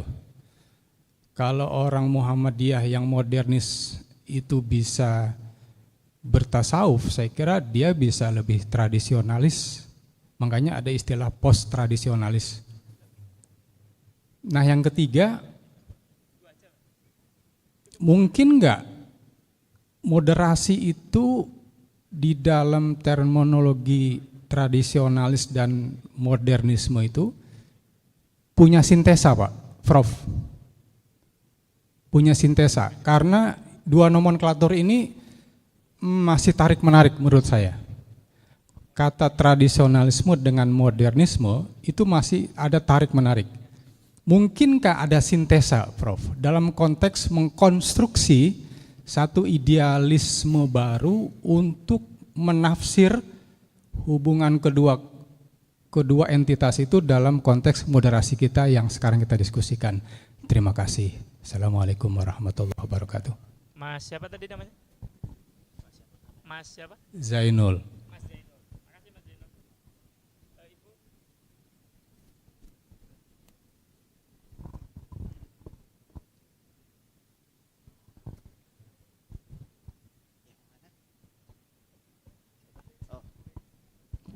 Makasih Kak. Baik, Assalamualaikum warahmatullahi wabarakatuh. Mohon maaf ya kalau sering bertanya, karena saya lihat dulu cek ombak adakah perempuan yang angkat tangan. Karena saya lihat agak malu-malu mungkin ya peserta perempuan, sehingga saya memanfaatkan momen ini untuk banyak bertanya supaya lebih banyak tahu. Jadi sebenarnya kalau nggak bertanya itu rugi, kira-kira begitu. Sedikit bisik-bisik dari rekan di sebelah saya, sahabat dekat dari keluarga Bahai, beliau tanya, iya ya perempuannya mana ya gitu. Nah makanya ada perempuan sebenarnya gitu. Baik, ini sangat luar biasa, Mas Media, maaf saya panggil Mas ya karena dengan beliau bestie. Mas Media tadi bagus sekali cara pandang terhadap buku ini, Traveling Home ya. Sebenarnya kalau saya sebenarnya belum membaca secara detail kayak apa buku ini, tetapi saya berimajinasi ketika Anda para narasumber mendeskripsikan pengalaman-pengalaman terkait dengan fenomena bagaimana Muslim community di Eropa. Sebenarnya mirip juga di Amerika. Kalau Mas Zainul sering travelnya ke Eropa, saya lebih sering mengimajinasikan di Amerika beberapa kali gitu, agak serupa gitu ya. Makanya peristiwa WTC itu terjadi di New York sebagai awakening ya, alarming. Sebenarnya ada apa gitu? Ada apa dengan Muslim community dalam global konteks? Tentu saja ada irisan-irisan geopolitik di dalamnya yang sangat rumit ya kalau kita membaca sejarah peradaban Islam hingga hari ini. Tetapi yang menggelitik terkait dengan bagaimana sih komunitas Muslim di dunia Barat itu bisa klik gitu ya dengan peradaban yang mungkin sama sekali belum mereka familiar.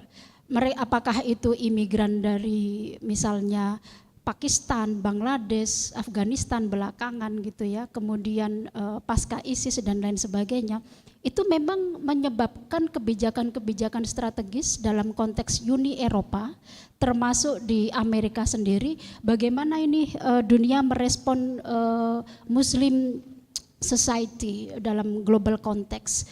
Tetapi yang menarik, mungkin ada hal yang kita juga melihat ini sebagai sesuatu fenomena unik gitu ya. Misalnya Hizbut Tahrir, kenapa subur di Inggris gitu ya. Misalnya komunitas Ahmadiyah atau komunitas Syiah itu justru lebih banyak disupport perkembangannya oleh negara-negara Western. Oke. Dalam hal ini adalah Sufism gitu, misalnya di Amerika wah lebih subur lagi gitu.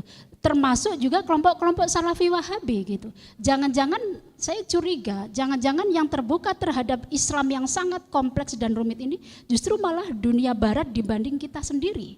Nah, ini kritik terhadap religious moderation yang mungkin bisa Anda tanggapi. Menurut Anda bagaimana itu? Terima kasih. Terima kasih, Ibu. Oke, kita akan elaborasi pertanyaan-pertanyaan dari teman-teman. Untuk pertama mungkin kita berikan kepada Prof. Media. Prof, silakan Prof. Tes. Pertanyaannya, ini aja. Ya, tes. Saya hanya menjawab dua. Pertama, kategorisasi tradisionalis dan modernis itu menurut saya tidak kaku. Jadi dia adalah kategori yang mencair, tipologi yang mencair. Tidak mungkinlah saya ini modernis 100% atau tradisionalis 100%. Enggak. Jadi itu adalah kategorisasi yang itu sebagai kategori akademik. Kan dulu hanya dua, modernis, tradisionalis. Lalu kemudian ada post tradisionalis, ada neomodernis. Kemudian ada revivalis, neo-revivalis. Dulu Wahabi, sekarang Salafi Wahabi dan lain-lain. Itu banyak tuh tipologinya. Nah tapi menurut saya kategorisasi itu mungkin masih ada dengan ciri-ciri tertentu. Misalnya kelompok tradisionalis itu suka pakai sarung dan pakai peci kemana-mana misalnya, termasuk naik bus kota dan naik taksi, dan suka dengan tahlilan dan istighosah misalnya. Yang itu tidak dilakukan oleh kelompok modernis. Kalau modernis dalam pengertian Muhammadiyah. Tapi sekarang ini kalau kita lihat kelompok tradisionalis itu punya cara pandang yang sangat modern.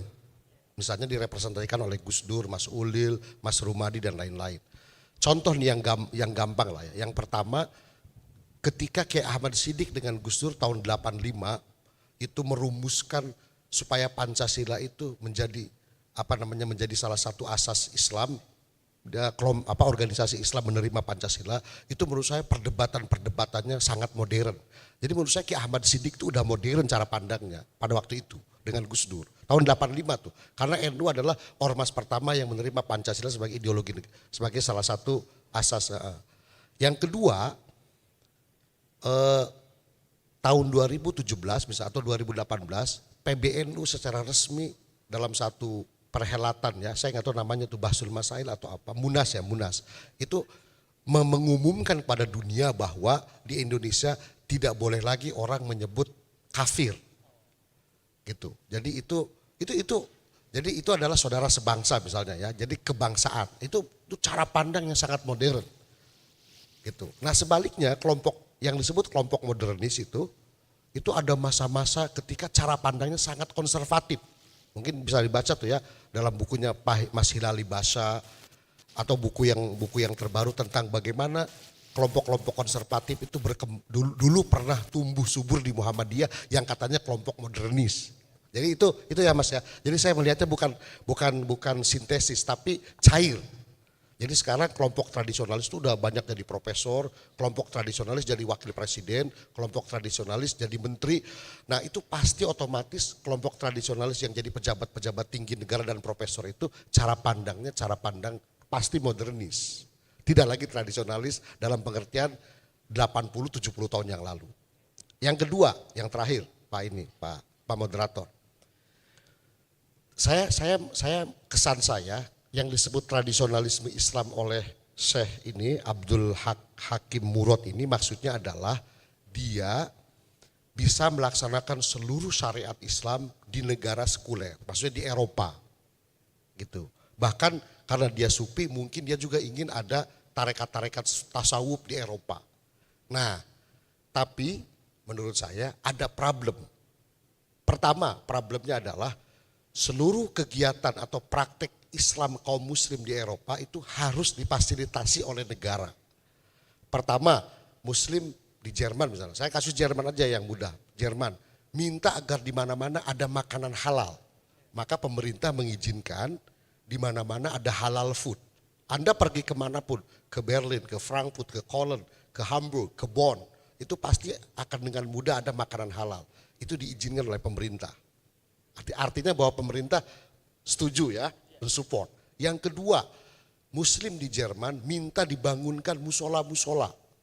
Di Cologne itu ada 24 musola, di Bonn itu ada 8 musola. Malah di Cologne itu ada satu masjid yang sangat besar, itu didanai oleh Dewan Wakaf Turki, ya. Itu pada waktu pembangunan masjid yang sangat besar itu terjadi kontroversi. Ada demonstrasi itu ya, orang-orang Yahudi mereka tidak setuju dengan pembangunan itu, dengan pembangunan masjid itu. Tapi wali kota Cologne mengatakan bahwa Muslim Cologne itu harus punya dignity mosque, jadi harus punya masjid yang berwibawa, diizinkan. Angela Merkel mengizinkan. Akhirnya dibangunlah masjid yang mewah itu dari apa namanya DİTİB ya. DİTİB itu lembaga wakaf Turki. Nah, artinya bahwa pemerintah harus memfasilitasi. Gitu. Lalu kemudian muslim di Jerman minta kalau sholat Jumat jam 11 sampai jam 1 diliburkan karena mereka mau sholat Jumat. Diizinkan oleh pemerintah Jerman. Sampai akhirnya muslim di Jerman minta dibuka pengadilan agama. Nah, apa yang terjadi kata orang Jerman? Hey, engkau pulang kampung aja ke negaramu. Engkau terlalu banyak nuntut. Engkau tuh di sini tamu. Itu kan imigran itu kan tamu di situ. Tapi udah banyak nuntut gitu. Oke, halal pun dikasih. Sekolah Idul Fitri, Idul Adha tuh libur. Jadi anak saya dulu sekolah Idul Fitri diliburkan, dikasih tahu bahwa Pak Media silakan nanti Idul Fitri, Idul Adha anak Anda libur. Padahal sekolah itu sekolah. Dikasih. Ya, masjid-masjid musola dikasih. Tapi kalau muslim minta pengadilan agama karena muslim ingin agar nanti pengadilannya itu tidak ikut pengadilan Eropa tapi pengadilan Islam, ya orang Jerman pasti marah. Ini udah keterlaluan gitu. Nah itu saya khawatir juga yang menyangkut dengan imigran muslim di tempat lain. Ini juga yang dilakukan oleh Pak Hakim Murad juga itu kan nanti mungkin akan banyak tuntutan-tuntutan kepada pemerintah. Gitu ya. Nah, terkait dengan pertanyaan Mas Fikri tadi, apa kelemahan buku ini? Apa kelemahan buku ini? Nah, kelemahan buku ini menurut saya, kesan saya adalah satu, penulisnya itu terlalu sensitif dengan kritik-kritik terhadap Islam. Jadi kalau ada yang mengkritik Islam, langsung bereaksi penulis ini. Jadi dia menjelaskan di tiap-tiap bab ada kritik kepada Islam, ada kritik, kemudian dia bereaksi. Nah menurut saya harusnya dia tidak reaktif. Jadi bahwa Islamofobia itu ada di Eropa Barat, menurut saya itu sebagian karena kelakuan orang Islam sendiri. Jadi orang Islam itu harus introspeksi dong. Anda kan tamu di situ tuh, imigran. Coba saya mau tanya di Indonesia, kan banyak tuh orang Indonesia nggak suka kalau ada imigran Cina. Wah itu luar biasa tuh, ya kita tuh marahnya kalau ada imigran Cina berbondong-bondong. Nah sama negara-negara Eropa juga orang Eropa tuh nggak mau kedatangan imigran. Tuntutannya apalagi banyak, minta dibangunkan masjid, minta dibangunkan musola, minta dibangunkan sekolah Islam. Di satu daerah itu di Osnabrück itu ada perguruan tinggi calon guru-guru Islam. Mahasiswanya adalah orang Turki semua dan profesornya adalah profesor orang Turki yang diangkat menjadi profesor di sekolah itu. Nanti mereka alumninya akan menjadi guru-guru Islam bagi masyarakat muslim di Jerman. Itu udah kurang apa tuh pemerintah Jerman tuh? Dia kasih kepada imigran. Tapi kadang-kala menurut saya orang Islamnya nggak tahu diri gitu. Nah itu yang harus introspeksi. Jadi Anda meminta terlalu banyak. Anda meminta terlalu banyak. Gitu. Nah, kalau ada kritik terhadap itu harusnya Pak Murad ini menyadari gitu loh. Jadi jangan kemudian selalu reaktif. Dia reaktif gitu loh. Dia nggak terima. Jadi orang-orang yang punya pandangan Islamofobia itu dikritik oleh Murad. Nah, tapi juga menurut saya dia juga harus melakukan self criticism gitu ya. Nah, yang terakhir menurut saya menurut saya orang yang bisa cocok tinggal di Eropa itu ya, atau di Amerika gitu mungkin ya Bu Nuris, mungkin Muslim liberal ya.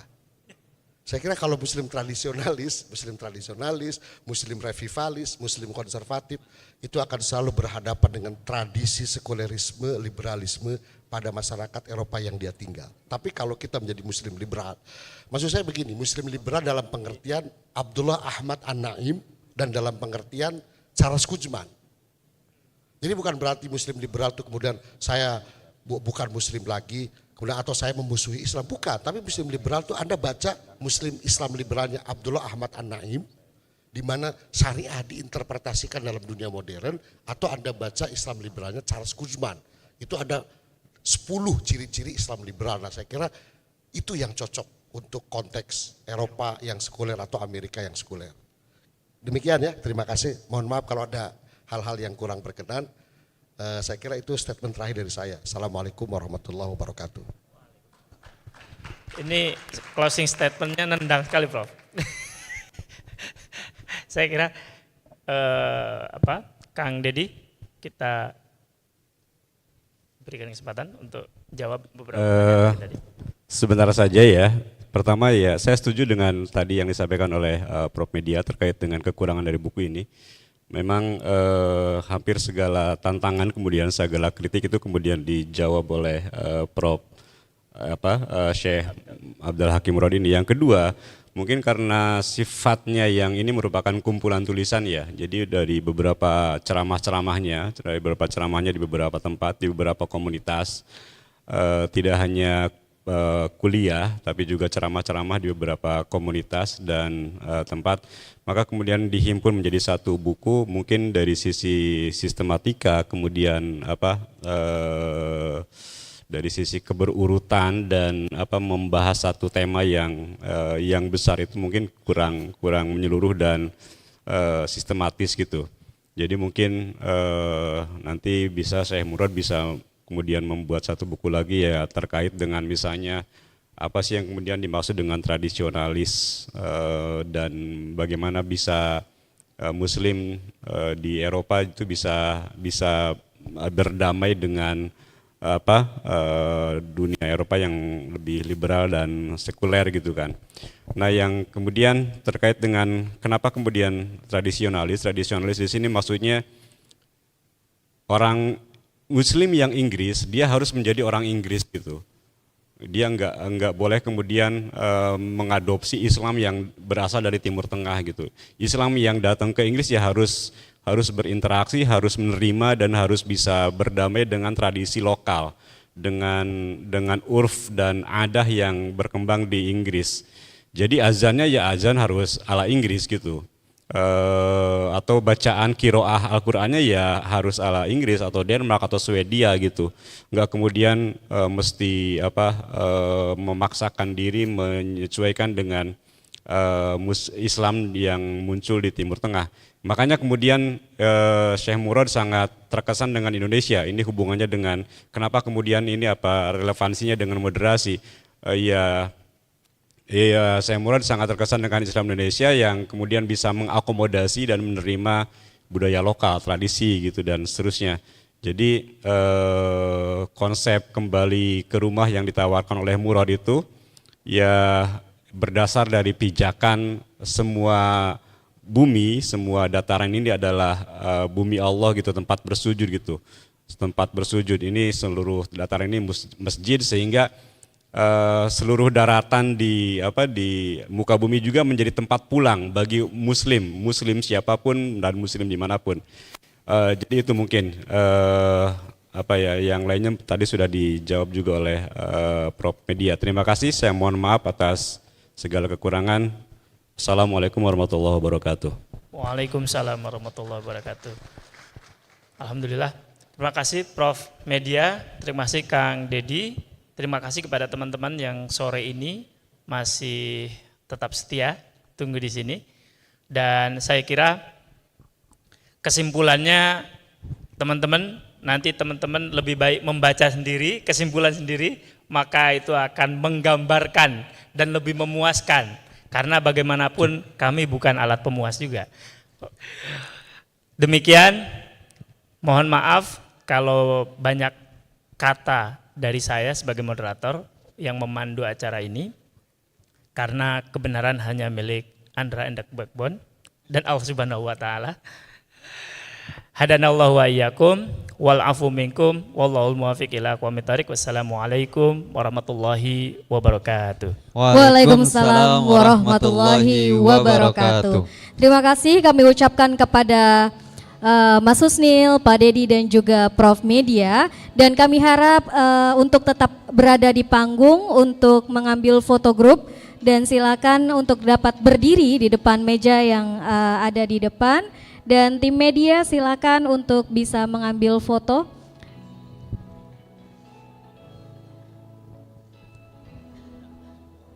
Boleh silakan untuk maju ke depan meja Pak Dedi, Mas Husnil dan juga Prof Media. Ya.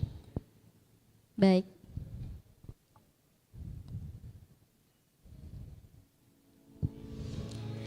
Dan dari kami panitia juga menyediakan bingkisan berupa buku yang boleh dikeluarkan bukunya untuk bisa kita ambil fotonya bersama-sama lagi.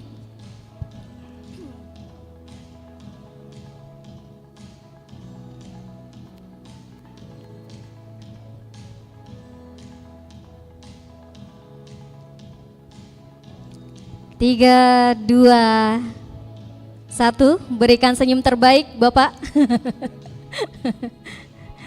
Iya, terima kasih sekali lagi kami ucapkan kepada Mas Husnil, Prof Dedi dan juga Pak Dedi dan juga Prof Media, dan kami persilakan untuk kembali ke tempat. Mohon tepuk tangannya semua partisipan yang ada di sini. Iya, terima kasih Prof. Terima kasih Bapak. Mas Husnil, terima kasih Pak Dedi. Baik, sangat menarik sekali sesi book launching kita sore hari ini. Ada hal yang menarik yang di-highlight dari buku tersebut. Why is it traveling? Ya, kenapa buku ini menggunakan kata-kata traveling instead of going home or instead of just return? Ya, and Islam yang mana? Which Islam that called is a home? Ya, jadi nanti teman-teman juga bisa temukan jawabannya di buku Traveling Home, Betul Pergulatan sekali, ya. Muslim Tradisionalis Eropa. And no matter where the Muslim live, it shouldn't be a big deal, which might drives to the conflict. Yaitu adalah pesan yang saya highlight dari sesi book launching kita sore hari ini. Iya, sangat menarik tadi ya, book launching kita. Sudah disampaikan sama Ibu Isna bahwa banyak sekali hal-hal yang bisa kita ambil dari book launching ini. Baiklah Bapak Ibu hadirin sekalian, itulah tadi launching buku Traveling Home, Pergulatan Muslim Tradisionalis Eropa, edisi Bahasa Indonesia. Dan kami mengingatkan kembali bahwa akan ada diskon khusus bagi diskon. peserta ICROM, ya, khusus 2024. bagi peserta ICROM. Bagi yang ingin membeli ya Mas ya. Betul sekali, tapi jangan lupa untuk mampir dulu ke IG Bincang Syariah ya. Ya, jadi silakan teman-teman semuanya untuk bisa periksa IG-nya Bincang Syariah. Infonya tertera di sana dan ada diskon khusus untuk partisipan dari ICROM 2024. Iya. Kami juga menginfokan bahwa akan ada acara Grand Opening the Third ICROM International Conference on Religious Moderation nanti malam pukul 7 ya, dengan keynote speaker dari siapa Mas Cyril? Kita akan kedatangan Profesor Dr. Kiai Haji Nasaruddin Umar. Ya, confirmed. Ya, alhamdulillah. Ya. Dan juga pastinya akan ada special performance dari siapa? Dari Wietske ya, kita tahu tadi Wietske ya, yang tadi speaker di panel 1 ya, dan juga siapa nih yang ditunggu-tunggu?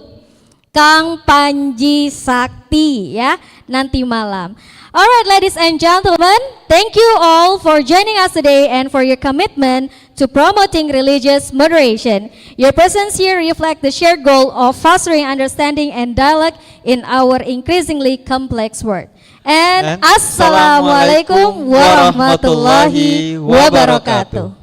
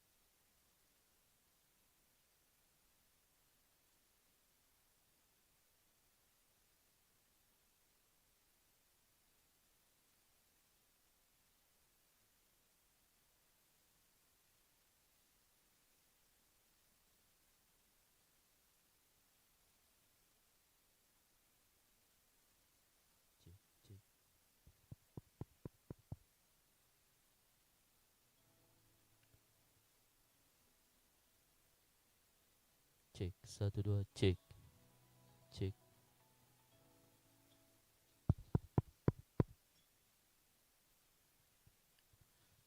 Cek.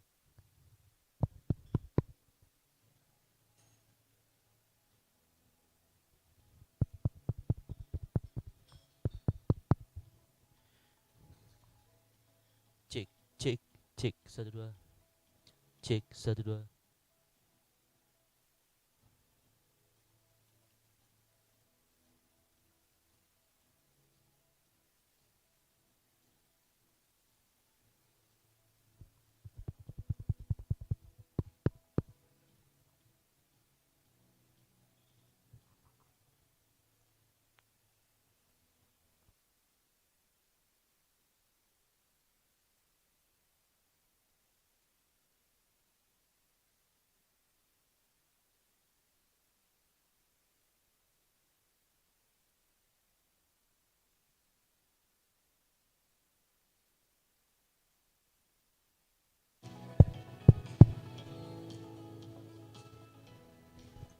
Cek.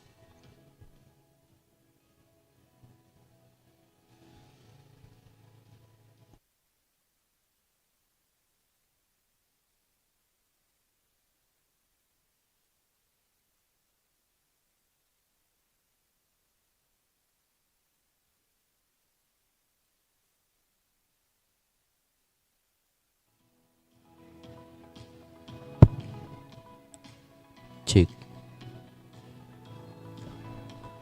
Cek, satu.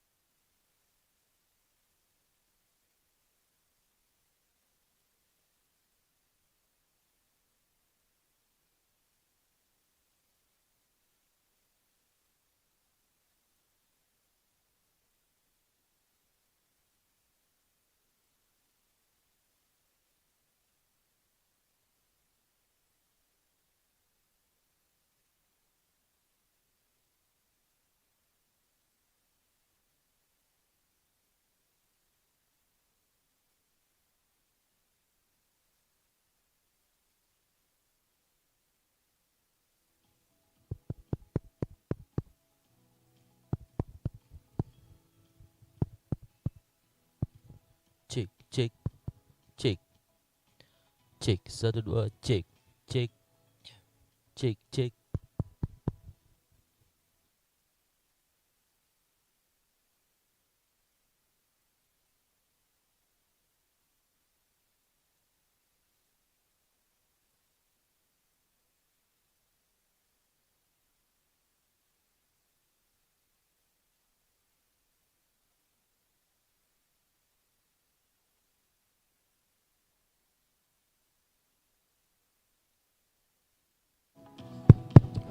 Cek 1 2 cek, low 1 cek.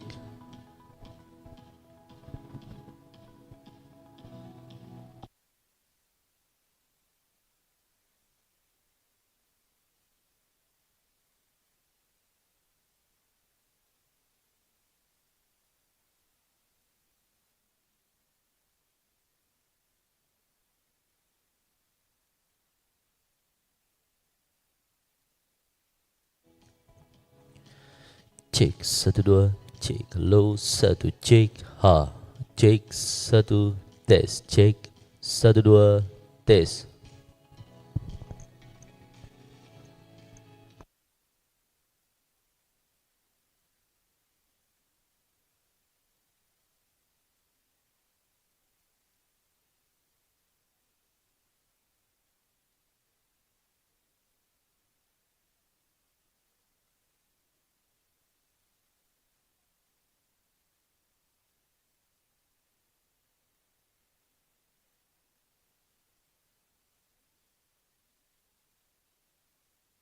Cek 1, cek 1 2, cek 1. Gen turunin. Gen turun, gen.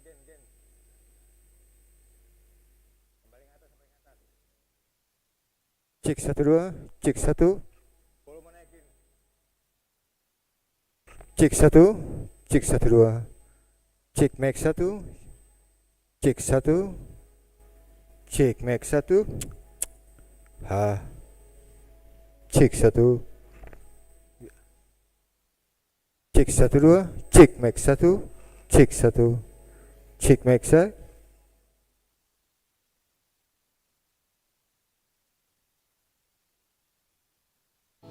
Cek.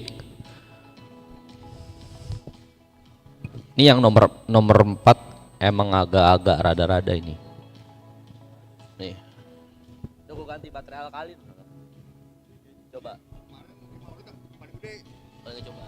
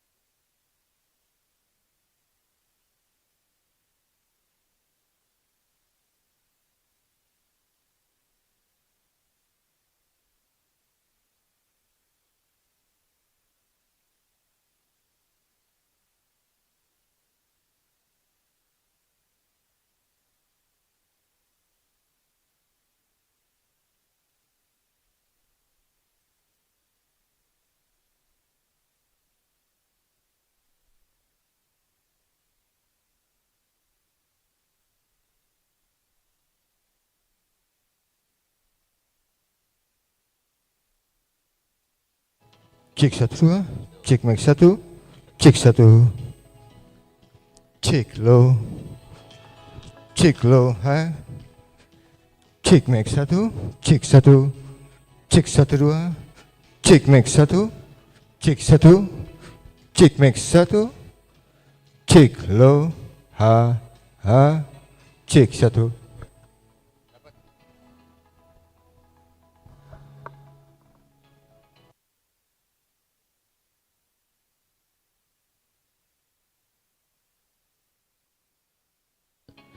Cek 1 2. Tapi dia juga agak ini ya. Apa emang ituan ya? Enggak ngaruh kan ya? Cek 1 2 tes, cek, ha.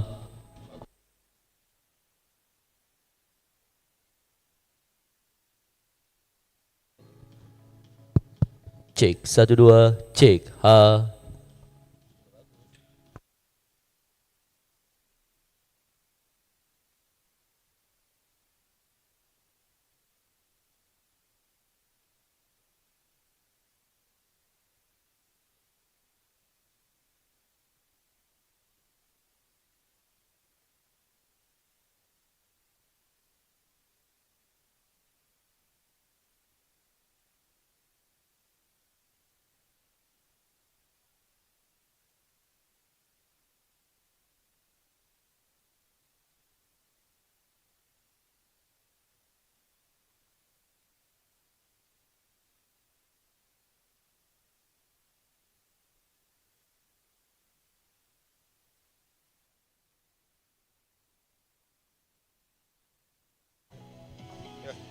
Cek mic 1.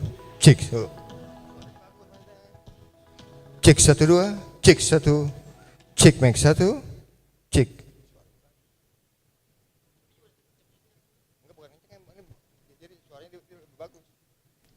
Cek 1 2. Cek mic 1. Cek 1. Ini 3 kan? Cek. Cek 1 2 tes. Cek 1 2 cek. 1 cek. Cek.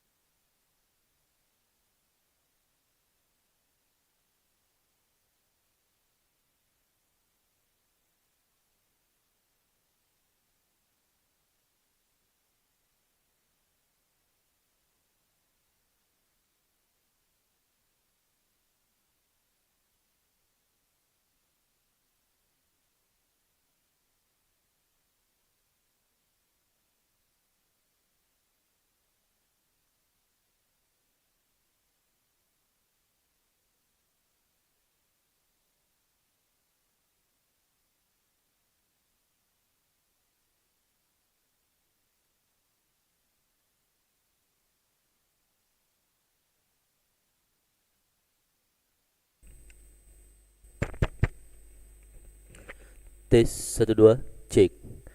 Cek. Cek sinyal. Cek 1 2 tes 1 cek. Ha. Cek. Cek ha. Cek. Cek 1 2. Cek. Cek 1 2. Cek 1 cek. Ha. Low cek.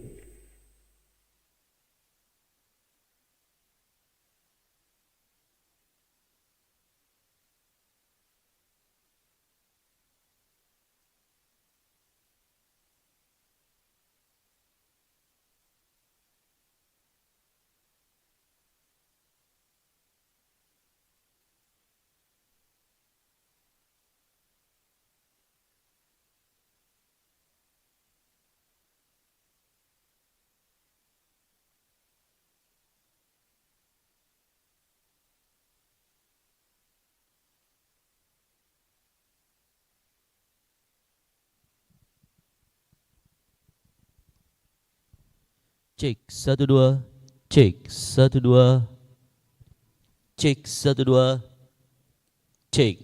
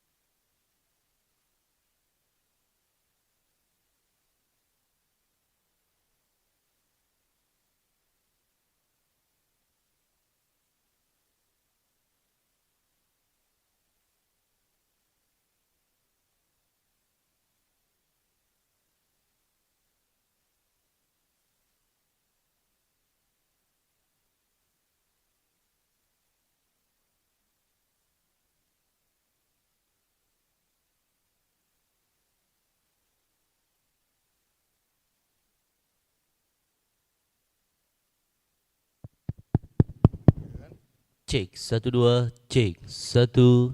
Cek. Ha. 1 2. Cek.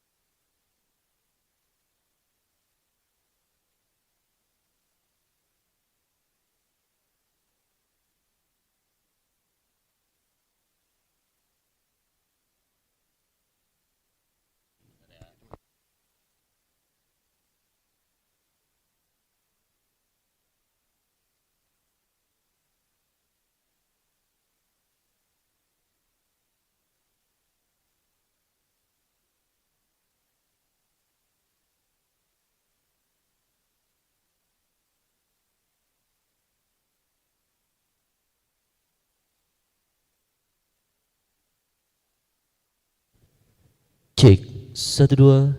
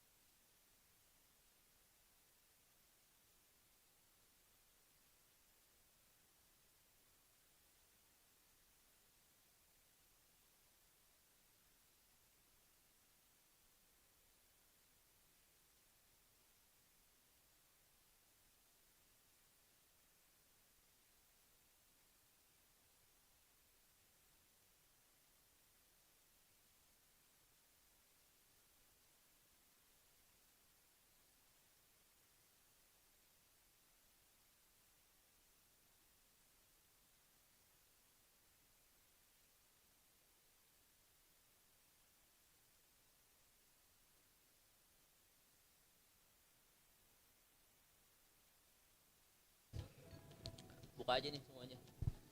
Cek. 1 2. Cek 1 2. Cek.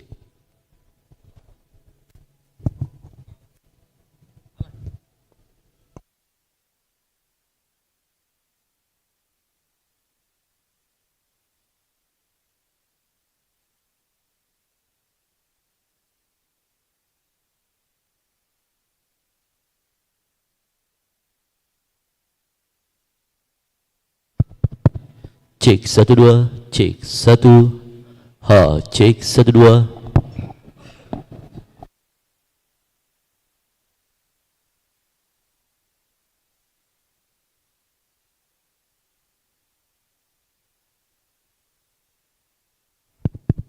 Cek 1 2. Cek 1. Ha, cek 1 2. Low 1 2. Cek. Ha. Podium.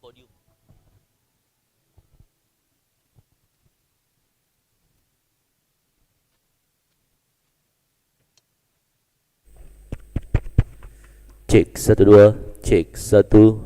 Cek ha 1 2. Low cek ha. Cek 1 2. Cek. Cek 1 2. Cek 1. Cek. Naikin 1 bang. Cek. Cek 1 2. Cek. Cek. Tes. Cek 1 2. Ha. Cek. Cek 1 2.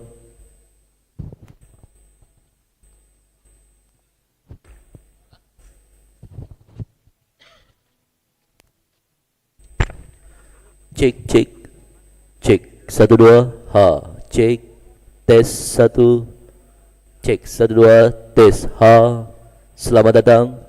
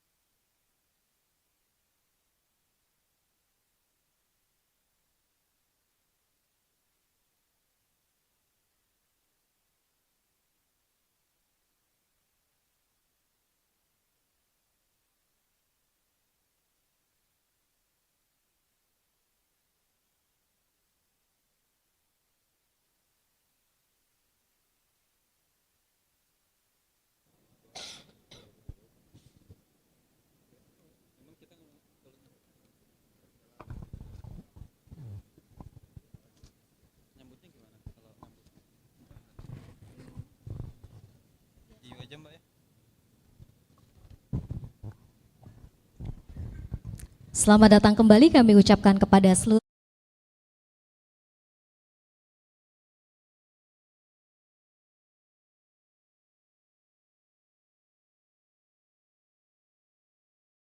yang masih belum memasuki ballroom atau venue. Oke, baik, kami ucapkan selamat datang kepada para Dirjen Bimas Islam, Dirjen Bimas Kristen, Dirjen Bimas Katolik, Dirjen Bimas Hindu, dan juga Dirjen Bimas Buddha. Baik, kepada seluruh peserta yang belum memasuki venue, kami persilakan untuk dapat masuk ke ruangan karena sebentar lagi grand opening the third ICROM or International Conference on Religious Moderation akan segera dimulai.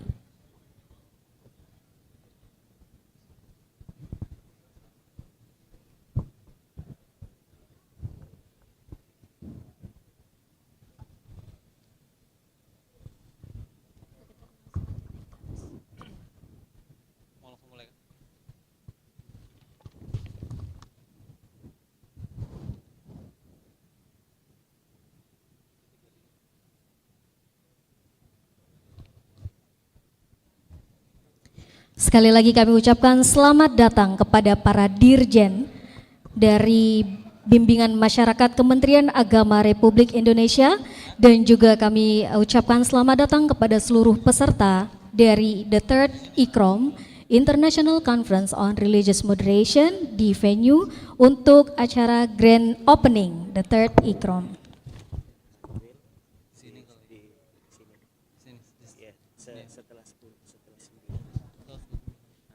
Provinsi.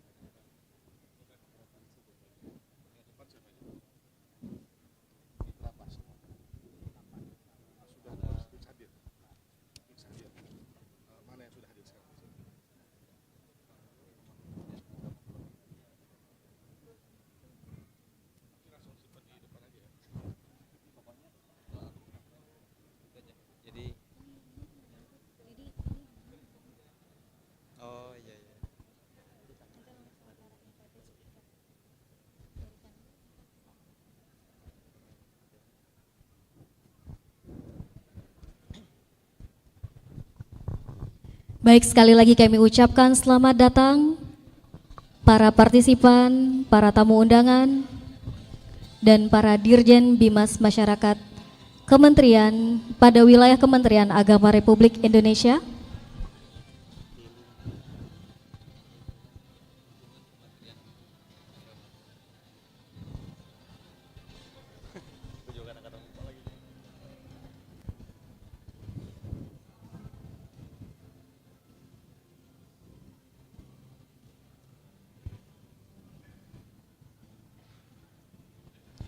Bagi para peserta, tamu undangan yang belum menempati duduk yang telah disediakan, kami mohon untuk dapat duduk di tempat yang telah disediakan karena acara Grand Opening The Third ICROM akan segera dimulai.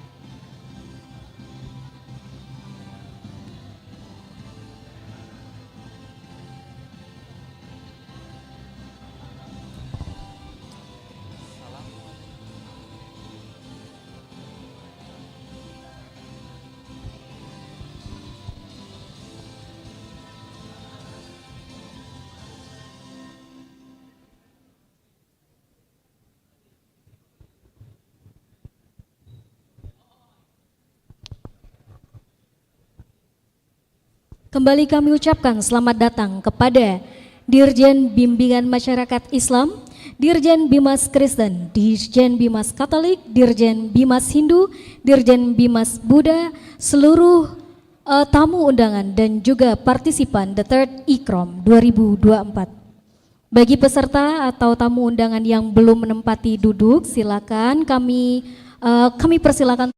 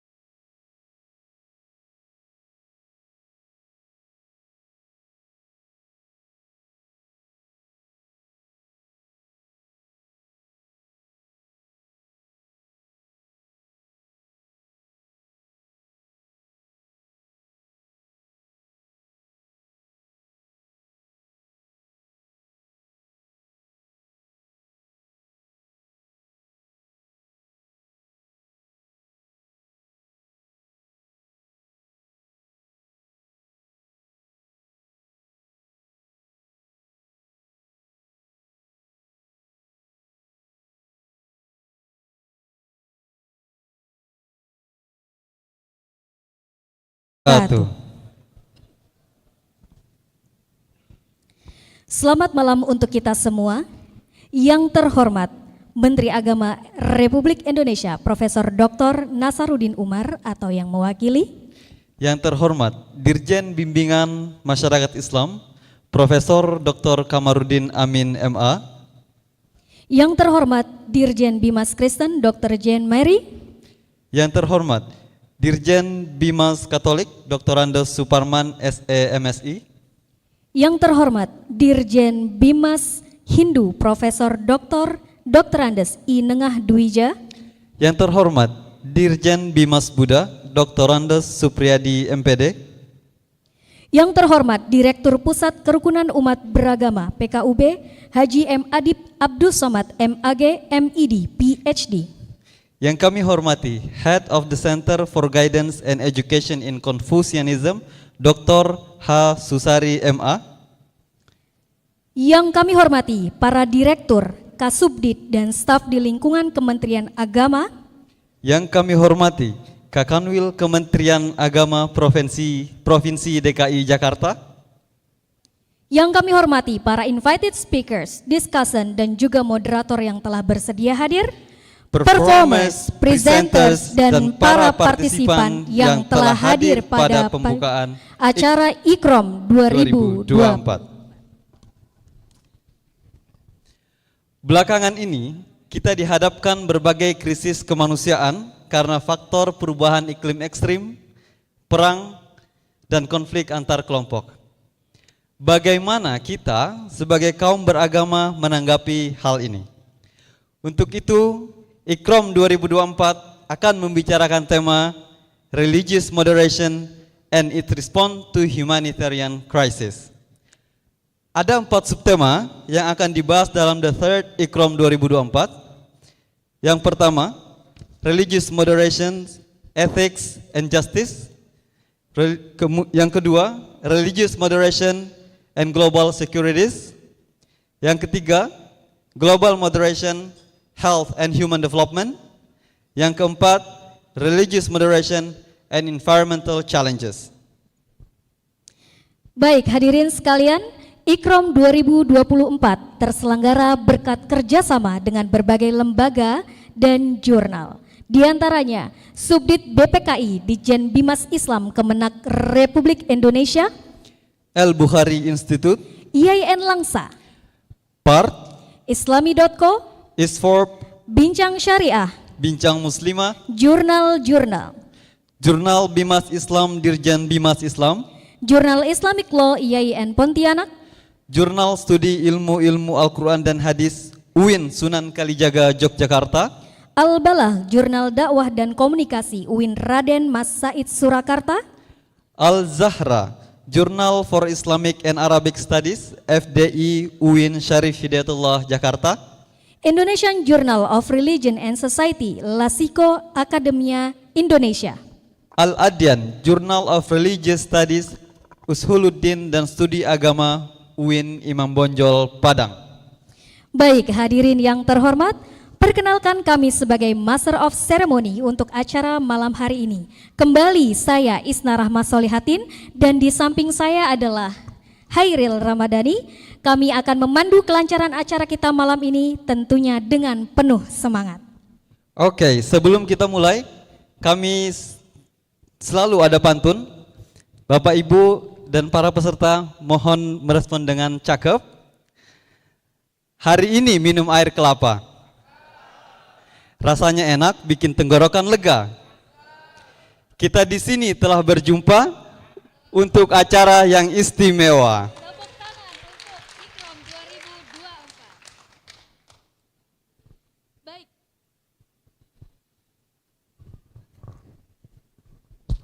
Baik hadirin yang terhormat, marilah kita mulai acara malam ini dengan sesuatu yang tak kalah menarik. Sebentar lagi kita akan menonton profil ICROM 2024 yang dimana ini adalah kesempatan untuk melihat lebih dekat perjalanan dan pencapaian luar biasa dari ICROM yang telah menjadi sorotan di kalangan kita. Baik hadirin sekalian, selamat menikmati.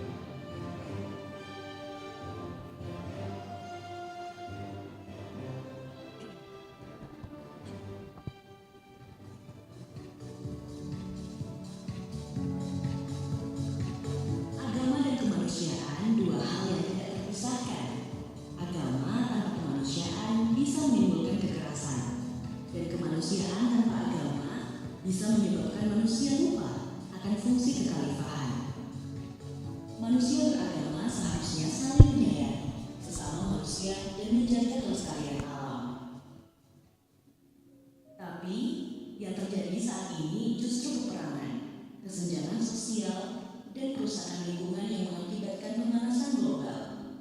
Ini semua membuat kesehatan mental manusia menjadi tidak stabil. Untuk menjawab soal tersebut, the third ICROM 2024 diselenggarakan. Dari tahun ke tahun, ICROM terus mengalami peningkatan dari segi jumlah artikel yang masuk dan kualitas artikel serta keterwakilan berbagai negara. Sebelumnya, ICROM pertama dilaksanakan tahun 2022 di Jakarta dengan mengangkat tema Religious Moderation in Digital Space. Ada 201 artikel yang direview dan akhirnya 72 presenter dipilih untuk hadir secara langsung untuk berdiskusi. Lalu, ICROM kedua dilaksanakan tahun 2023 di Yogyakarta dengan mengangkat tema Managing Religious Diversity in Public Sphere.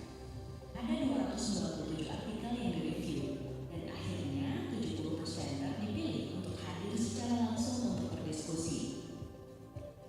Tahun 2024 ini dengan berbagai persoalan kemanusiaan yang terjadi, ICROM ketiga dilaksanakan di Jakarta mengangkat tema Religious Moderation and its Responses to Humanitarian Crises. Ada 334 artikel yang direview dan akhirnya 70% dipilih untuk hadir secara langsung untuk berdiskusi. ICROM tidak sekedar acara tahunan, tapi telah menjadi komunitas yang ditunggu oleh penyelenggara negara, akademisi, NGO, aktivis, dan masyarakat umum. Acara ini sudah memberikan banyak ide melalui jurnal yang dibuat oleh para peserta. Gagasan dan rekomendasi yang lahir dari ICROM telah terbit di berbagai jurnal ilmiah dan menjadi acuan bagi penyelenggara negara, akademisi, dan NGO dalam menciptakan kehidupan beragama yang maslahat. Selain itu, ICROM mendapat banyak perhatian dengan berbagai liputan media-media nasional dan internasional.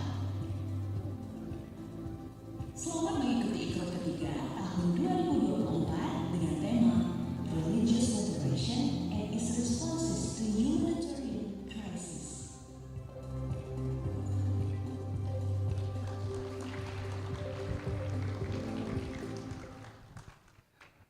Baik, hadirin sekalian, kita sudah melihat bagaimana perjalanan ICROM dari tahun ke tahun yang pada dasarnya bukan sekedar acara tahunan, tapi merupakan acara yang mengumpulkan gagasan-gagasan untuk menjawab tantangan-tantangan kemanusiaan di masa depan.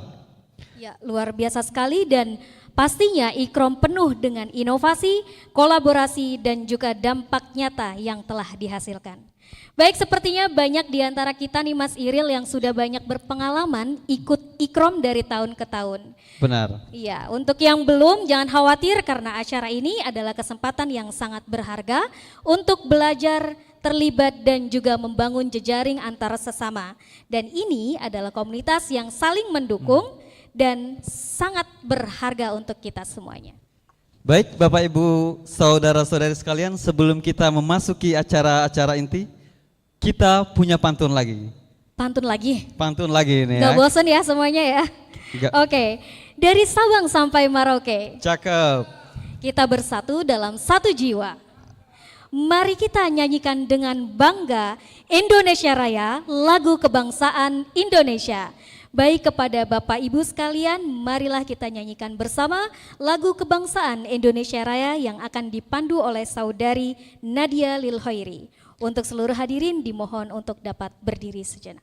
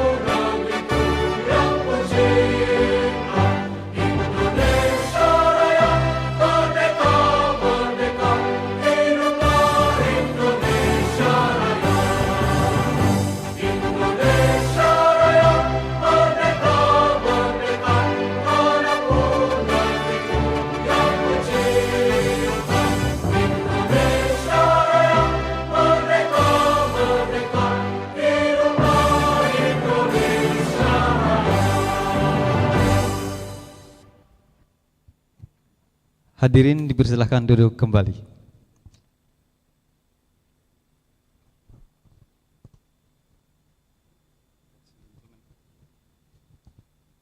Baik, hadirin sekalian, ladies and gentlemen, acara selanjutnya adalah opening remarks oleh Dirjen Bimbingan Masyarakat Islam Kementerian Agama Republik Indonesia, sekaligus membuka acara The Third ICROM 2024. Yang terhormat Profesor Dr. Kamarudin Amin MA, kami persilahkan.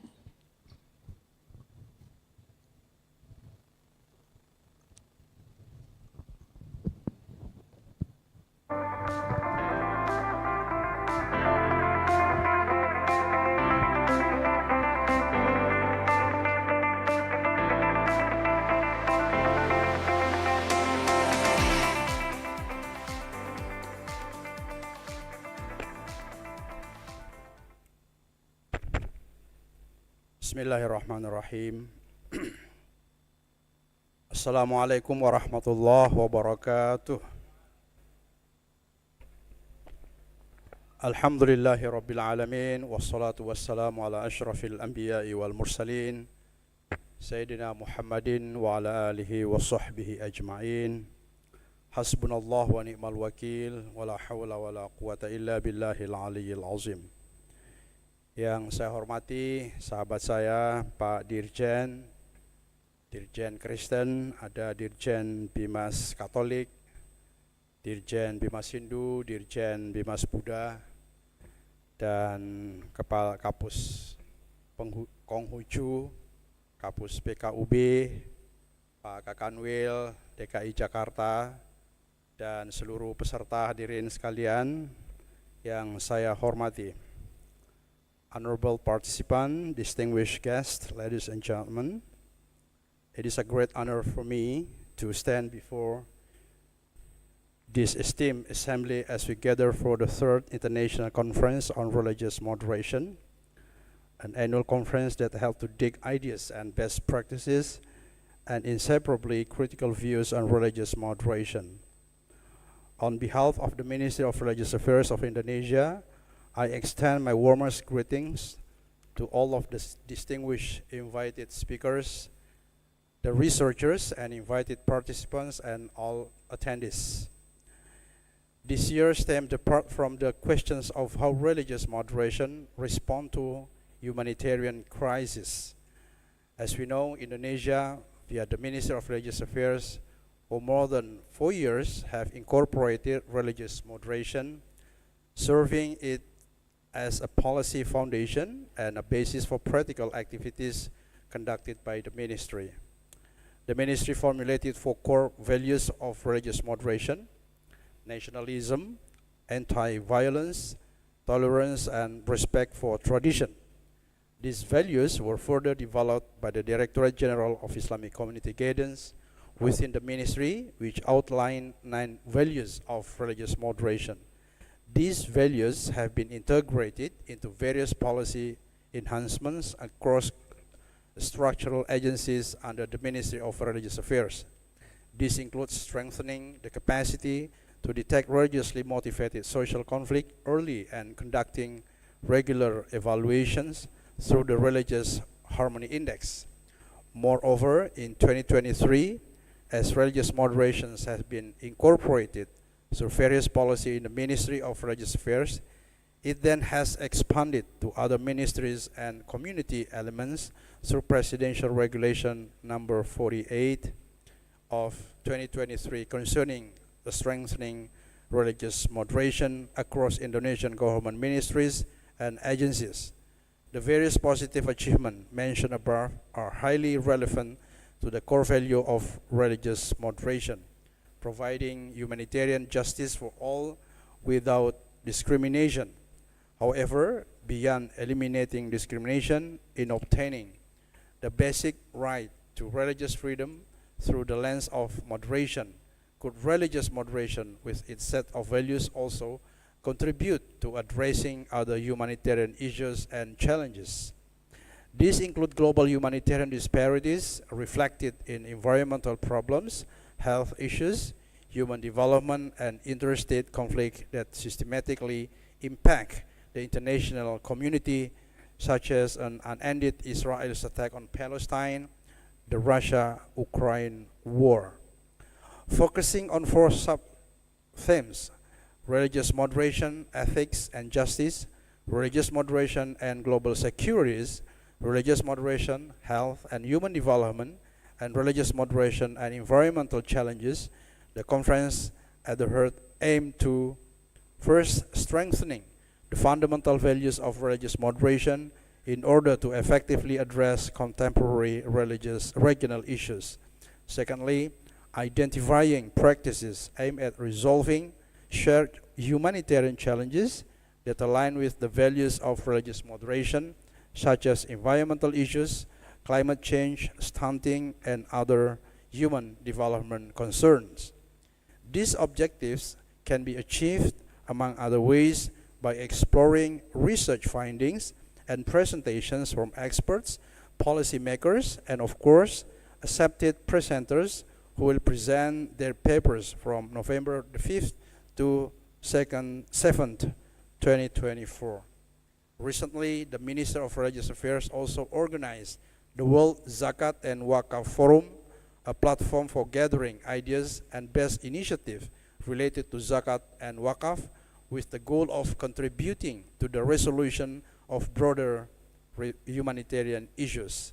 It is hoped that ICROM, like the WZWF, will generate various recommendations through a framework of religious moderation to serve as a solution to humanitarian challenges, not only in Indonesia, but also at the regional and global levels. I wish you a successful 3rd ICROM 2024, and may you uncover the best ideas from religious moderation to address the pressing humanitarian challenges. Thank you very much. Bapak Ibu sekalian, mari kita bersama-sama membuka acara ini dengan membaca basmalah. Bismillahirrahmanirrahim.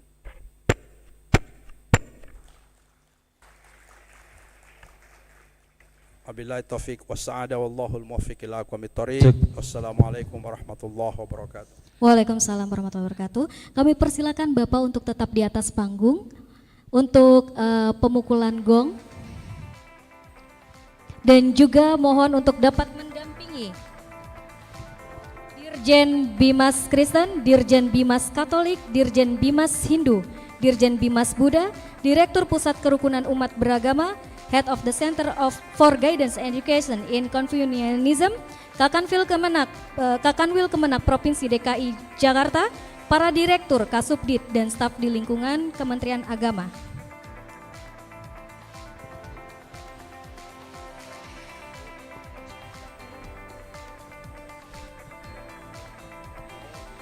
Dan juga para invited speaker untuk bisa dapat maju. And also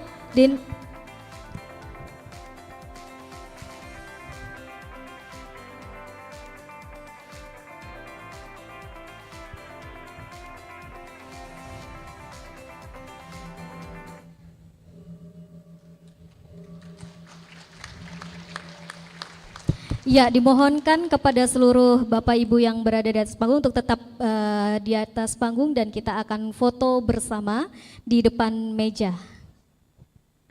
Kami mohon kepada Bapak Komarudin Amin, Ibu Jane Mary, Bapak Suparman, Bapak I Nengah Dwija, Bapak Supriyandi, Bapak Adib, Bapak Susari untuk tetap berada di atas panggung untuk sesi foto bersama.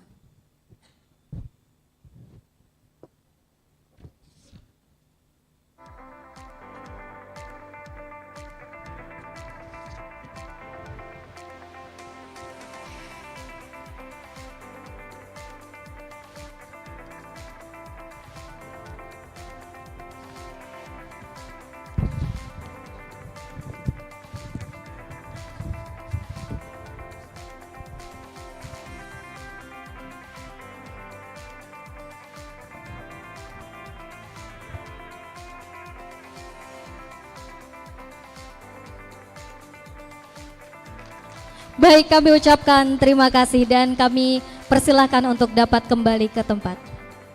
Kami persilahkan untuk berikan tepuk tangan yang meriah sekali lagi.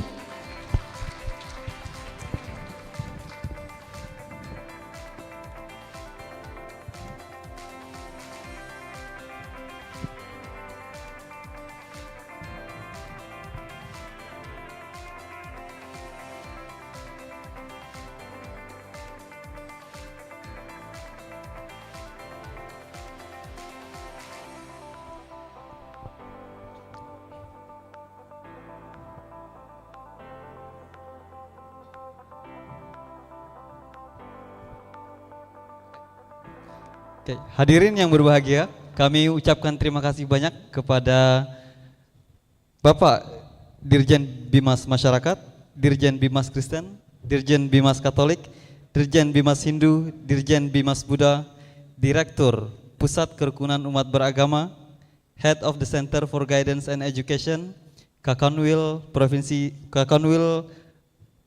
DKI Jakarta, para direktur, kasubdit, dan staf di lingkungan Kementerian Agama yang telah membuka acara ICROM 2024. Hadirin yang berbahagia, sebelum kita masuk ke acara talkshow kita memiliki penampilan yang sangat istimewa dari salah satu narasumber kita. Iya. So, Ada yang bisa tebak? Ada yang bisa tebak? Kira-kira siapa?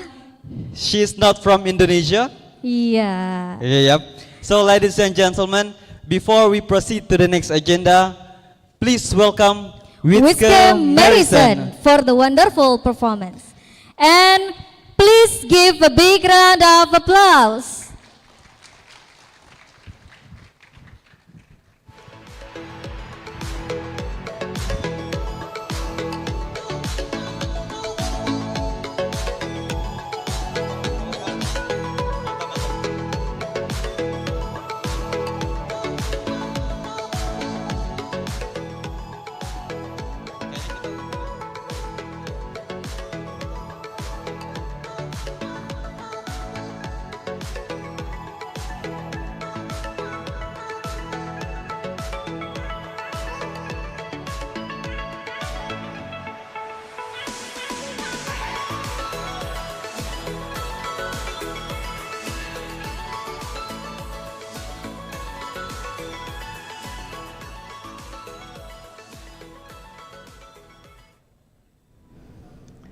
Bismillahirrahmanirrahim. Assalamualaikum warahmatullahi wabarakatuh. Waalaikumsalam warahmatullahi wabarakatuh. Selamat malam, Bapak, Ibu.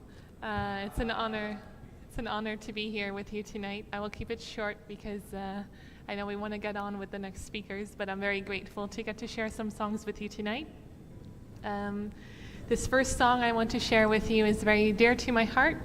Because it is connected to a very special moment in my life, which is the moment I first set my shahada.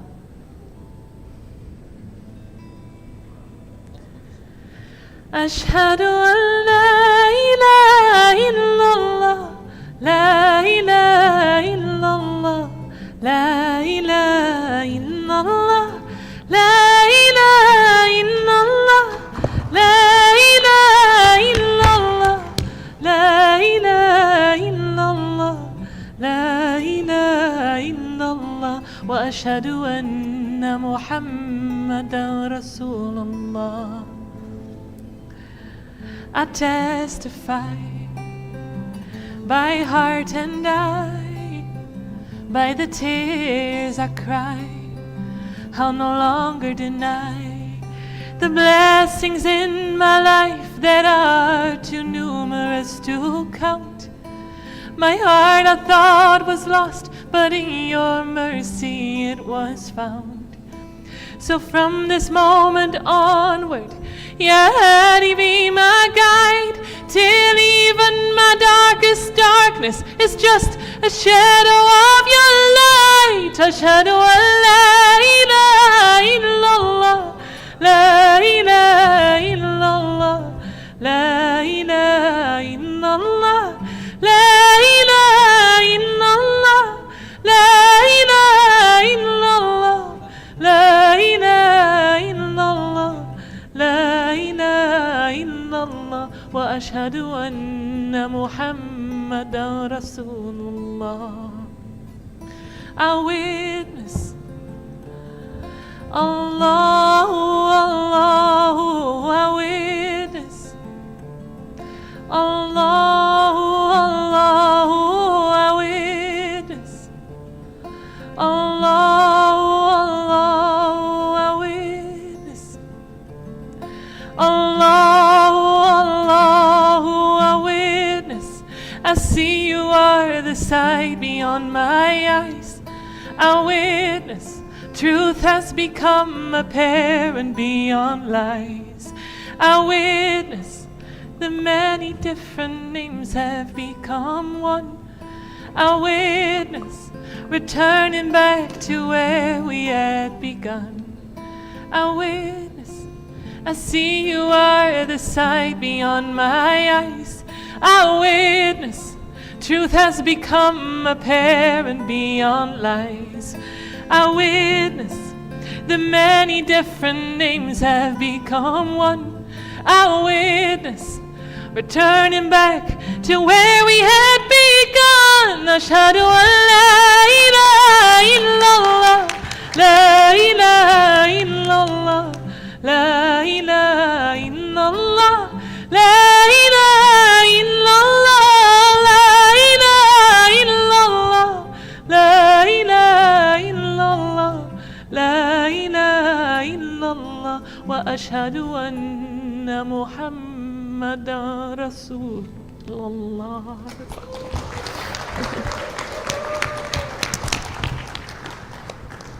Thank you so much. So, the next song I want to sing for you is, I think, quite necessary. Had I had some more time with you today, I would have sung probably some of the many protest songs I've written throughout my life, which relate to, of course, what I got to speak about earlier, all of the injustice we are faced with in the world. But in a space like here today, where we're constantly reminded of all of these issues and problems that we are faced with, I think it's equally important to sometimes find comfort and a moment of peace and relaxation as we are sitting together at our tables with all of our differences, just sharing a cup of tea or a cup of coffee. So this is the song I decided to sing for you tonight. It's called Cup of Tea.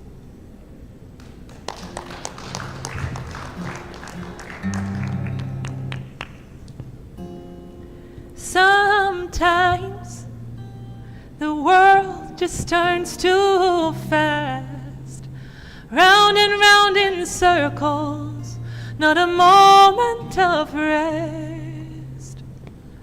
We're on a hamster wheel, always falling behind, chasing ourselves but we do not find.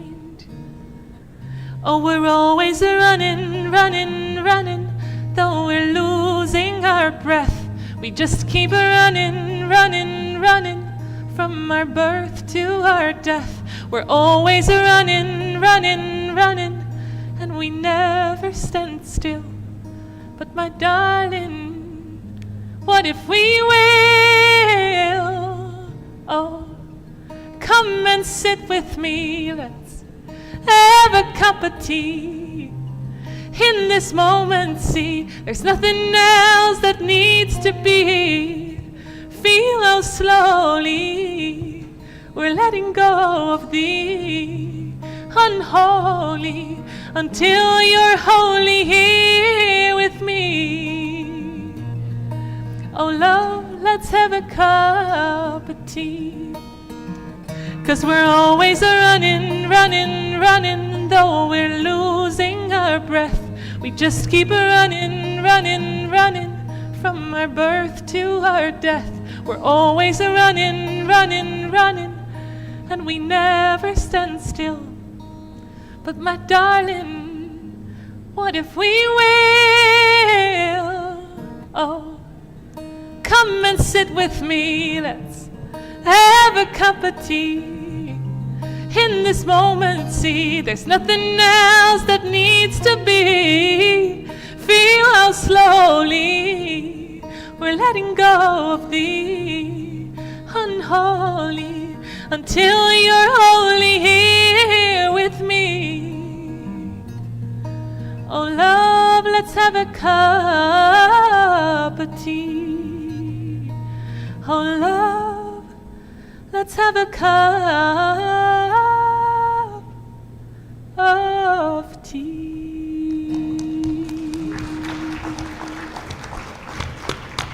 Terima kasih banyak. Thank you. Thank you so much.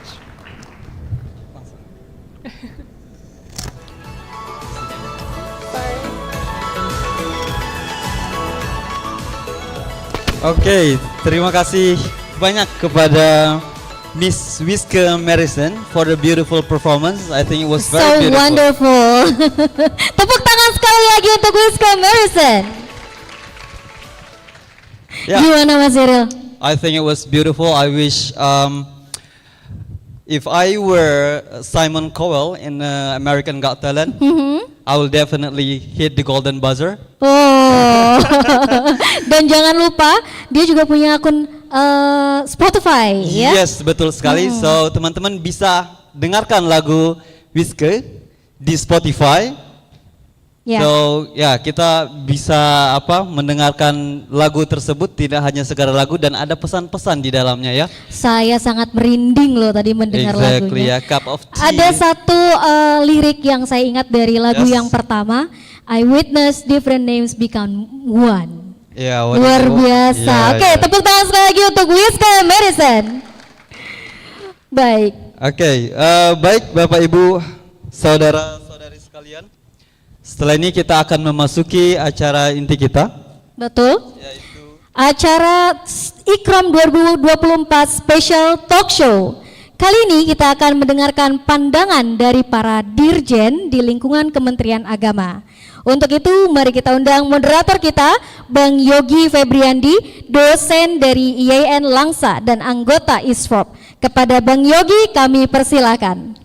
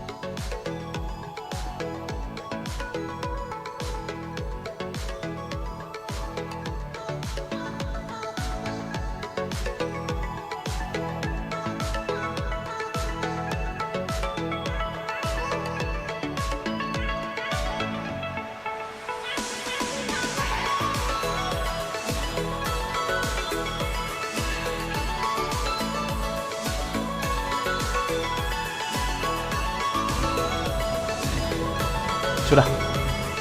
Tes, oke. Oke, badan kekar umurnya tua, bawa pedang bukanlah petani. Cakep.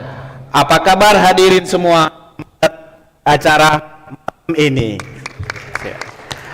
Ya, nama saya Yogi Febriandi dari IAIN Langsa, Aceh, jauh sekitar 4 jam perjalanan, 1 sampai 6 jam perjalanan untuk hadir ke acara hari ini bersama-sama dengan para tamu undangan dan peserta bersama panitia untuk membicarakan tentang moderasi beragama. Malam ini sesinya adalah talk show, jadi kita akan berdiskusi bersama dengan para dirjen Bimas yang ada di Kementerian Agama, bersama dengan Kepala Pusat Kerukunan Umat Beragama di Kementerian Agama. Talk show akan berbicara tentang bagaimana refleksi moderasi beragama selama beberapa tahun belakangan ini, bagaimana tantangan yang dihadapi dari sisi pengalaman para pemangku kebijakan di Kementerian Agama, dan bagaimana harapan kebijakan moderasi beragama pada pemerintahan Bapak Prabowo Subianto ke depan. Nah, untuk itu sesi ini akan mudah-mudahan akan 1 jam atau 60 menit dan saya akan memandu dengan memberikan pertanyaan. Nah, ini ada titipan dari panitia untuk, karena sedang di Jakarta bukan sedang di Aceh, jadi lokal wisdomnya orang-orang Jakarta adalah pantun. Jadi izinkan saya yang dari Aceh untuk membacakan pantun di hadapan saudara-saudara. Tebing tinggi di atas gunung Merapi, hati-hati bila sedang mendaki. Hidup ini tidak bisa diulangi. Mari kita mulai acara malam ini. Oke.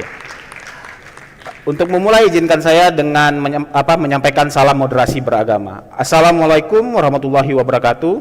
Selamat malam, salam sejahtera, shalom, Om Swastiatu, Namo Buddhaya, Wede Dongtian, salam kebajikan. Nah, malam ini akan ada 7 pembicara. Mohon izin kepada para pembicara saya untuk memanggil namanya dan mungkin bersedia untuk hadir di atas panggung. Pertama ialah Bapak Profesor Dr. Filosofi Haji Kamarudin Amin MA sebagai Direktur Jenderal Bimbingan Masyarakat Islam Kementerian Agama Republik Indonesia. Kepada Bapak, waktu dan tempat.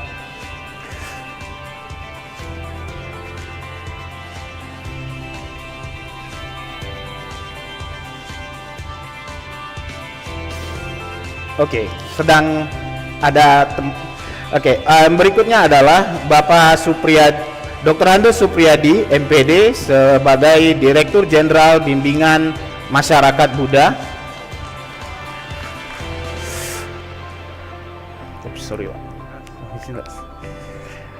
Selanjutnya Profesor Dr. Andes I Nenga Duwija MSI selaku Direktur Jenderal Bimbingan Masyarakat Hindu.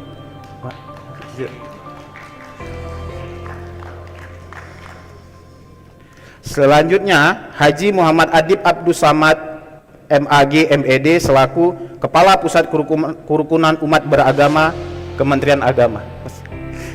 Oke, Pak. Langsung. Oh ya. Untuk selanjutnya Ibu Dr. Jin Mari Tulung STH MPD selaku sebagai Direktur Jenderal Bimbingan Masyarakat Kristen Kementerian Agama Republik Indonesia. Selanjutnya Dr. Haji Susari MA sebagai Kepala Pusat Bimbingan dan Pendidikan Konghucu Kementerian Agama. Oke, selanjutnya Dr. Handa Suparman SE MSI sebagai Direktur Jenderal Bimbingan Masyarakat Katolik.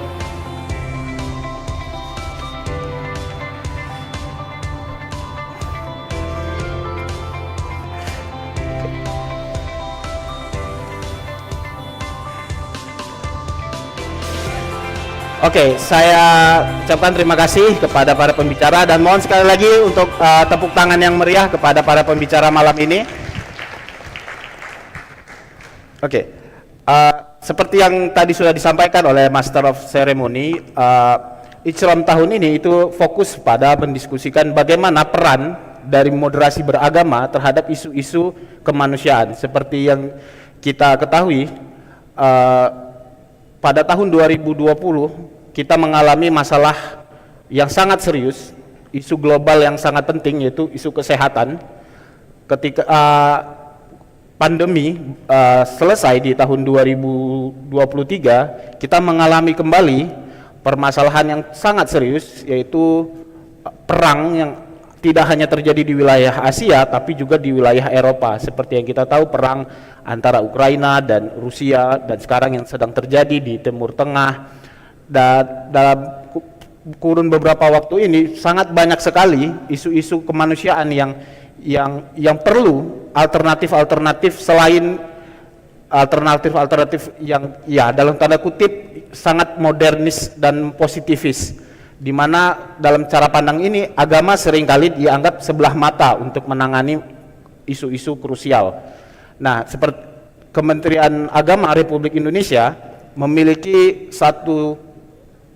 saya menyebutnya sebagai bukan hanya kebijakan tapi semacam political ideology, ya, moderasi beragama, di mana Kementerian Agama mengendorse moderasi beragama yang kita tahu itu sebagai suatu ajaran yang ajaran umat beragama yang kemudian itu diendorse oleh Kementerian Agama menjadi kebijakan publik. Kita mengetahui ada begitu banyak sekali kebijakan-kebijakan itu yang dilahirkan dari ide-ide moderasi beragama. Tidak hanya kebijakan juga, sampai saat sekarang ini kita Kementerian Agama juga berhasil menurunkan itu menjadi modul-modul training yang itu diterapkan di dalam tubuh Kementerian Agama. Nah, ini capaian yang sangat bagi saya ini capaian yang sangat menarik sekali dari bagaimana dari ide itu menjadi kebijakan publik, bahkan menjadi sangat spesifik. Nah,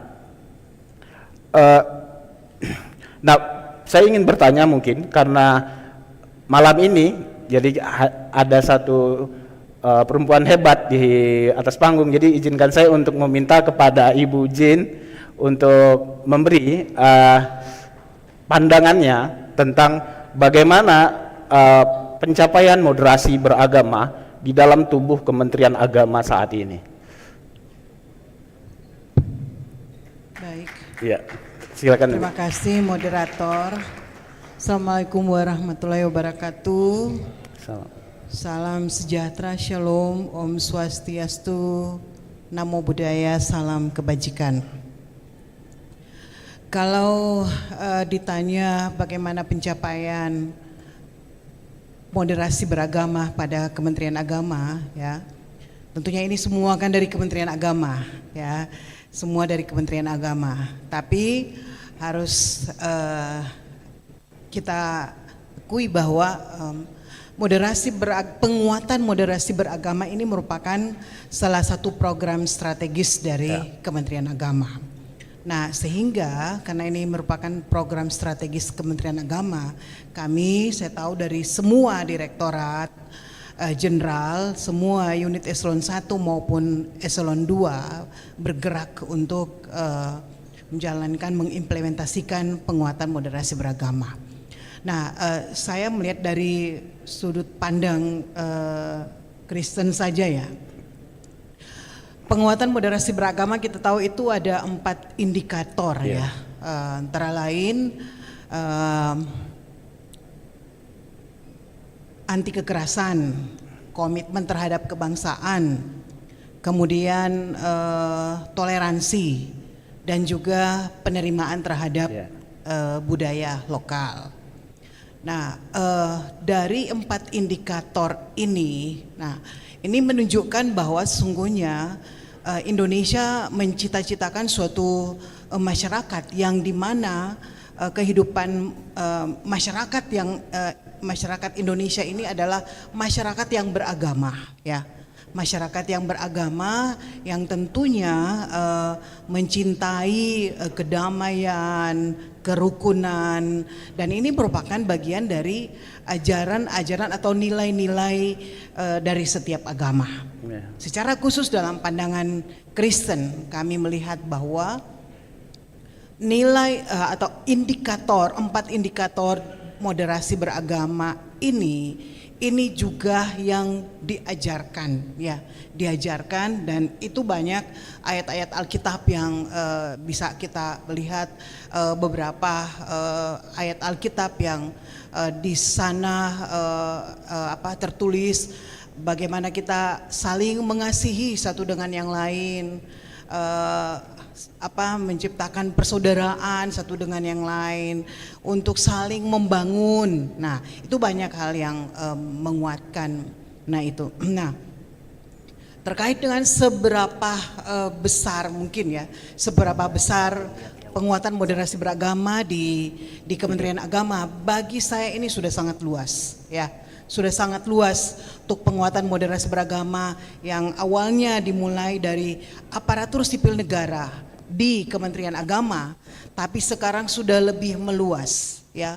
Bukan saja bagi PNS, bukan saja bagi ASN di Kementerian Agama, tapi sudah lebih meluas. Kita khususnya di Kristen, kita sudah mensosialisasikan itu dari sejak tahun-tahun kemarin, ya, sampai sekarang disosialisasikan kepada para penyuluh agama, bukan hanya penyuluh agama yang PNS dan ASN, tetapi juga pimpinan-pimpinan gereja, tokoh-tokoh gereja, juga di sekolah-sekolah, bukan cuma di sekolah negeri, tapi juga di sekolah swasta, kepada guru-guru, kepada dosen-dosen, bahkan lebih meluas lagi.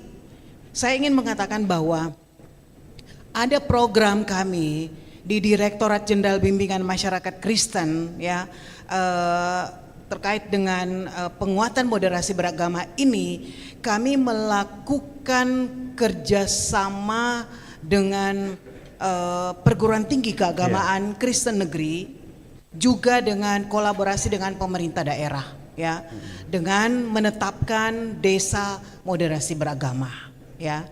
Nah, sehingga melalui desa moderasi beragama ini sudah 2 tahun ini kami sudah menetapkan 21 desa moderasi beragama. Nah, dari sini sudah semakin meluas, jadi bukan hanya di perguruan tinggi saja atau di masyarakat melalui penyuluh dan tokoh-tokoh gereja, tetapi melalui kampus ini, melalui para dosen dan mahasiswa sudah lebih meluas ke masyarakat dengan berbagai kegiatan. Saya batasi sampai di sini dulu. Oke. Terima kasih. Terima kasih Ibu Jin.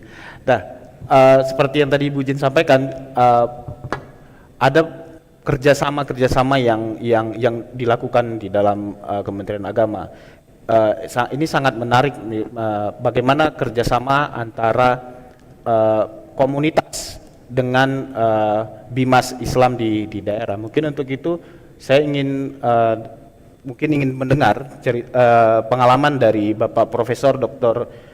I Nengah Dwija selaku bimas Hindu, bagaimana bimas Hindu itu bekerja sama dengan komunitas-komunitas yang ada di daerah, Pak. Terima kasih moderator. Assalamualaikum warahmatullahi wabarakatuh. Salam sejahtera untuk kita semua. Salam nama budaya. Salam kebajikan berahayu. Yang saya hormati teman-teman di Dirjen Bimas Islam, Dirjen Bimas Buddha, Katolik, Buddha dan Kampus Konghucu serta pusat kerukunan yang saya hormati. Bapak Ibu sekalian, kita sepakat bahwa secara normatif dan substantif sebenarnya semua agama itu sama. Iya. Memiliki konsep yang sangat mendasar terkait dengan hubungan manusia dengan manusia. Oleh karena itu sebenarnya dalam konteks moderasi beragama ini secara tata nilai kita sudah memiliki hampir sama dalam tataran nilainya. Tetapi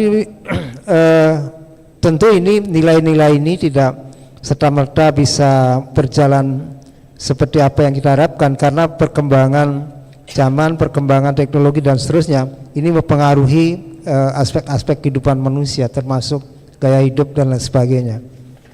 Nah, dari fenomena itu akhirnya pemerintah memandang perlu untuk membangkitkan kembali nilai-nilai moderasi ini dalam kehidupan beragama. Mengingat di Indonesia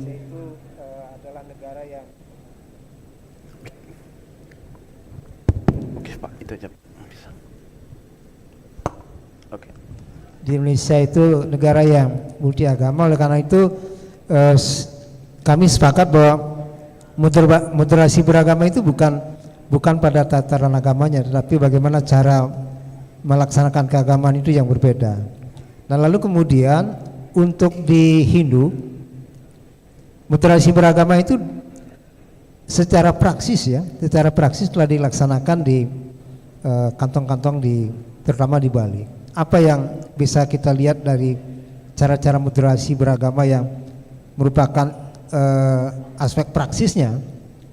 Mas bisa lihat di Bali itu ada fenomena yang menarik.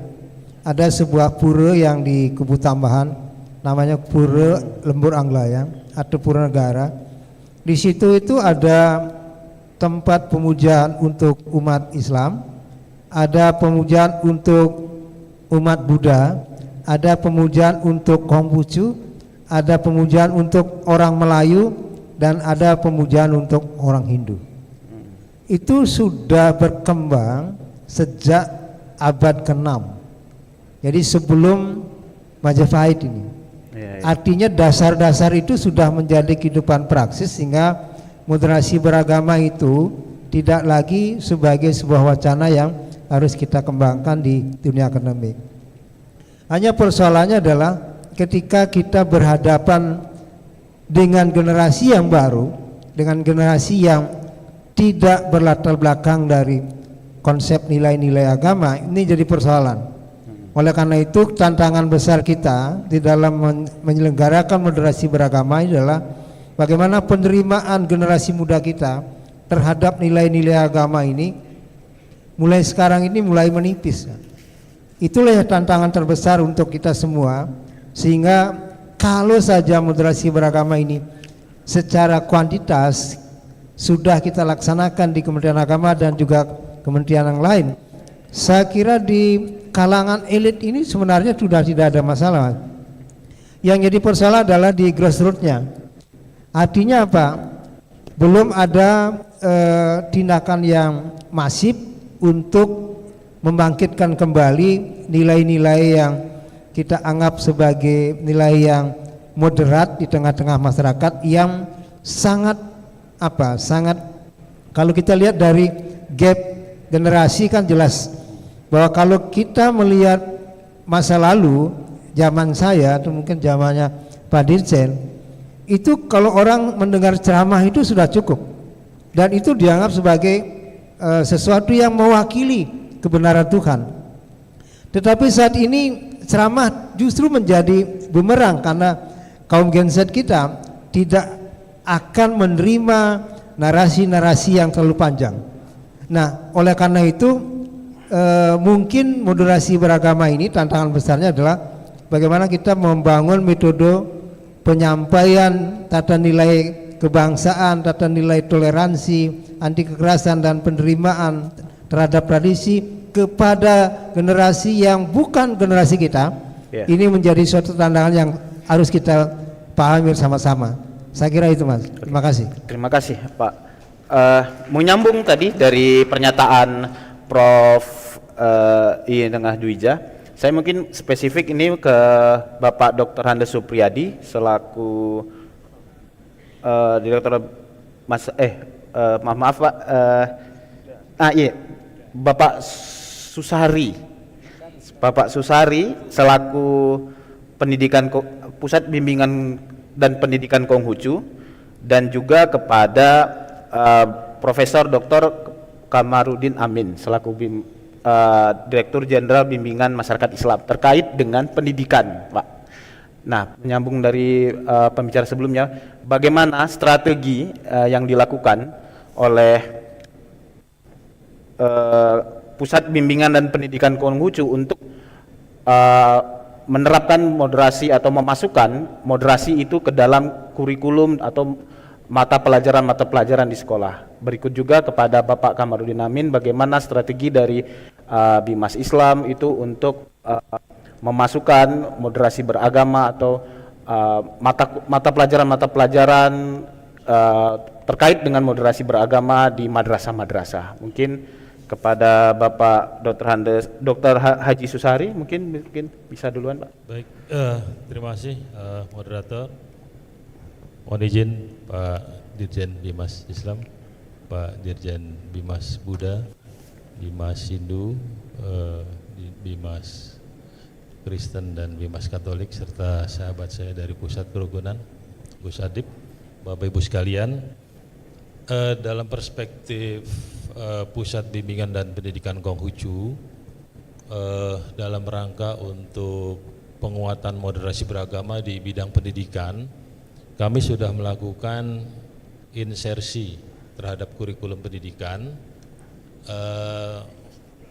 Kami memasukkan nilai-nilai moderasi beragama di dalam kurikulum pendidikan, dan itu tertuang di dalam Peraturan Badan Standar Kurikulum dan Asesmen Pendidikan nomor 32 tahun 2024, di mana di dalam standar kurikulum pendidikan dasar dan menengah itu nilai-nilai moderasi beragama sudah menyebar di dalam seluruh capaian pembelajaran dari pendidikan dasar menengah, dari mulai TK, SD, SMP, SMA, bahkan di satuan sekolah luar biasa. Jadi nilai-nilai itu sudah menyebar, jadi sudah masuk ke dalam struktur kurikulum pendidikan nasional untuk satuan pendidikan formal, semua jenis, jenjang dan jalur pendidikan.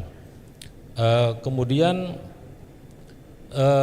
kami mengadakan pelatihan calon rohaniwan, di mana di situ kami juga memasukkan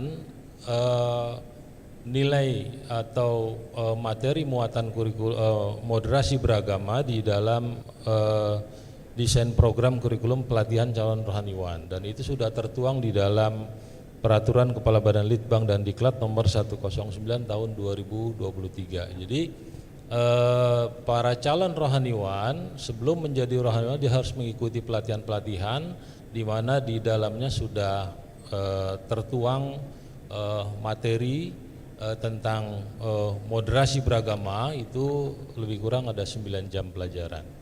Kemudian juga di dalam buku-buku calon pengantin di dalam agama Konghucu itu ada bimbingan perkawinan Konghucu. Kami juga sudah memasukkan beberapa konsep-konsep moderasi di dalam buku bimbingan perkawinan Konghucu, sehingga para calon pengantin mereka sudah memiliki wawasan yang cukup, wawasan yang memadai tentang konsep moderasi beragama dan bagaimana implementasinya di dalam kehidupan. Kemudian kami juga sudah menyusun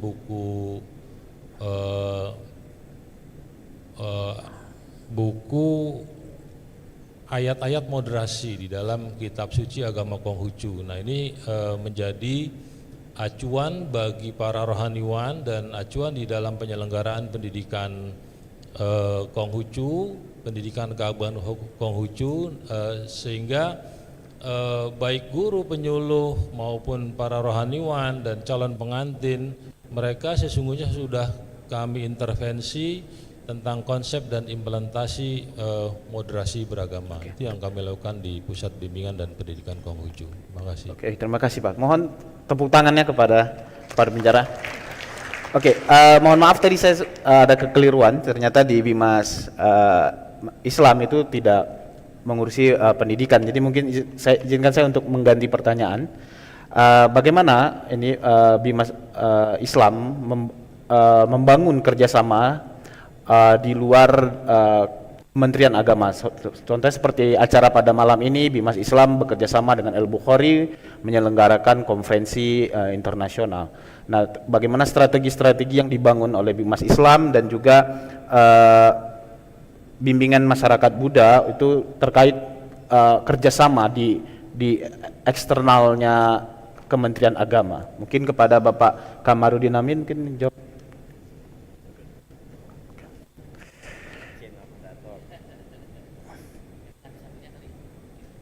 Yang ini Pak. Baik, terima kasih. Selamat malam. Assalamualaikum warahmatullahi wabarakatuh. Salam, Om Swastiastu, salam kebajikan, rahayu, namo buddhaya. Kita semua memahami bahwa moderasi beragama ini adalah bukan dalam tataran konsep, tapi sebagai bentuk implementasi dari cara beragama.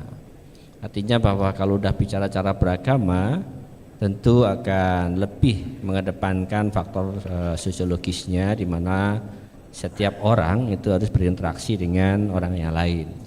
Nah, karena maka kami dari Bimas Buddha khususnya memaknai tentang bagaimana membangun sinergitas, koordinasi, komunikasi dengan berbagai mitra. Kami ajarkan kepada para lembaga-lembaga agama khususnya di Bimas Buddha yang cukup besar dan cukup banyak organisasinya. Di antara salah satu adalah mempraktekkan komunikasi dengan berbagai lintas organisasi. Sebagai contoh, kemarin kami dengan Pak Kapus PKUB, kami mengajak satu organisasi agama Buddha dalam satu peringatan hari jadinya justru menghadirkan salah seorang tokoh agama Islam, dan di dalam konteks itulah kemudian menjelaskan tentang posisi dari bagaimana kita hidup beragama, bagaimana kita berinteraksi. Artinya bahwa kehadiran teman-teman muslim pada saat itu yang justru diikuti jamaahnya sampai lebih dari 100 orang ya, ruangan ini yang harusnya ada isinya 300 dengan penambahan dari komunitas jamaah yang lain bisa menambah jumlah yang lebih besar lagi. Nah, disitulah terjadi interaksi yang sesungguhnya dalam bukan hanya tataran teoritis tapi bagi praktek langsung dalam kehidupan itu, di mana bisa menjelaskan, mencari titik temu antara substansi ajaran yang ada, nilai-nilai apa yang akan disampaikan, itulah maka kemudian dari 4 indikator itu ada nilai pokoknya, yaitu nilai kemanusiaan dan nilai kemaslahatan, dan itulah kami lakukan selama ini, bagaimana membangun komunitas agar hidup rukun berdamai itu dengan langsung melakukan komunikasi dengan berbagai pihak yang bahkan kita hadirkan langsung dalam tempat kita berada sendiri. Demikian. Terima kasih Bapak. Tepuk tangannya lagi sekali lagi. Oke, mungkin kepada Pak Kamarudin Amin pertanyaan yang sama, Pak. Ya, terima kasih. Jadi saya ingin mengajak kita untuk melihat Indonesia secara makro ya, dalam hubungannya dengan artikulasi keberagaman Indonesia dari semua agama, saya kira ya. Kalau kita lihat Indonesia ini kan negara bangsa yang sangat diverse ya, negara bangsa yang sangat majemuk, dan berhasil kita membawa Indonesia bersama-sama sebagai negara bangsa yang memiliki tingkat stabilitas sosial politik yang cukup bagus di tengah diversity-nya, di tengah keragamannya. Dan saya kira itu tidak bisa kita lepaskan dari kontribusi cara kita beragama untuk merawat keragaman itu. Jadi kalau kita ingin melakukan evaluasi atau refleksi terhadap bagaimana moderasi beragama selama ini berperan dalam proses kita berbangsa bernegara, menurut saya perannya sangat luar biasa besar ya. Meskipun tentu Kementerian Agama tidak boleh atau tidak bisa kita mengklaim bahwa itu capaian Kementerian Agama saja. Ini adalah capaian bangsa Indonesia, di mana Kementerian Agama adalah salah satu di dalamnya. Kementerian Agama punya mitra yang sangat strategis, yaitu dengan civil society, dengan ormas-ormas keagamaan, semua agama saya kira. Kementerian Agama berhasil bersama dengan mereka membangun sinergi, membangun kolaborasi, meng-create sebuah sistem sosial yang menurut saya sangat bagus di tengah diversity kita. Dan menurut saya ini salah satu capaian, kalau boleh kita klaim bersama-sama bahwa ini adalah capaian moderasi beragama. Karena moderasi beragama ini menurut saya salah satu refleksi makro yang sangat tidak bisa dibantah adalah bagaimana artikulasi keberagamaan orang Indonesia, bagaimana agama ini dalam proses kita berbangsa bernegara punya peran yang sangat bagus. Karena kita sama-sama tahu bahwa Indonesia ini menempatkan agama dalam posisi yang sangat terhormat ya, dalam konstitusi kita. Agama itu punya peran yang sangat luar biasa mulianya, sangat mewah tempatnya agama itu. Sehingga peran tokoh-tokoh agama, peran ormas-ormas keagamaan, Kementerian Agama itu perannya sangat fundamental, perannya sangat luar biasa mendalam. Dan inilah saya kira hasilnya yang kita rasakan, kita nikmati sekarang ini. Jadi kalau boleh kita bersama-sama mengklaim bahwa suasana Indonesia yang damai secara sosial politik di tengah diversity-nya, di tengah keragamannya, itu tidak bisa dilepaskan dari cara kita beragama, cara kita berartikulasi, mengartikulasikan keberagaman kita bersama-sama, baik itu Islam maupun agama-agama yang lain. Dan menurut saya inilah yang harus kita rawat bersama-sama, yang harus kita jaga dengan program kita masing-masing. Saya kira semua bimas Islam ini sudah punya bimas, semua agama telah meng-create ya program-program yang sustainable, program yang berkelanjutan, program-program yang produktif, akhirnya kemudian menjadi atau berfungsi instrumental dalam menjaga keragaman kita, menjaga keindonesiaan kita, menjaga stabilitas sosial politik yang ada di Indonesia. Dan saya kira ini sebuah capaian yang patut kita banggakan, yang patut kita hargai dan patut kita diseminasikan bahkan. Sehingga saya sering mengatakan di berbagai kesempatan baik di seminar atau acara-acara di domestik maupun di luar bahwa Indonesia ini sesungguhnya sangat pantas ya untuk menjadi salah satu model artikulasi keberagaman dunia gitu, karena kita berhasil ya, merawat keragaman kita, perbedaan kita. Bahkan Indonesia ini bukan hanya beragam, bukan hanya berbeda, tapi juga terjadi disparitas sosial yang juga masih sangat jauh sebenarnya.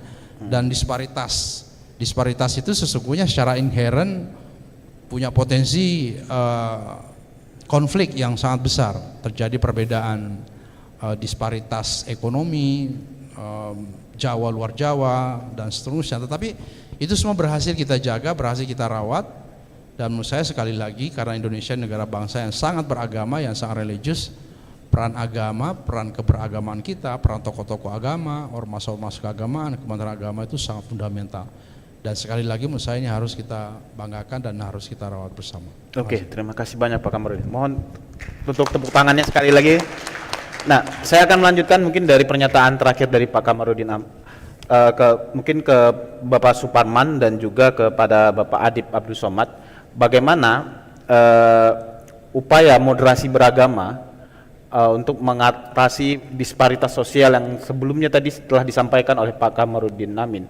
Terutama seperti yang kita ketahui, disparitas sosial di Indonesia sangat tinggi sekali, kesenjangan ekonomi dan bagaimana kesenjangan sosial juga. Mungkin kepada Bapak Suparman mungkin bisa menyampaikan pertama.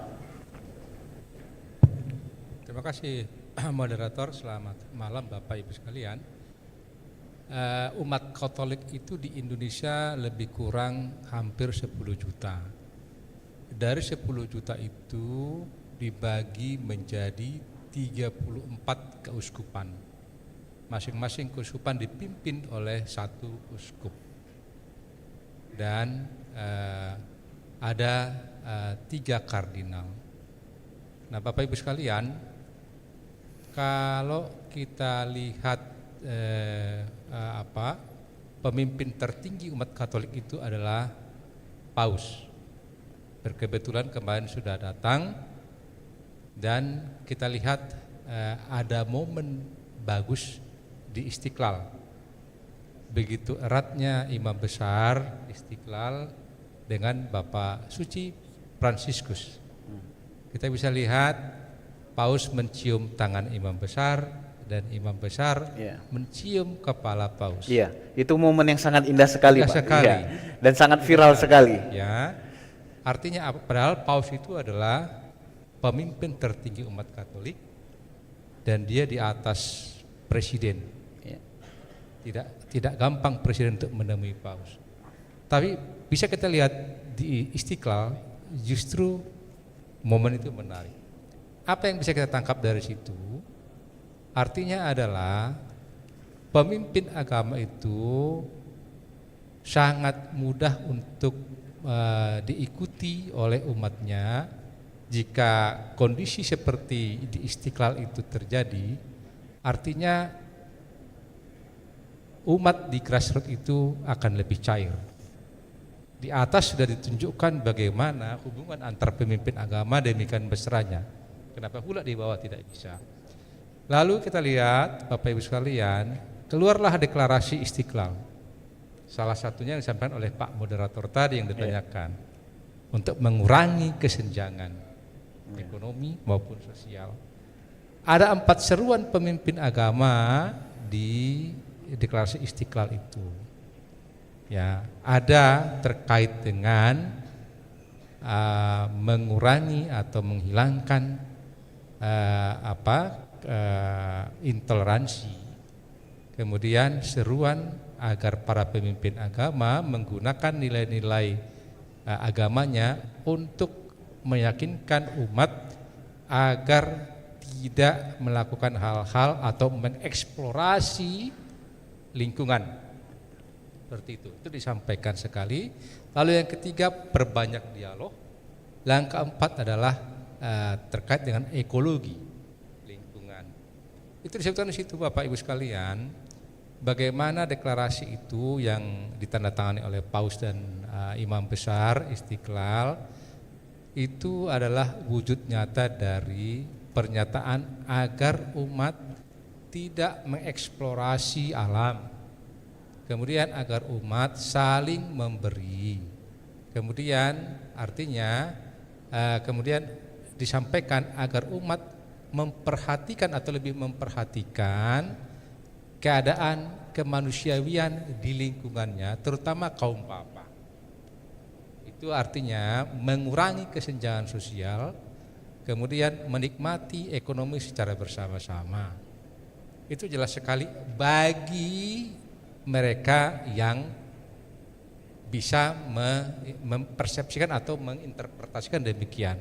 Tapi tidak semua orang juga, Pak Moderator, bisa menginterpretasikan seperti itu. Kira-kira seperti itu. Nah, Bapak Ibu sekalian, Pak Moderator, untuk mencapai tadi yang Pak Moderator sampaikan, memang yang paling dibutuhkan itu adalah tindakan nyata yang terimplementasikan. Contoh tadi deklarasi Istiqlal itu hanya akan menjadi deklarasi kalau tidak diimplementasikan, kan begitu. Nah, bagaimana mengimplementasikannya itu? Ya Kementerian Agama yang pertama akan mengimplementasikannya. Lalu kita lihat kalau di Katolik itu, Pak Moderator, tidak sembarang orang bisa melakukan khotbah kepada umat. Itu ada aturan-aturan tersendiri. Dia harus menjadi pastor dulu. Itu. Jadi tidak sembarang orang bisa. Dia harus memenuhi kriteria. Untuk menjadi pastor, Bapak Ibu sekalian, 10 orang masuk ke seminari belum tentu 9 itu lulus atau 10 itu lulus. Paling 1 atau 2 yang lulus. Karena itu diuji semua kemampuan-kemampuannya. Kalau mau menjadi naik lagi misalnya ke uskup, lebih sulit lagi. Karena hanya 1 uskup dari sekian. Artinya itu akan disaring. Kemudian untuk menjadi kardinal dari 34 jauh lebih sulit lagi. Artinya itu ada kompetensi tertentu karena dia akan mengawal 10 juta umat. Bapak Ibu bisa bayangkan kalau uskup-uskup itu mengagitasi, bisa terbakar semuanya. Maka para pemimpin agama di Katolik itu betul-betul harus mumpuni, betul-betul harus memberikan contoh.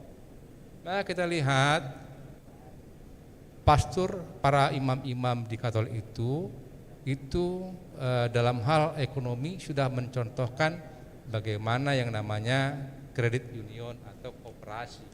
Koperasi itu betul-betul dikembangkan di Katolik karena itu adalah satu langkah untuk mengurangi kesenjangan antar umat. Itu betul-betul tindakan nyata yang diberikan.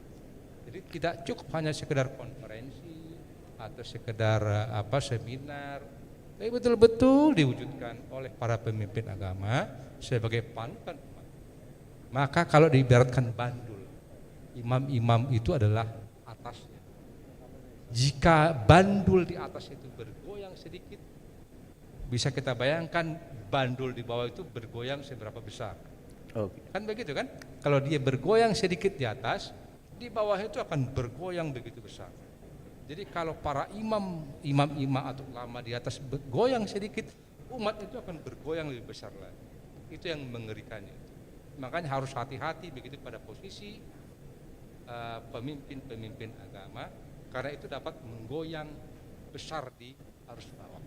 Demikian Pak Moderator, terima kasih. Oke, terima kasih banyak. Mohon tepuk tangannya saudara-saudari. Ya, mungkin Pak Adib Abdul Somad. Ya, Assalamualaikum warahmatullahi wabarakatuh. Salam, Om Swastiastu, Namo Buddhaya, salam kerukunan dan salam sejahtera untuk kita semuanya. Yang sama-sama kita hormati para narasumber, para senior, Bapak Dirjen, Ibu Dirjen, dan kolega saya Bapak Kapus Konghucu. Hadirin semuanya yang saya banggakan. There is no peace among the nation and the region without peace among the religious communities, and there is no peace among the religious communities without the dialogue and tolerance among the religious communities. And one of the tools in order to strengthen religious harmony within the religious communities is through the religious moderation. Jadi tidak akan ada pernah suatu kedamaian dalam sebuah negara atau komunitas tanpa adanya ruang-ruang dialog. yang ada dalam sebuah komunitas agama. Dan saya kira tadi sudah banyak dibahas oleh para pimpinan, baik di Dirjen Bimas Islam, Kristen dan seterusnya sampai Konghucu. Dan tugas dari Kepala Pusat Kerukunan Agama adalah bagaimana menjahit semua aspek itu menjadi working across boundaries on behalf of the nation state of Indonesia. Bagaimana merawat kerukunan umat beragama, pada hakikatnya memang itu tugas bersama.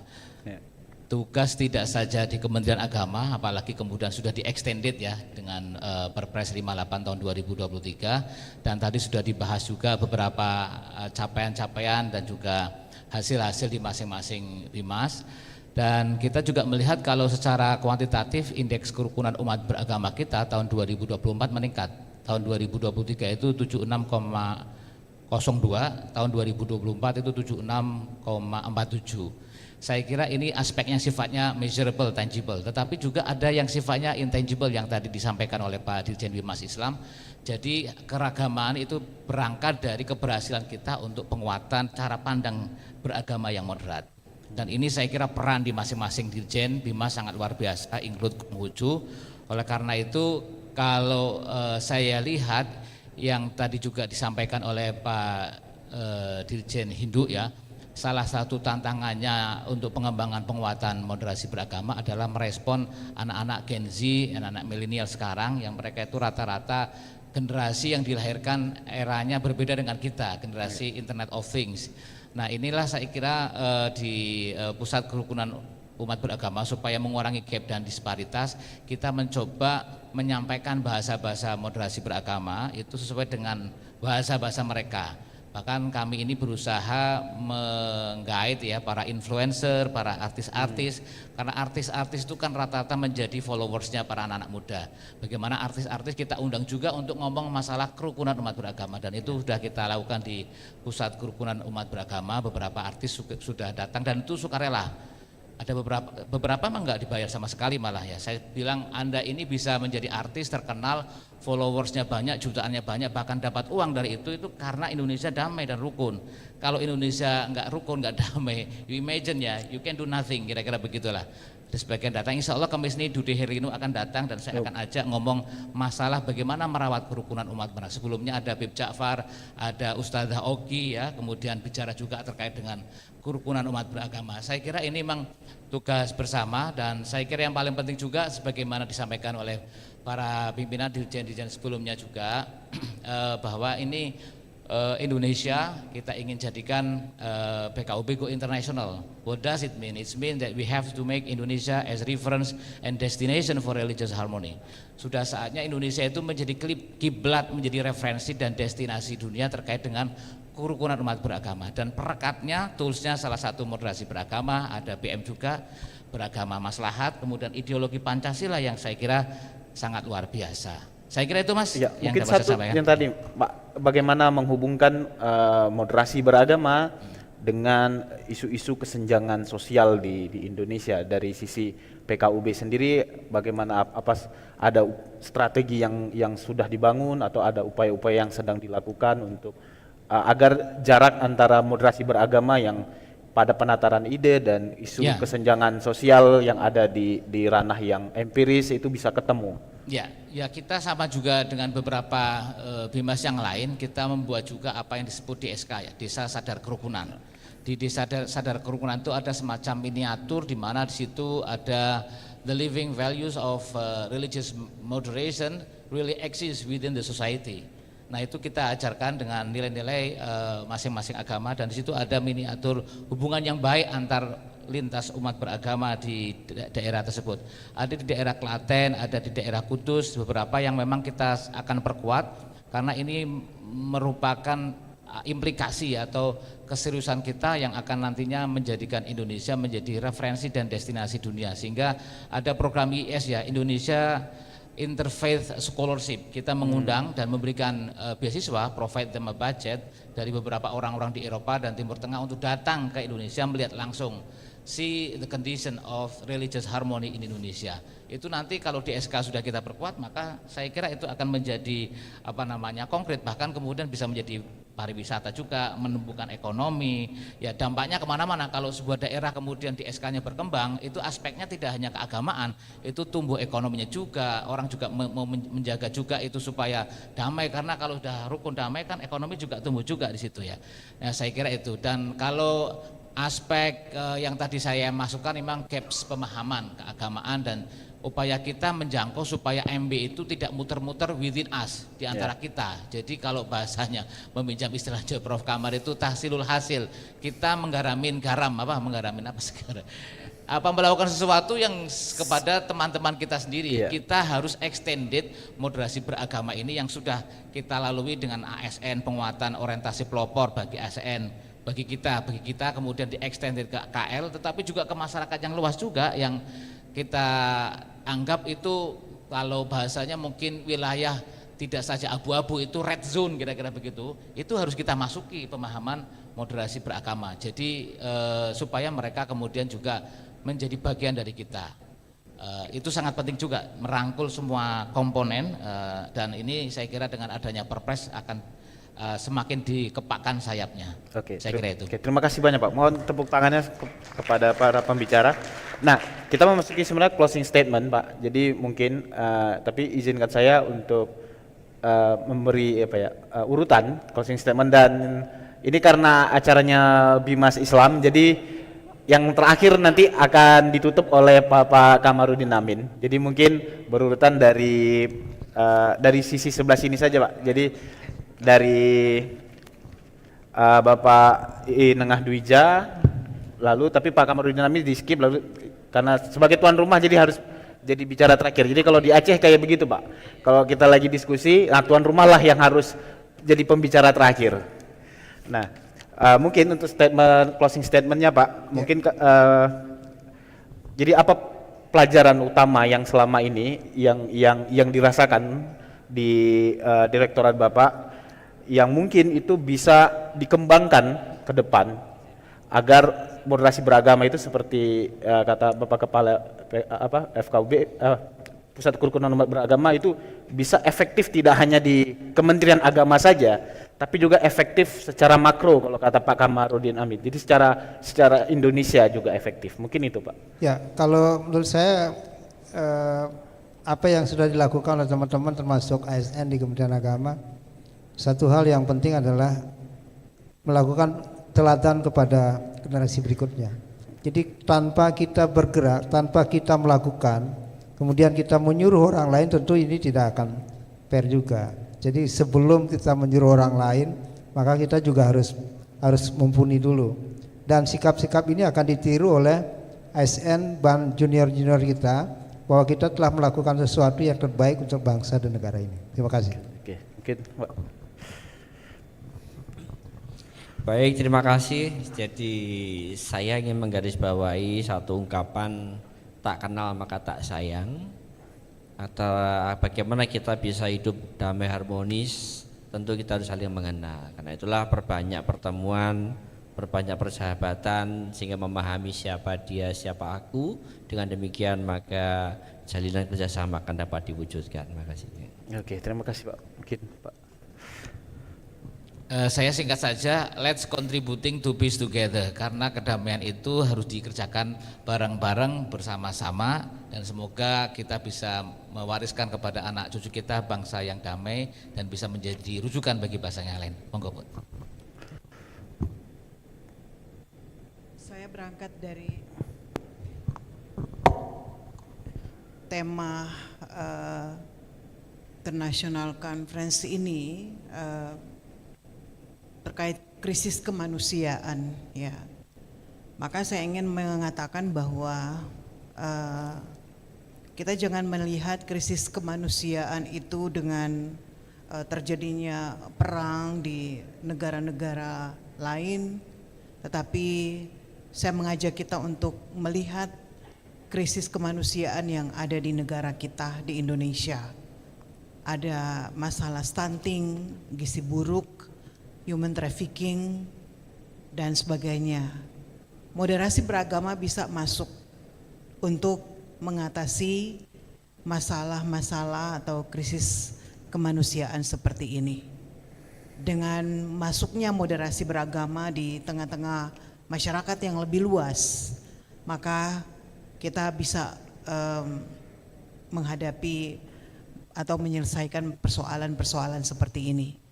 Kami sudah melakukan itu dan sedang melakukan itu dengan hadirnya moderasi beragama, desa moderasi beragama. Maka di desa moderasi beragama kami bukan hanya sekedar hadir untuk membangun toleransi antar umat beragama yang satu dengan yang lain, bukan hanya membangun atau terciptanya kerukunan antara umat agama yang satu dengan umat agama yang lain, tetapi di situ juga kami sudah membangun bagaimana membangun ekonomi kreatif, ya, ada UMKM dalam rangka meningkatkan kesejahteraan masyarakat. Kalau masyarakat sejahtera, maka kita yakin bahwa tidak akan terjadi iri satu dengan yang lain, tidak akan terjadi konflik, dan kita jauh dari krisis kemanusiaan. Demikian, terima kasih. Ya, di Katolik pada intinya kan kita tahu bahwa di setiap pemeluk agama selalu ada bibit-bibit intoleransi, pasti ada. Selalu ada jasa ya, sekian persen lah, tapi tidak semua. Sama halnya juga di Katolik juga, ada juga hal-hal seperti itu. Yang sudah kami petakan itu salah satunya adalah di daerah, nggak perlu saya sebutkan lah ya. Itu memang ada yang intoleransinya juga kuat. Maka yang radikalnya terlalu ekstrim ada. Itu sudah kami petakan. Maka yang kami lakukan adalah kalau kami lihat memang di situ terjadi kesenjangan sosial dan kesenjangan ekonomi yang tinggi. Ternyata makin senjang secara sosial dan makin senjang secara ekonomi, maka bibit-bibit intoleransi itu juga ternyata tinggi juga.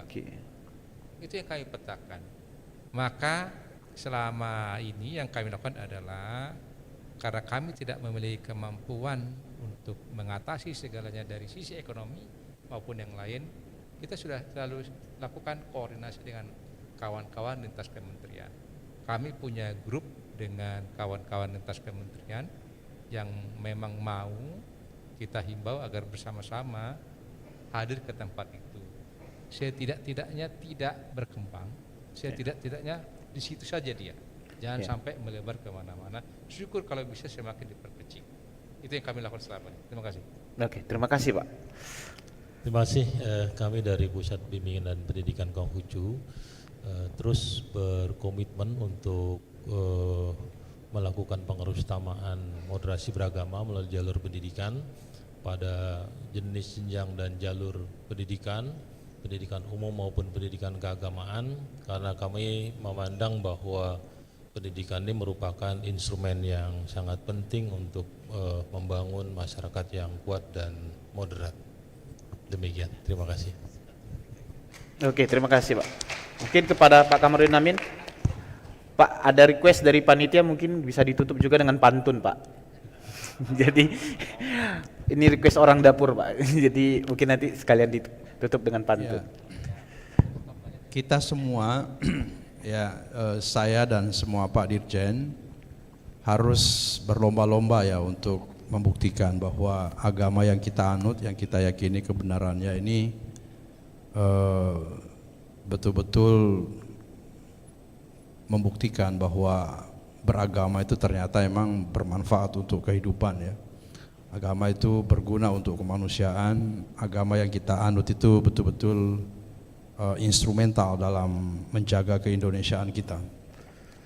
Itu satu. Yang kedua, kita tidak boleh lelah, ya tidak boleh berhenti untuk terus melakukan kerja-kerja berkelanjutan untuk mewujudkan Indonesia yang damai, yang tentram, Indonesia yang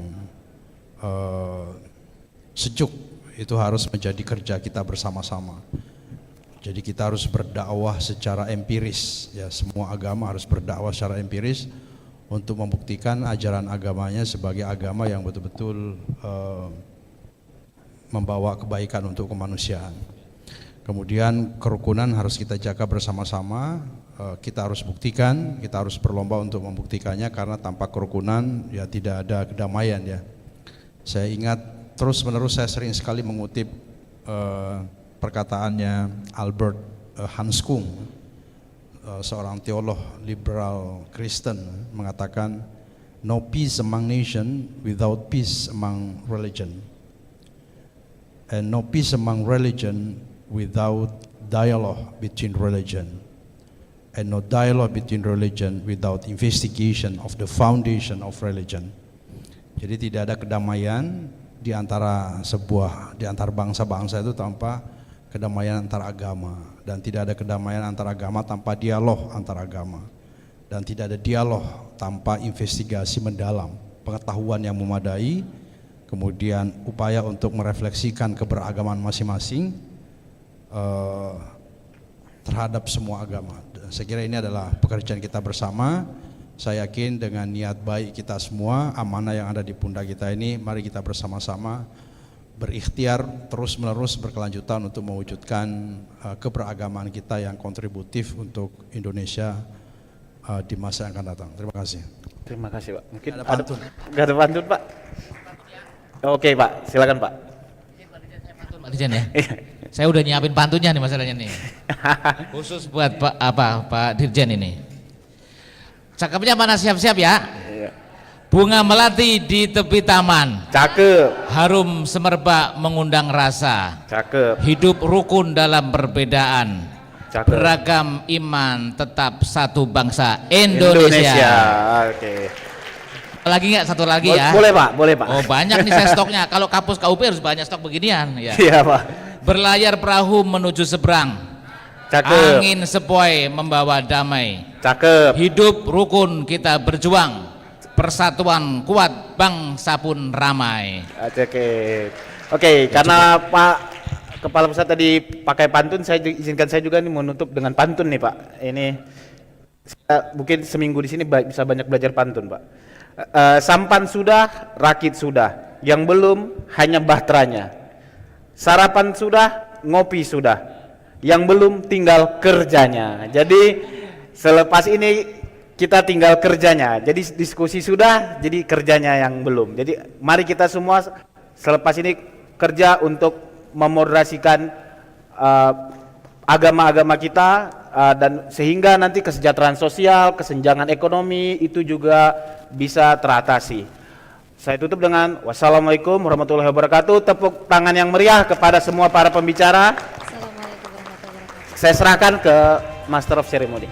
Baik, dimohon untuk tetap berada di panggung karena dari panitia ada bingkisan kecil, dan kami mohon untuk bisa diterima oleh Bapak Dirjen Bimas Islam, Bapak Dirjen Bimas Hindu, Bapak Dirjen Bimas Kristen, Ibu Dirjen Bimas Kristen, dan Bapak Dirjen Bimas Katolik, dan juga Dirjen Bimas Buddha, ya. Dan selanjutnya untuk tetap di tempat, dan kami mohon untuk bisa maju ke depan untuk mengambil foto grup. Dan juga kami mohon narasumber Ibu Miss Wietske Merison, please join the photo group. Bapak Kakanwil DKI, Bapak Dedi Slamet Riyadi, Bapak Adib, mohon untuk maju ke panggung, kita foto bersama.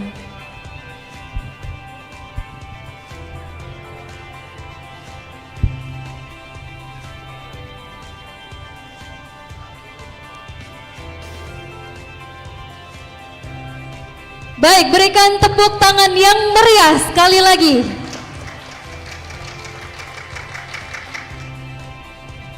Terima kasih kami ucapkan, dan kami persilakan untuk kembali ke tempat.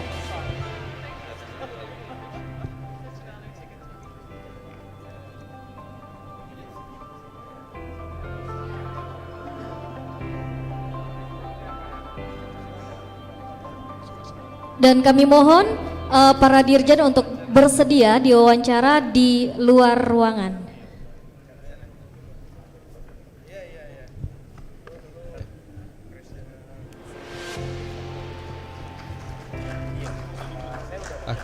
Siap. Kami informasikan kepada Bapak Ibu Dirjen untuk bersedia diwawancarai Iya, betul oleh sekali. tim di booth yang ada di depan room kita. Iya, di depan ballroom. Dan sekali lagi kami ucapkan terima kasih kepada para dirjen yang telah memberikan talk show yang sangat spesial ini ya Mas Iril betul ya. sekali.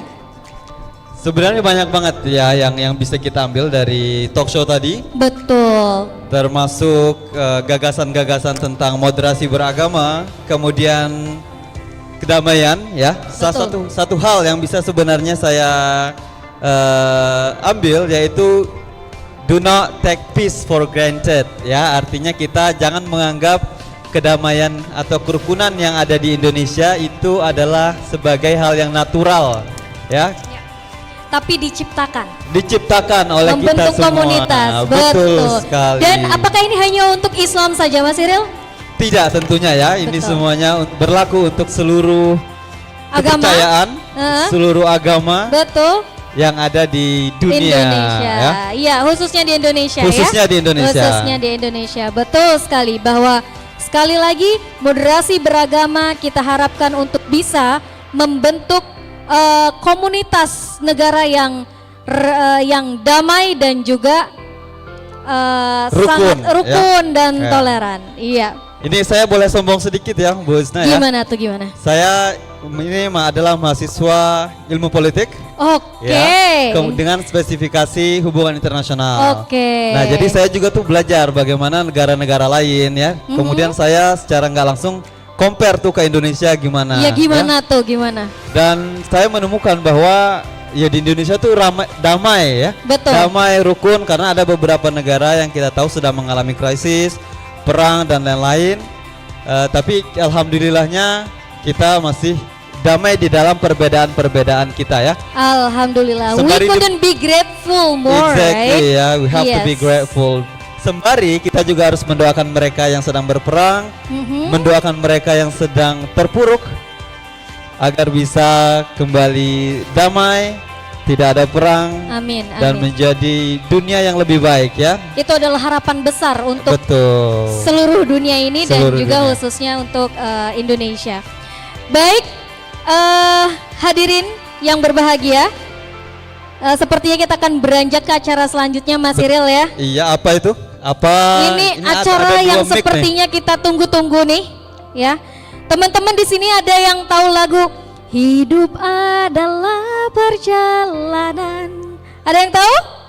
Mengurai waktu. Loh, kok jadi saya yang konser? Oke, nanti kita konsernya langsung dengan penyanyinya ya. Tapi sebelum itu ini penyanyinya sebentar dulu. Ini kira-kira siapa tahu nggak itu tadi ya?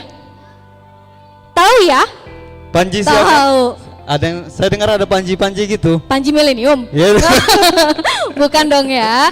Ini adalah Kang Panji.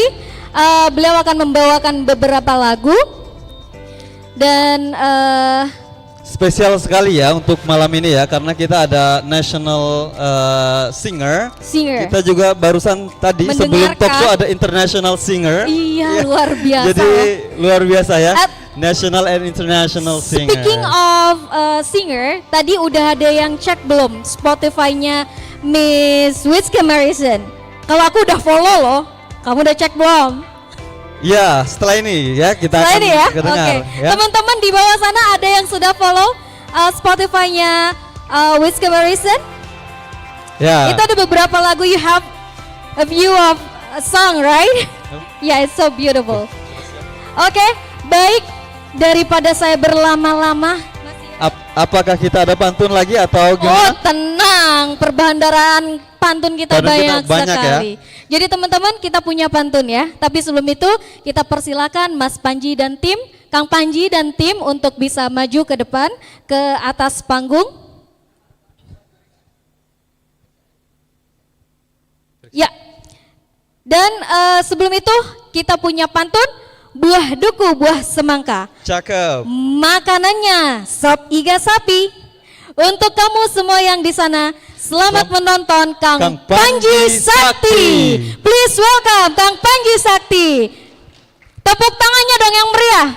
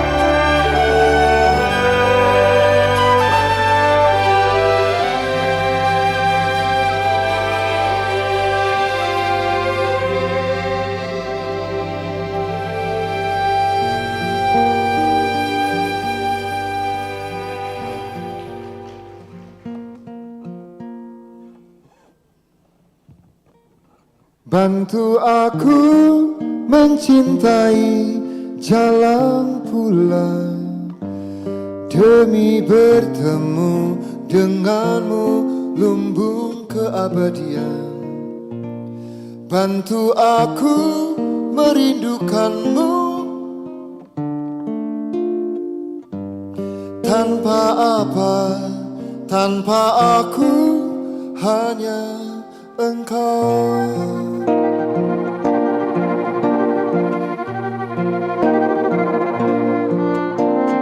Demi jiwaku yang ada dalam genggamanmu, bawa aku menuju jalan-jalan ke arahmu. Demi kekeringan yang melanda kampung halamanku, beri aku benih yang tumbuh di jari manismu. Bantu aku mencintai jalan pulang, demi bertemu denganmu lumbung keabadian. Bantu aku merindukanmu, tanpa apa, tanpa aku, hanya engkau.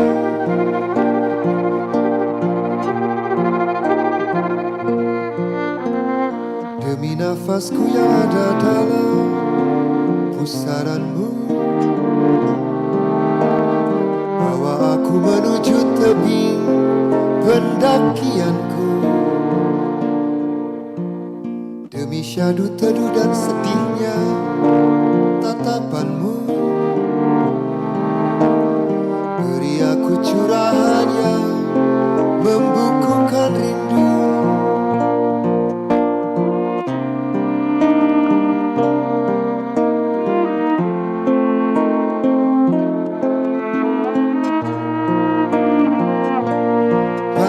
Aku mencintai jalan pulang, demi bertemu denganmu lumbung keabadian. Bantu aku merindukanmu, tanpa apa, tanpa aku, hanya engkau. Bantu aku mencintai jalan pulang,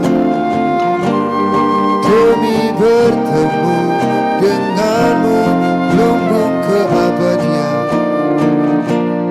Bantu aku merindukanmu, tanpa apa, tanpa aku, hanya engkau.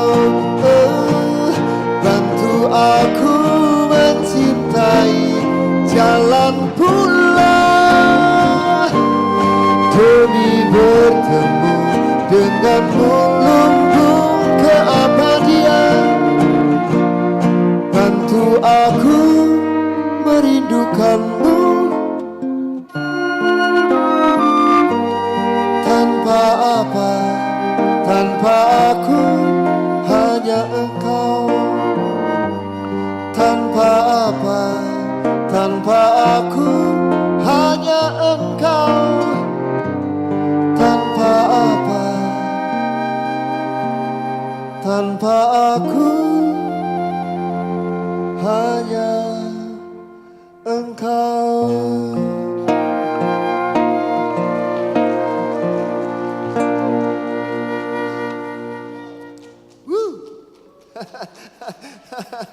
Assalamualaikum warahmatullahi wabarakatuh. Terima kasih loh sudah mau bertahan semalam ini. Ada Bara, kenapa kamu nggak duduk di sini depan saya, nak? Bara, hai? Nggak bisa. Ya aku melihatmu karena aku kenal topi yang kamu pakai. Mau di sini di depan saya?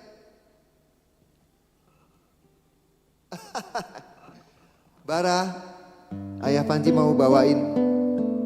Sini saya, bawa ayah ibumu sini.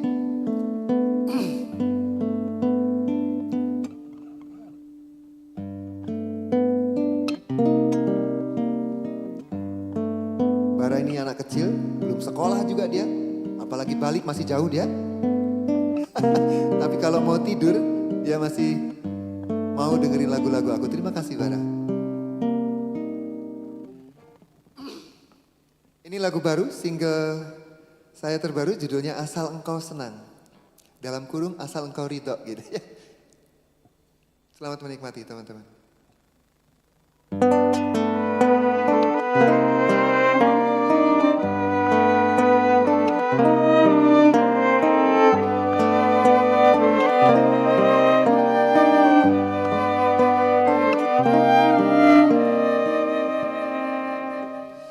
Bersimpuhlah aku bersamamu, membincangkan konyolnya aku, dan kau mau saja mencecap tangisanku yang sekadarnya.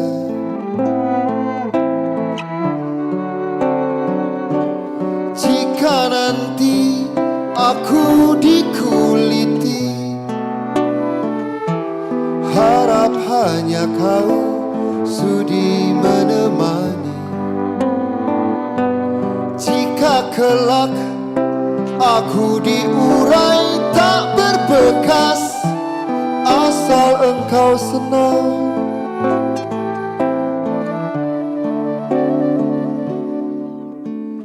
Kau rendahkan aku seketika, terbacalah lemahnya jiwa, dan kau mau saja membubuhkan tanda di perjalananku.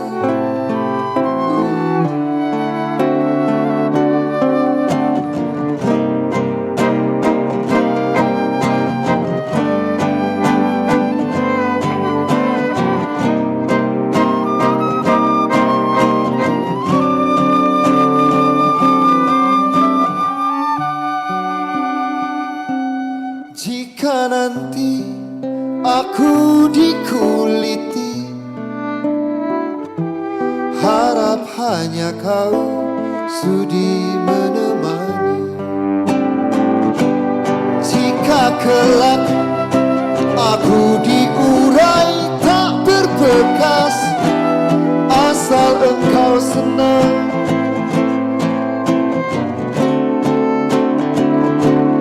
Jika nanti aku dikuliti, harap hanya kau sudi menemani.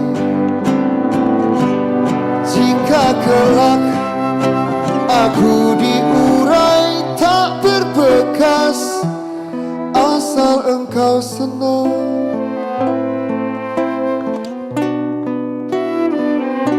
Asal engkau senang.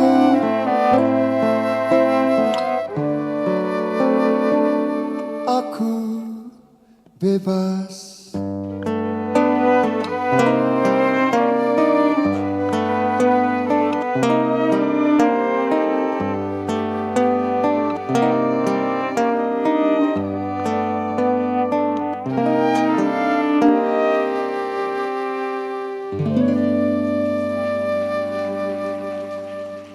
Dosa apa yang bikin kita dikuliti?